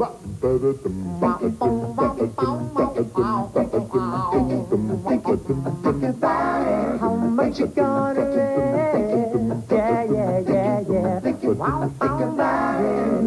Okay, looks like everybody's ready for our final clue. We go to Michael Fishman of Acme Roseanne Net. Watch. Vic took the wigs to Oregon's largest city on the Willamette River. It's got the oldest symphony orchestra in the West Coast and the nation's only museum of advertising. While you're there, check out Millen's Park, the smallest park in the world. Only 2 feet across. Vic has lapels bigger than that. Thanks, Mike. Okay, guys, name the city, if you will, please. Is it Portland, Coos Bay, or Salem? Remember the clues that we heard. Oregon's largest city, world's smallest park, and oldest symphony orchestra on the West Coast. This is the final answer, the final clue, rather, for this round, so be sure and put your answers right there in front of you. Okay, Kristen, you have 65 crime bucks. Before you show us your answer, how much did you risk? I risked 20 crime bucks. 20 crime bucks. What'd you say, Kristen? I said Portland. Portland is right. Nice job, Kristen. Takes up to 85. Good. Clayton, you have 80 crime bucks. How much did you risk? I risked 30 crime bucks. 30 crime bucks. What'd you say, Clay? I said Portland. Nice job, buddy. Takes you up to 110. Noelle, you have 115. How much did you risk? I risked 20 crime bucks. 20 crime bucks. You look happy. What'd you say? I said Salem. Oh, tough break. You'll go down 20, but that means you have 95, so that still means Noelle and Clayton, you're going on to the next round. Congratulations, guys. Kristen, listen, you were a great detective. You did some great stuff for us here today. We've assembled a kit that's going to help you in your next case. Chief. Your help was indispensable in tracking down Vic. Now, here's a token of our appreciation. It's your Acme travel kit. Inside, you'll find an atlas, the official CARMEN watch, a CARMEN t-shirt, a subscription to National Geographic World magazine, and it's your World Ball. Perfect for half-court play, full-court play, or a lecture on plate tectonics. Yes! Congratulations. Thanks, Chief. Okay, guys, it's time for us to go to Portland. Come on, Greg, time's a-wasting. Chief, I just have a couple of things to go over with them. I'll be right with you. Just hold on a second. Okay, guys, it's time for us to go to Portland to try to find the Wigs and Vic the Slick. You guys all ready to go? Yeah? Okay, listen, if you could grab my luggage, please, Clayton. And Noelle, if you could grab my hat. And Clayton, if you wouldn't mind getting the door, too. I've got the Chief. We're on our way. We're going to Portland.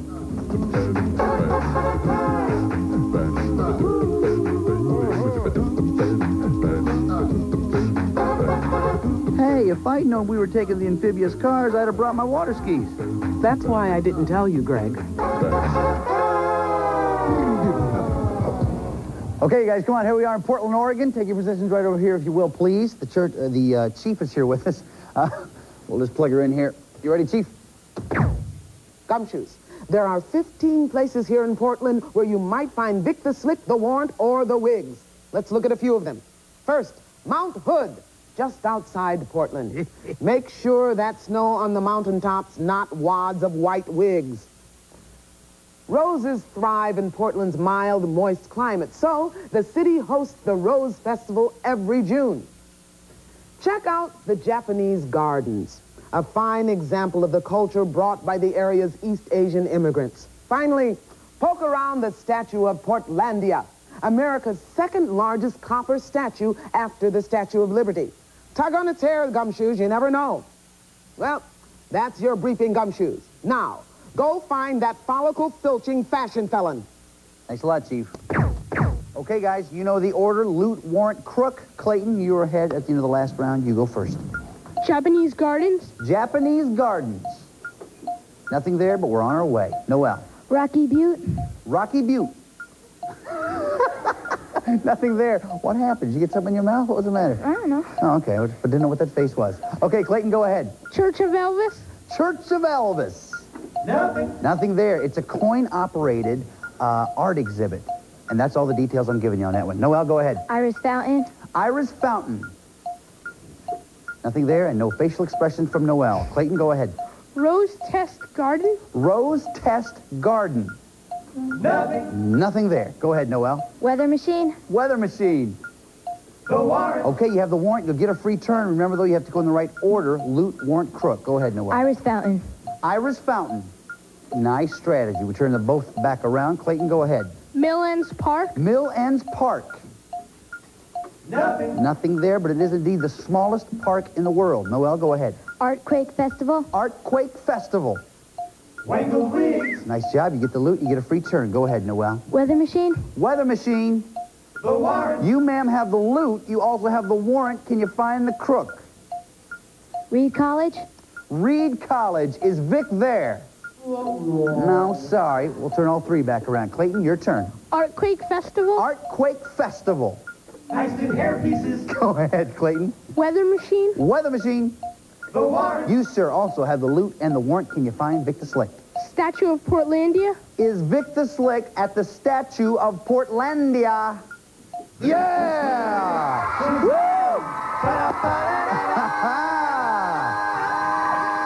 Very nice, you guys. Thanks a lot. Come here, Clayton. Nice sportsmanship around here. Nice job, Clayton. Listen, man, you found Vic the Slick. Now you know what you have to do. Let's put him in jail. Pull the chain and do it, man.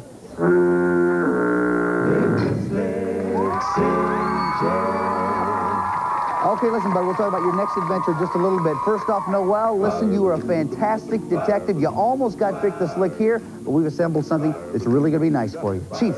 I know how hard you've been working, and I know that some cases can be tough on a young gumshoe. So, to cheer you up, I've assembled an official Acme travel kit, along with a world band radio that you can use to catch up on the latest from Radio Japan, the BBC, the Voice of America, even Radio Moscow.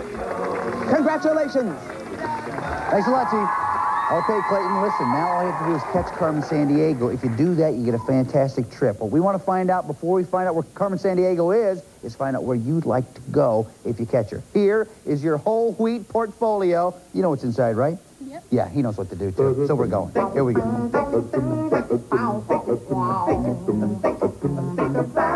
Where do you want to go? And I will have you know, Clayton did not just think of this right off the top of his head. He told me that he'd been thinking of this for how long? How many months? He doesn't know. But a lot of time has gone into this. It's a fabulous choice, by the way. Very good. So now, you know what happens next, right? Yes. What is it? We go to the map. Right, but before that, we... Oh, the phone rings. That's right, the phone rings. Boom. And who's usually on the phone? The criminal. What did we just see? Who? Vic the Slick. You're expecting... You want to just talk to him? Yeah. Oh, why should I talk to him? He don't want to talk to me. Go ahead. Hello? Darn that, Carmen. I've gone from salesman of the century to starching socks in the prison laundry. I'm climbing down the ladder of success. Look for Carmen in Asia. What do you say, Clayton? Asia. Okay, so Clayton, you and I are going to Asia. Chief. Here's a list of places Carmen may have traveled. Turkey, Lebanon, Saudi Arabia, United Arab Emirates, Kazakhstan, Tajikistan, Pakistan, China, Malaysia, Hong Kong, Indonesia, Taiwan, Japan. Greg, let's go to the map. Feel good.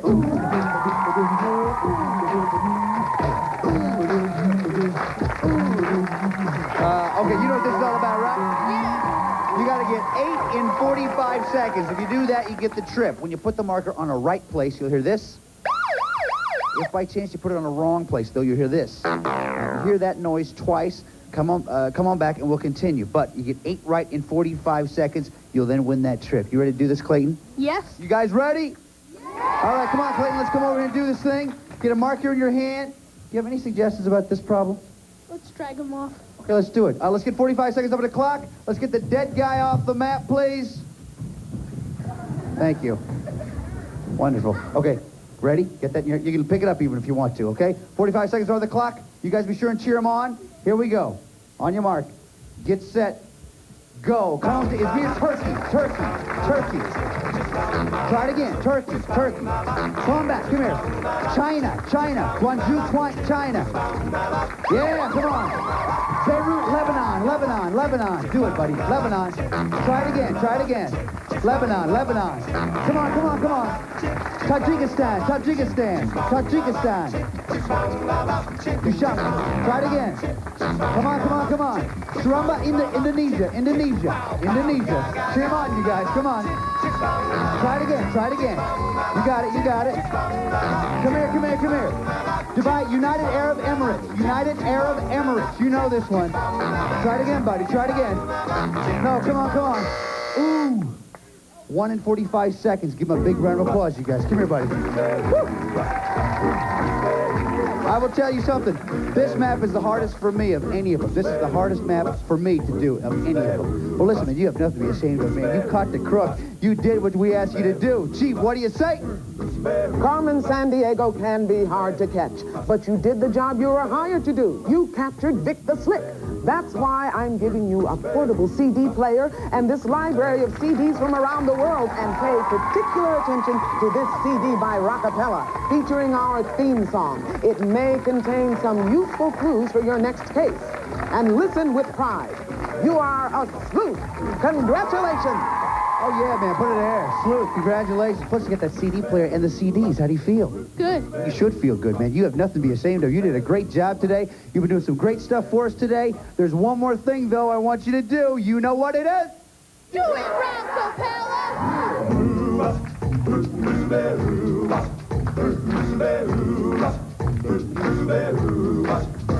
Well, she sneaks around the world from Virginia to Carolina. She's a sticky-fingered filcher from Berlin down to Belize. She'll take you for a ride on a slow boat to China. Tell me, where in the world is Carmen, San Diego. Steal their soul in South Korea. Where can they come right up from the Red Sea to Greenland? She'll be singing the blues. Well, they never Arkansas her steal. Domingo from the jungle. Tell me, In the world is Carmen, San Diego. She go that smarter, take time,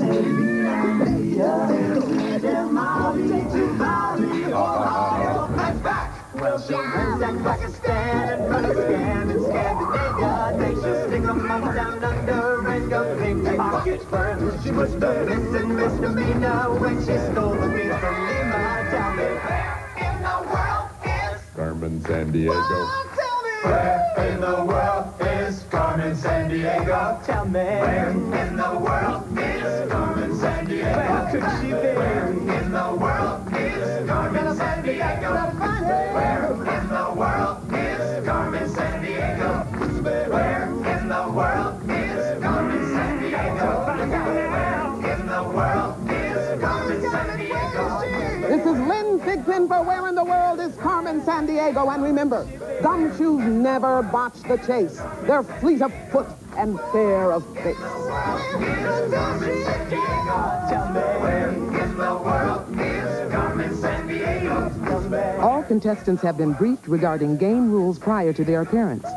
All geographic information was accurate as of the date this program was recorded. Where in the world is Carmen San Diego? Where in the world is Carmen San Diego? Where in the world is Carmen San Diego? This program was presented by WQED Pittsburgh and WGBH Boston. And as always, gumshoes, Carmen's gang is bankrolled by the Corporation for Public Broadcasting and viewers like you.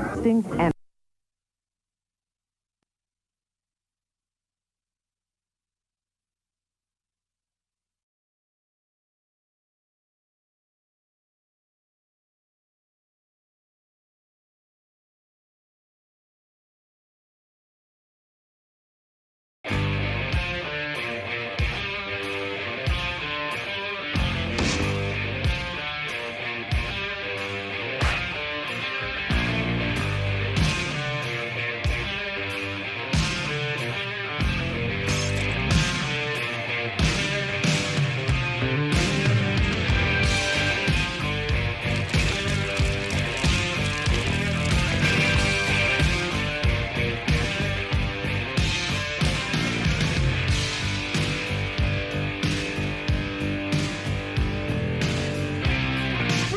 comes up to me one day and I'm walking down the street minding my own business. Now he looks me up and he looks me down and he says, hey man, what be this and what be that? And why you gotta look like that? Well, I just looked at him, I kind of laughed. I said, hey man, I am cool, I am the breed.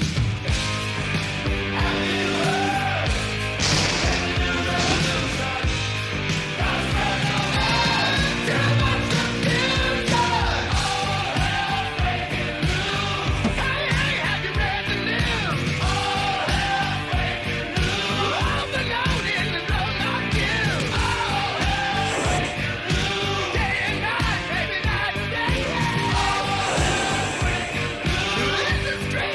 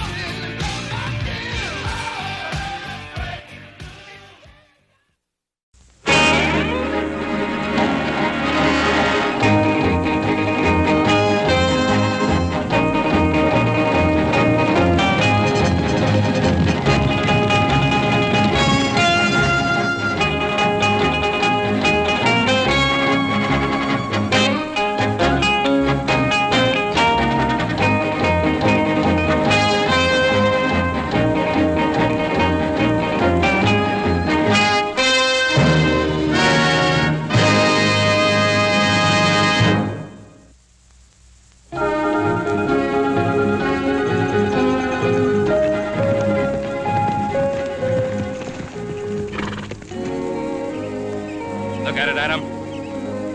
Feast thine eyes on a sight that approacheth heaven itself.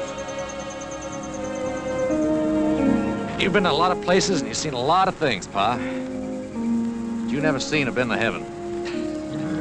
Well, maybe I never been to heaven. Maybe I'm never going to get the chance. But heaven is going to have to go some to beat the 1,000 square miles of the Ponderosa. As long as it's ours. As long as we keep it in Cartwright hands. Know anyone who could take it away from us, son? I know those who would try. The Virginia City bunch, if we gave them half a chance. Where's little Joe? He's supposed to have met us here. I reported those cattle he was supposed to bring down from the north end. Oh, you'll get it, son. You might have to wait until he's ready to give it to you. I want that report now. Well, maybe the best thing for you to do is go find him. I intend to do just that, Pa. Horse will know where he is. Adam. Remember, he's your brother. Well, brother or not, I expect him to do his share, same as the rest of us. He's a boy, son. Not a man like you. Only thing wrong with him, he's young. Well, young or not, still a Cartwright.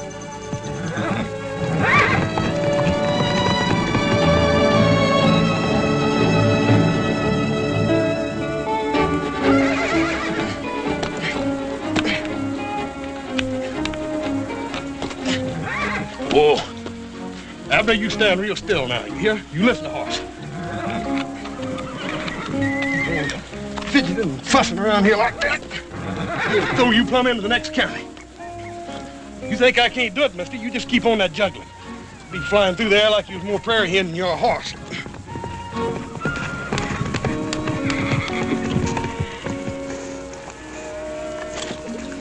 He giving you any trouble, horse? Oh, Pa. You know there ain't no four-legged animal can give me any trouble. Oh, I know that, son. No, any two-legged one either, for that matter. Well, I don't know. I remember one little two-legged animal didn't weigh an ounce over 100 pounds. Red hair and all. She didn't give me nothing but trouble. Well, I wasn't thinking of any girl, son. I was thinking of your younger brother. Little Joe? Mm-hmm. Adam's up the house talking to him now.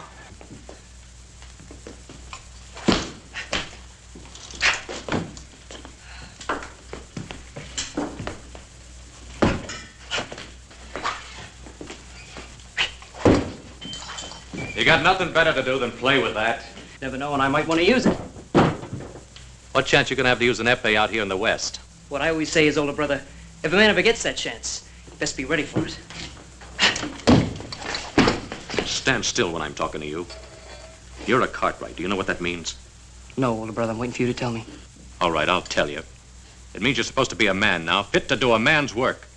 It means you got part of the responsibility of running this ranch, same as Pa and Horse and me. I didn't think I could handle it same as you. I'd quit.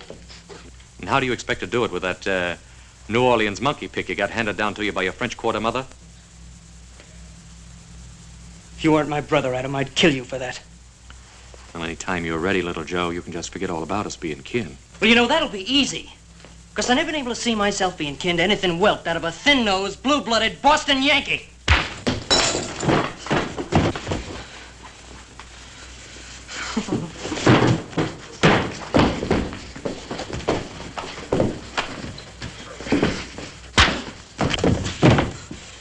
You want to fight me, Adam? You make a fist!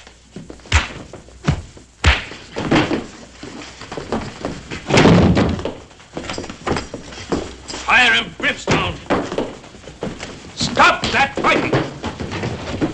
Horse, make him stop. Put an end to this shame, this disgrace. Oh, they don't hear you. They don't mean no disrespect. It's just they're working off a little extra steam, that's all. Don't you worry none, I'll stop them. All right, you boys had enough fun for one day. Let's call it quits. In case you didn't hear me, I said this play-acting business is over, and I mean right now. Now you stay out of this. Horse is between me and older brother here.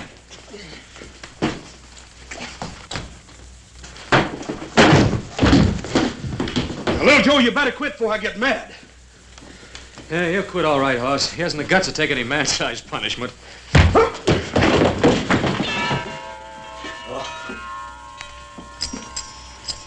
Sons, don't we have enough to fight? Must we fight amongst ourselves? Why don't you tell that to him, pal? You can get anything through that rock-bound New England head of his.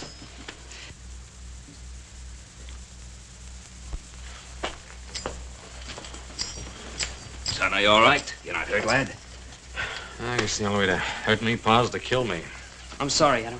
I'm sorry I raised my hand to you. Oh, go on, son. It's your brother asking you for forgiveness. All I ask is for him to do his share. We're running the Ponderosa, not playing with an epee. And that means bringing 1,000 head of cattle down from pastures to the bottomland. Those cattle, every last head of them, have been grazing in bottomland since this morning. Don't you josh with me, little Joe. Oh, boy, that'd be the day anybody tried to josh with you, you Yankee granite head. Joe, you're telling the truth about those 1,000 head of cattle? Pa, you know he's telling the truth. He ain't no liar, Pa. That the truth, little Joe? That's the truth. How many head you lose on the way down? Nary one. Nary. Did you hear that, Adam? 1,000 head of prime stock down from the high pasture, and he loses nary a one. Well, Joe, that's wonderful. I only did what any poor boy out of New Orleans would have done without even thinking about it. Well, I didn't know. I'm sorry. Upsing! Where the devil you hiding, you celestial skygazer? You got 4 hungry men who want to know what's for dinner. Yell, yell. Why you all the time have to yell? Why do I have to yell? I go away now. Hop-Sing, wait a minute. Hop-Sing. Wait a minute, Hop-Sing. You can't do that. Why, if you left here, I'd waste away to the shadow. You know that. You tell the old man he speaks soft, not yell. Then maybe Hop-Sing stay. Paul, I'm powerful hungry. I ain't had but a couple of 3 breakfasts since morning. Besides, Paul, you know as well as I do, old Hop-Sing's the best dang cook this side of San Francisco. Why don't you go ahead and apologize to him? Go on, Pa. Horse is right. He's right, Pa. We never knew what cooking was like till Hop-Sing come here. Paul, I sure am hungry, Paul. And I can smell dinner. Hop-Sing, very sorry. Very, very sorry. Get a very good dinner. Roast pig. Roast pig? Did you say roast pig, Hop-Sing? Roast pig. Very good. Paul, in all your born days, did you ever taste anything that could match old Hop-Sing's roast pig? Us? You going to be able to last till dinner? Well, it ain't going to be easy, Paul. If I don't get something to eat pretty soon, I'm liable to just lay down right here and die. Well, before anyone lays down and dies, let's remember there's still some work to do down at the corral. Just so happens this ranch don't run by itself. Ha!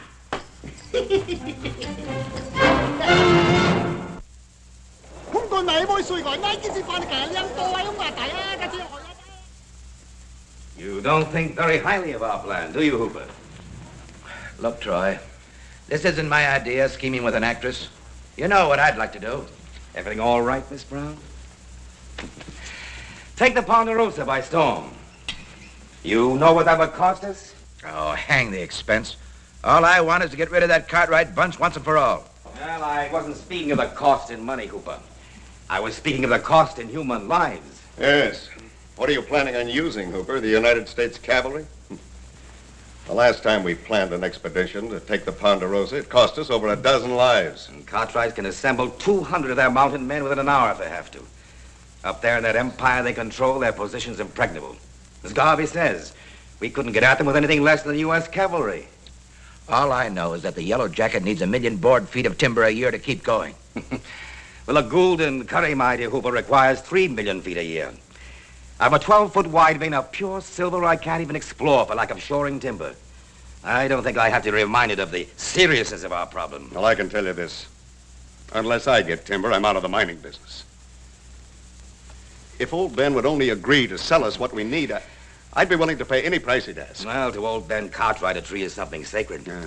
Something money can't buy. That's ridiculous. Money can buy anything. Can it, Aaron? You nor any of us couldn't make the Cartwright sell us one more sapling than they wanted to. Troy, do you think this girl can really do it? Well, this girl, as you put it, Miss Lotta Crabtree, is one of the most renowned actresses and beauties of our time. Conceivably, she might succeed, where the United States Cavalry might fail. Yes, but just by bringing one of his boys to town? By putting into our hands the one thing that would make Ben Cartwright sell us his trees. A son.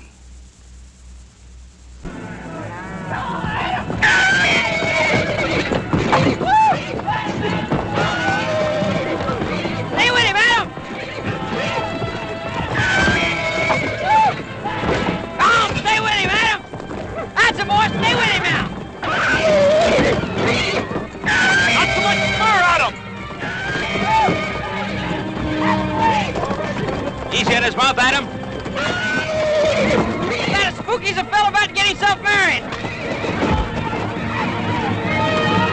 You all right, Thunder? You all right, boy?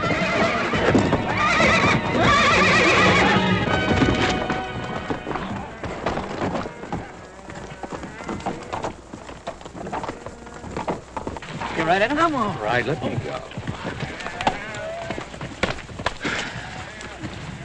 I guess I had that one coming. That's too good a piece of horse flesh to ruin by bringing it along too fast. What's that carriage doing on the Ponderosa?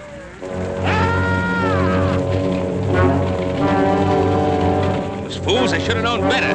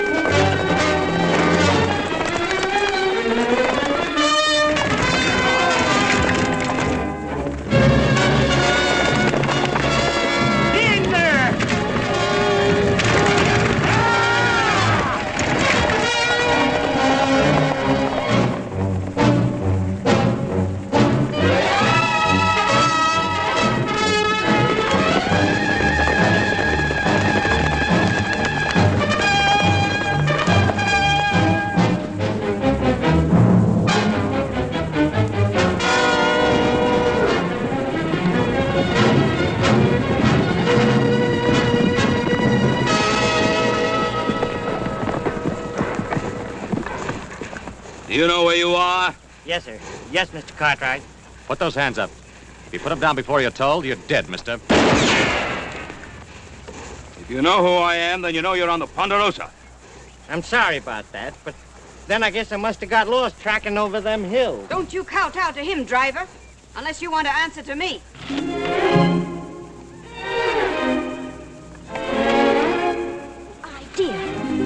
The very idea of shooting at innocent, unarmed people, and in broad daylight.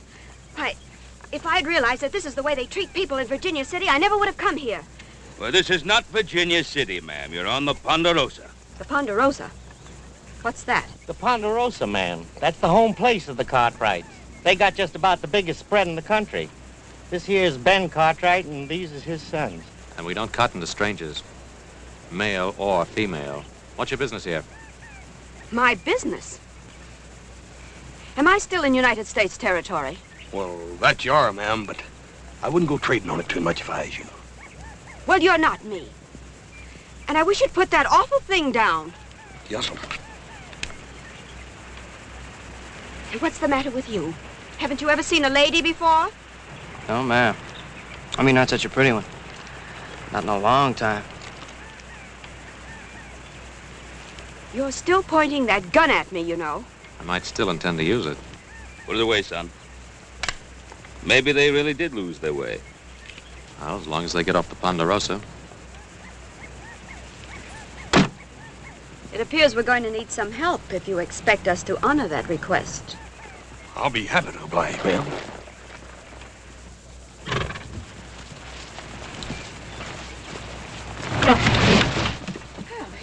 It's a relief to know that even here a lady can expect help from a gentleman.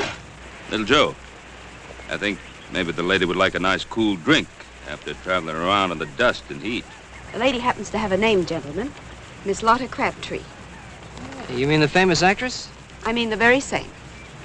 I'll be knee-high to a prairie dog. Lotta Crabtree. Miss Lotta Crabtree. Hey, yes, yes, ma'am. Little Joe, take Miss Crabtree up to the house. Let her rest herself while we put this fool carriage of hers together again. You expect me to ride this horse? I'll see that man will walk a mile of the house. My pleasure, ma'am.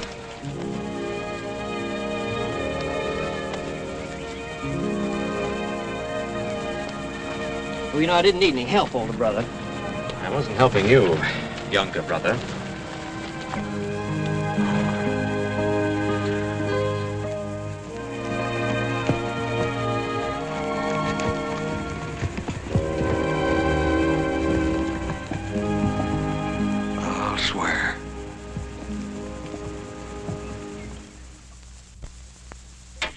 Adam, you reckon you're going to get this thing fixed today? You'd like to try? If I did, who'd hold this wagon up? Try that wheel again. See if it'll turn. Bring her in. Yes.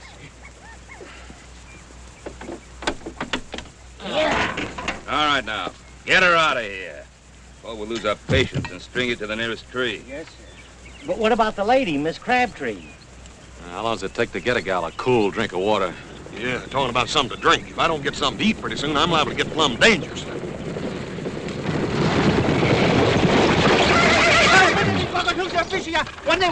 What in fun are you trying to say? Low speak, all dry up. Why you not come eat? Because we had something better to do. You don't mean it's ruined, Hopsy? All dry up, throw away. Throw away? Hopsing invite lady eat a low speak. She say, thank you very much. But she have to go Virginia City. Virginia City. Crazy little Joe. He didn't agree to take her. Take Bess Buggy too. She very pretty lady. Very pretty. I'm alone. Mister, you've got just 1 minute to tell us all you know about it. I swear I don't know nothing, Mr. Cartwright. That minute's running out fast. Who sent you up to the Ponderosa? Nobody. I mean, I was just hired to drive the lady up around these hills. Was it Alpheus Troy? Was it Alpheus Troy hired you? Talk, man, while there's still a tongue in your head. I couldn't help myself, Mr. Cartwright. I couldn't say no to Troy. I just couldn't help myself. How much did he pay you? You went into that town alone. Anyone care to ride into Virginia City with me? Us. Not into Virginia City, not yet. It's exactly what they want. Just the 4 Cartwrights. Well, we'll ride in. But we'll have 100 men riding in after us in the morning if we haven't returned. You'll alert the men from the North Valley. Adam, you ride out to the settlers on the Tahoe Rim. I'll take care of the men at the sawmill. As soon as we're through, we'll ride into Virginia City. I'll be waiting for you in the Sazerac.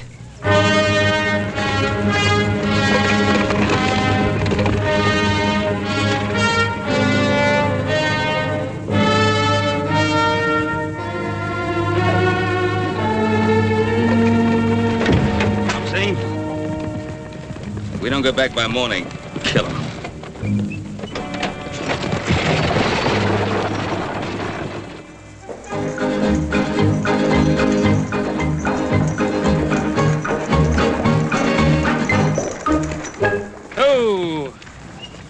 I think we better let him rest, man. We don't want to get him all tuckered out. I see. It's very considerate of you to drive me, Mr. Cartwright. Well, most people hereabouts just call me Little Joe. Little Joe? Well, you're not that small. I was not that, man. It's my brother Horse is that big. Yes, he is. But what kind of a name is that for a man? Horse. Oh, he had some other name when he was born, but then when he weighed in at 50 pounds when he was just a couple of months old, well, people just forgot the other name and started calling him Horse. 50 pounds at a couple of months. Now, that's impossible. Impossible, ma'am? I don't think you'd say that if you could have seen Horse's mother. Isn't she your mother, too? Who, that big gal? Oh, no. Well, Pa said she stood 6 feet tall on her stocking feet and could punch like a mule. That's how Pa met her. She threw him 2 out of 3 times in a wrestling match. Oh, she didn't. No. Now, she's a real beautiful woman. Came from Sweden. Pa said she was like a clean, fresh sunrise. I'm sure she was. Your father was married twice? Oh, more than that, ma'am. More than that? Yeah, older brother Adam. He's from Pa's first wife. She was the daughter of a New England sea captain. Imagine my pa being married to a Yankee. What's so wrong about a Yankee? Ma'am, if you don't already know, guess ain't no use my telling. Mr. Cartwright, when will we ever get to Virginia City? Almost before you know it, ma'am. Ha! Come on!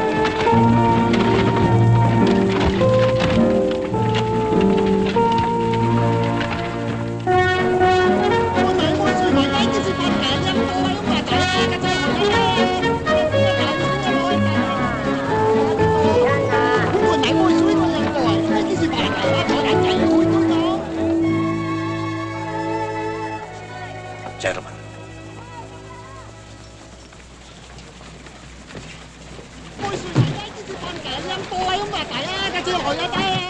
spider has just snagged the fly. Troy, do you think Miss Crabtree would appreciate being called a spider?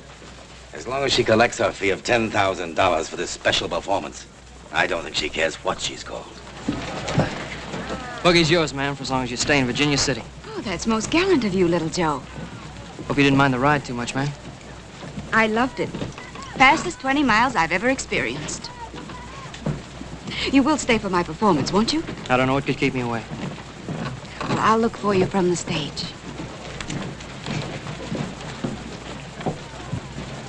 After the show, do we have dinner together? After the show, you ask me then.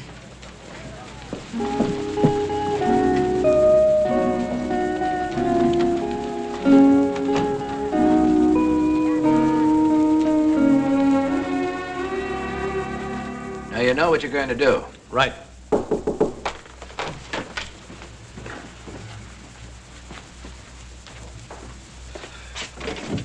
Oh, Miss Crabtree, this is indeed a pleasure. You sent for me, Mr. Troy? I'd have come to you, but I was afraid I couldn't crowd my colleagues in that cramped little dressing room. Miss Crabtree, I want you to meet Aaron Cooper of the Yellow Jacket. How do you do? Mr. George Garvey of the Diablo. My pleasure, gentlemen. Your fame is worldwide. Won't you sit down, please? Oh, well, thank you. Might I add, so is yours. Oh, by the way, congratulations. Congratulations? For what? My performance isn't until later. Well, let's say for bringing that young man into Virginia City. Oh, is that so difficult? Did you have any doubts?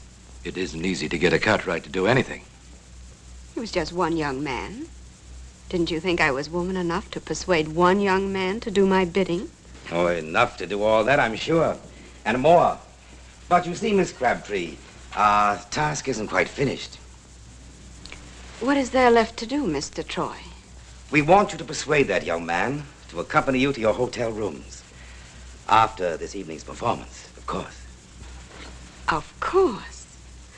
Well, how interesting and how unusual. What do I do then? Make love to him? No, just keep him there. Talk to him. Do anything but keep him there. He's such a boy. What should we talk about? Talk about his blasted trees. They've got more than 1 million of them up there on the Ponderosa, and we want them. Trees? You want trees? I thought you were all Silver Kings. Trees spell timber. And we need timber, Miss Crabtree, desperately, to keep our minds going. You see, the deeper the veins go into the earth, the richer, the purer the silver. But without timber, millions of feet of it, to support our tunnels and our shafts, there's a limit to how deep we can go. Then it appears I've earned my rather exorbitant fee.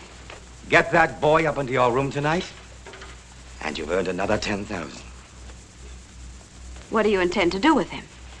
Hold him as a hostage until Ben Cartwright gives us the right to cut down his trees. And what if Ben Cartwright refuses? The way Ben loves those sons of his, I don't think he'll refuse. I'll expect another 10,000, Mr. Troy. If you promise not to harm that boy.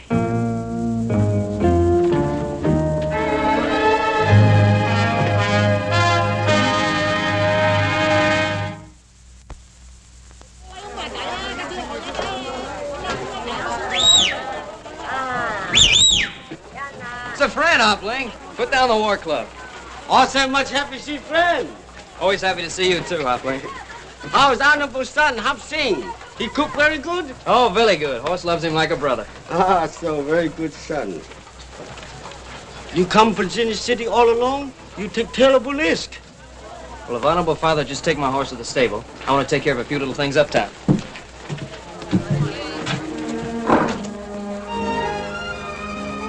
You mind, Hopling? For a very beautiful lady.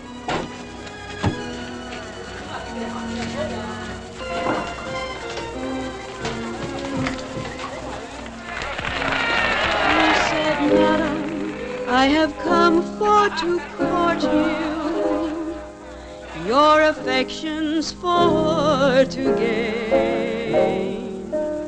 And if you'll give me good attention,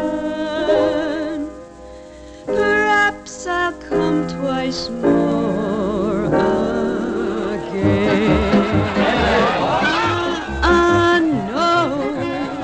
No, sir, no.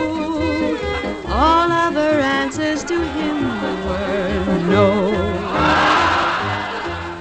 Madam, I have gold and silver. Madam, I have a house and land. Madam, I have a world of pleasure. You can have it all at your command. No, sir, no. All other answers to him were no. What care I for your gold and silver?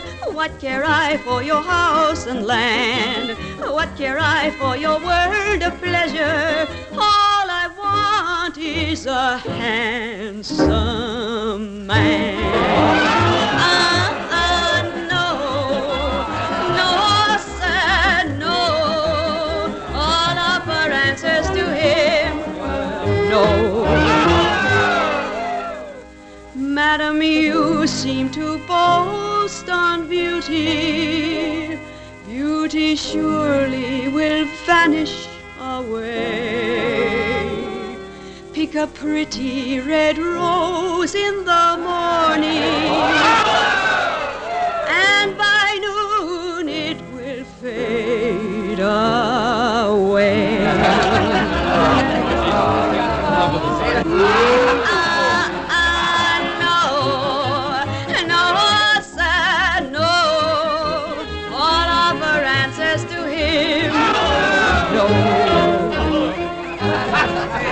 All other answers to him were no.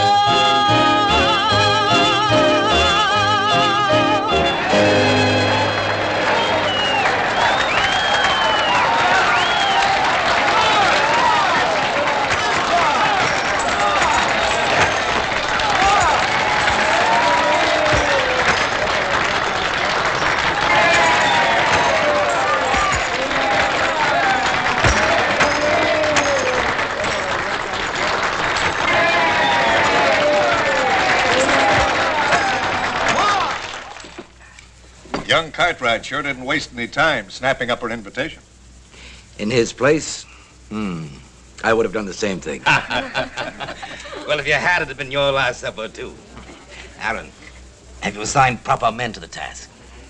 McCutcheon and Farrell, Yellow Jacket boys. Excellent. Good. Gentlemen and ladies, I invite you to partake of the pleasures of my Club Sazerac special. It's open. Come in.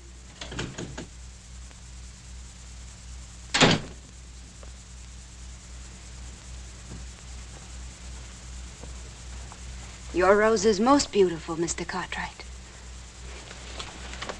Hardly anything, ma'am, compared to all these. I don't think any of them could have been given with more admiration or affection. That's rather bold, sir. I might almost say wicked. Speaking of wicked, that was a fairly wicked dance you did out there on the stage. You didn't like it? Who, me? Ma'am, I loved every bit of it. As a matter of fact, Tell me, Mr. Cartwright, your mother was the third wife? And the last. What was her name? Felicia, why do you ask?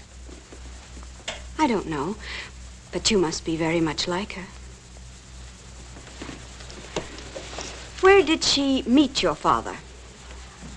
Pa took a business trip down to New Orleans. Guess he made out better than he ever figured he would. New Orleans.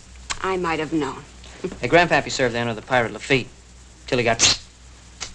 You mean to say your grandfather was hanged? How awful. Well, it ain't a bad way to go, man.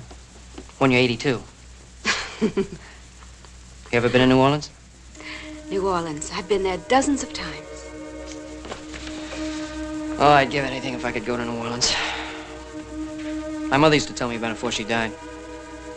I can hardly remember now. I was just a little kid, not even 5 years old. I know she used to tell me what a beautiful city it was. Yes, a very beautiful city. Very old and very gracious. But we'll talk about that at supper. I got a little place all picked out. Run by a fella from Paris, France. Come to Virginia City a couple of years ago and pan for gold. Then he got so discouraged with the kind of food they dish out around here, he just opened up a little cafe. What's the matter, man? Don't you care for French cooking? I love French cooking. And I love French wine. Here, let me pour you some.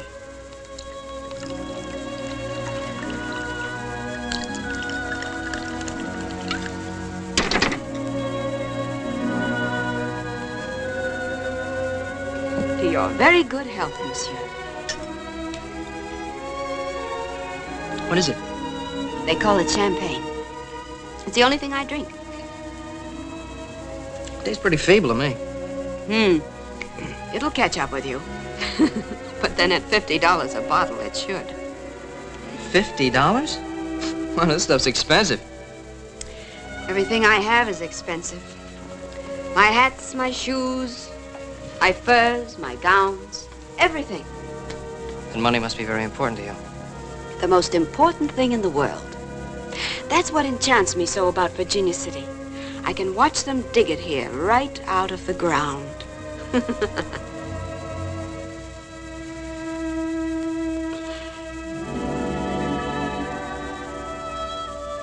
You don't know how hard I've worked. How many years it's taken to be able to buy the kind of champagne we're drinking now.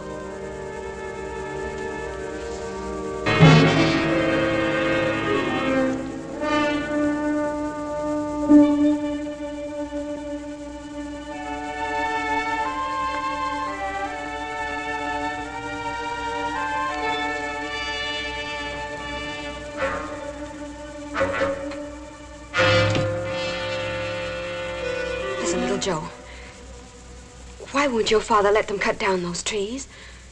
They'd be willing to pay anything he asked. The trees? Who wants to know about the trees? They need those trees. Without those trees, they can't keep their mines going. And without those trees, we can't keep the land going. You expecting any visitors, ma'am? I suppose you know what I've done, don't you?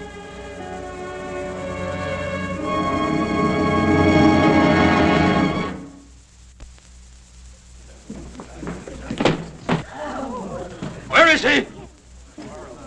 Where's my son? May I ask you, Mr. Cartwright, to address whatever questions you may have to my friend, Langford Poole.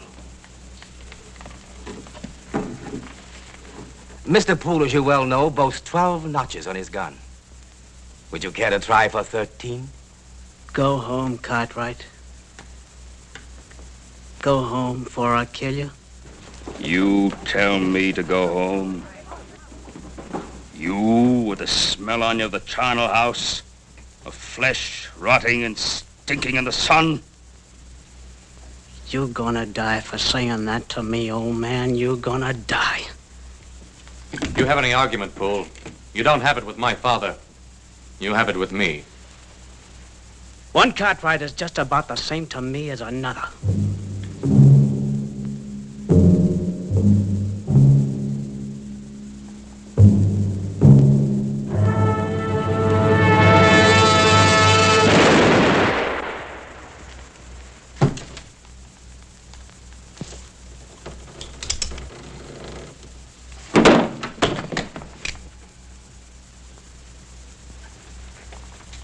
I'm asking you again.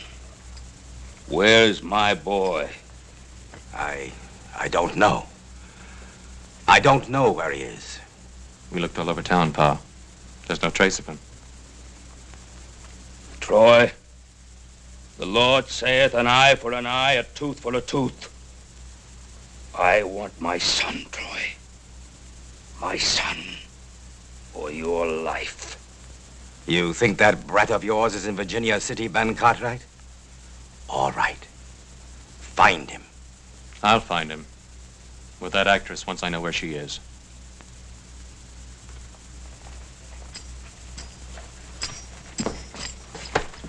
You know that, Troy? You know where she is. Now tell me or I'll rattle your teeth. At the hotel. The International House. I'll find him, Pa.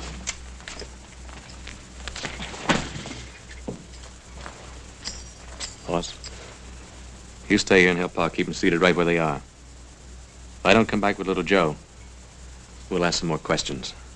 They'll be here when you get back at them. One shape or another, but they'll be here. Yes, ma'am, you sure got expensive tastes. Like the champagne stuff, hats, gowns, and furs. I guess you didn't have much choice. But you have. They'll kill you, little Joe. You can get out through the window, please, before it's too late. Ma'am, I thought we had a supper date together.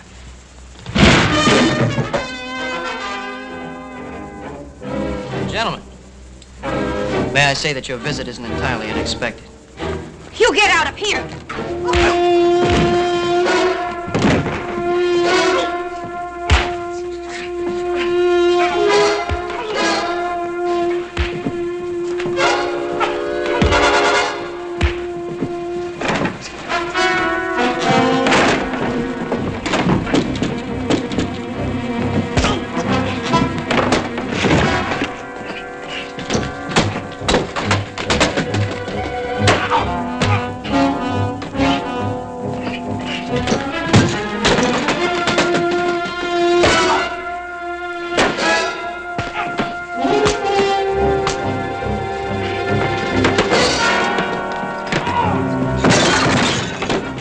Crabtree, ma'am, you're a sweetheart.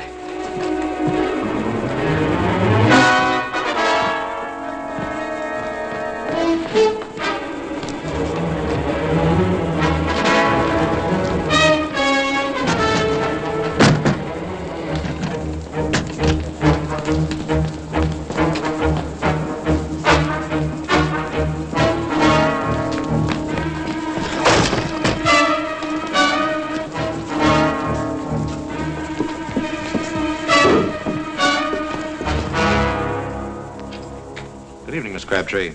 Adam. Oh, I'm so happy to see you. Are you? Where's my brother?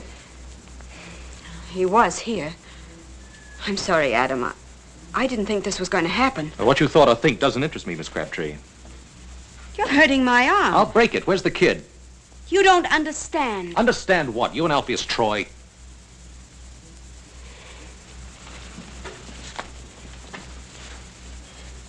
You don't think much of me, do you? On the contrary. I think you did your job beautifully. It's not everyone that could lure a young fool kid to his death. That isn't true. I didn't know they wanted to hurt him. They said it would just be a little trick, a sort of a game. Could I go up into the mountains and make one of you follow me back to town? And for how much money? Money didn't have anything to do with it. Didn't you just hear me say it was a little game, a sort of a lark? Oh, I heard you. It doesn't mean I have to believe you. Oh. Let go of me. Get your hands off me! Next time, Miss Crabtree, pick on a man, not a boy.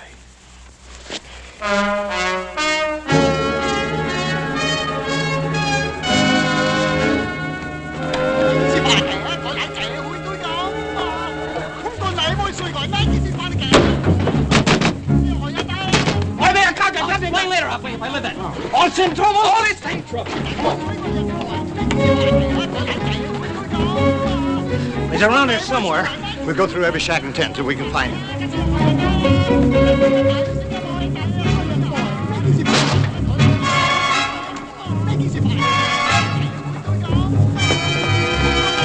Where is he? Where are you hiding him? That's a big help. Well, if he's here, we'll find him. Wait! What are you going to do? Wait! Now,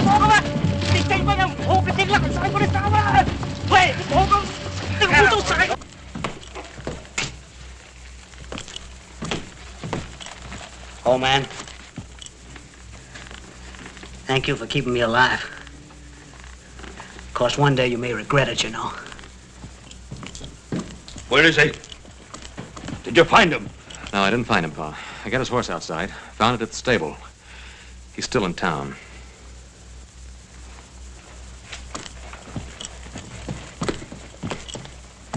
We'll go on looking for him, Alpheus Troy. And if we don't find him...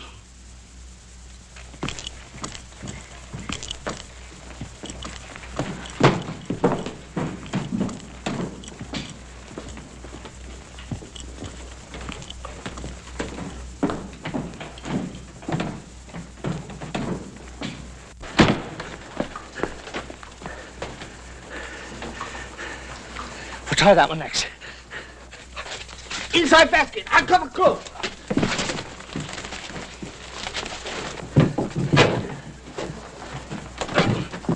You got anybody hiding in here? Hide somebody? No, nobody. Me hide nobody. Oh, what's the use? Let's turn this place inside out. Why? Me lie đi quá. Phải, đi chỉnh cho nhà đi không. Mà chỉ biết đi chắc lắm rồi. Phải, đi chỉnh cho nhà đi không. Quay đi không tăng hoàng ơi. Quay không. Bố không hoàng ơi. Quay con chỉ bây giờ ơi, không dám đâu. Bố không à. Quay đi không chỉ bây giờ ơi. Quay đi bố chỉ con đâu mà bố ơi. Quay. Đi lie đi quá. Đi chỉnh bây giờ đi hùng con nó ôn rồi chắc sang con đi lie. Hoa đi chỉnh bây giờ. Mà chỉ biết đi chắc lắm rồi.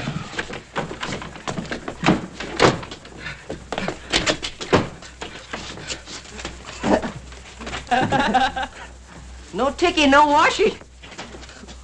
Đi lie đi quá. Đi chỉnh bây giờ đi hùng con nó ôn rồi chắc sang con luyện tay. Hoa đi chỉnh bây giờ.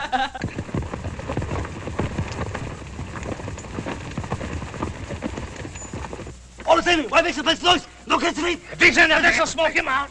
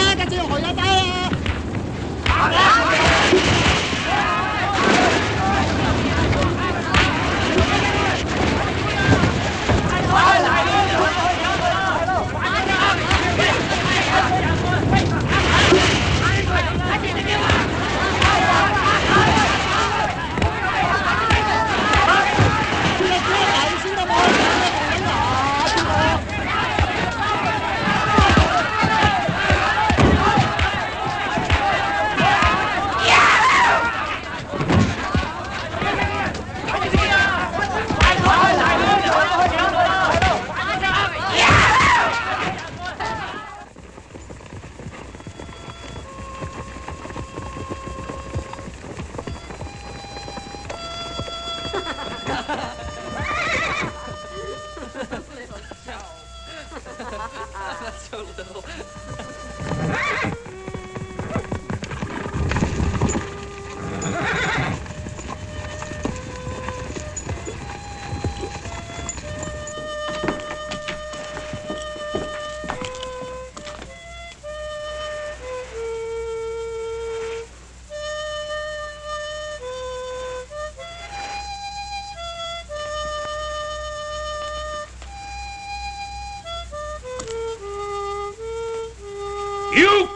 You scamp!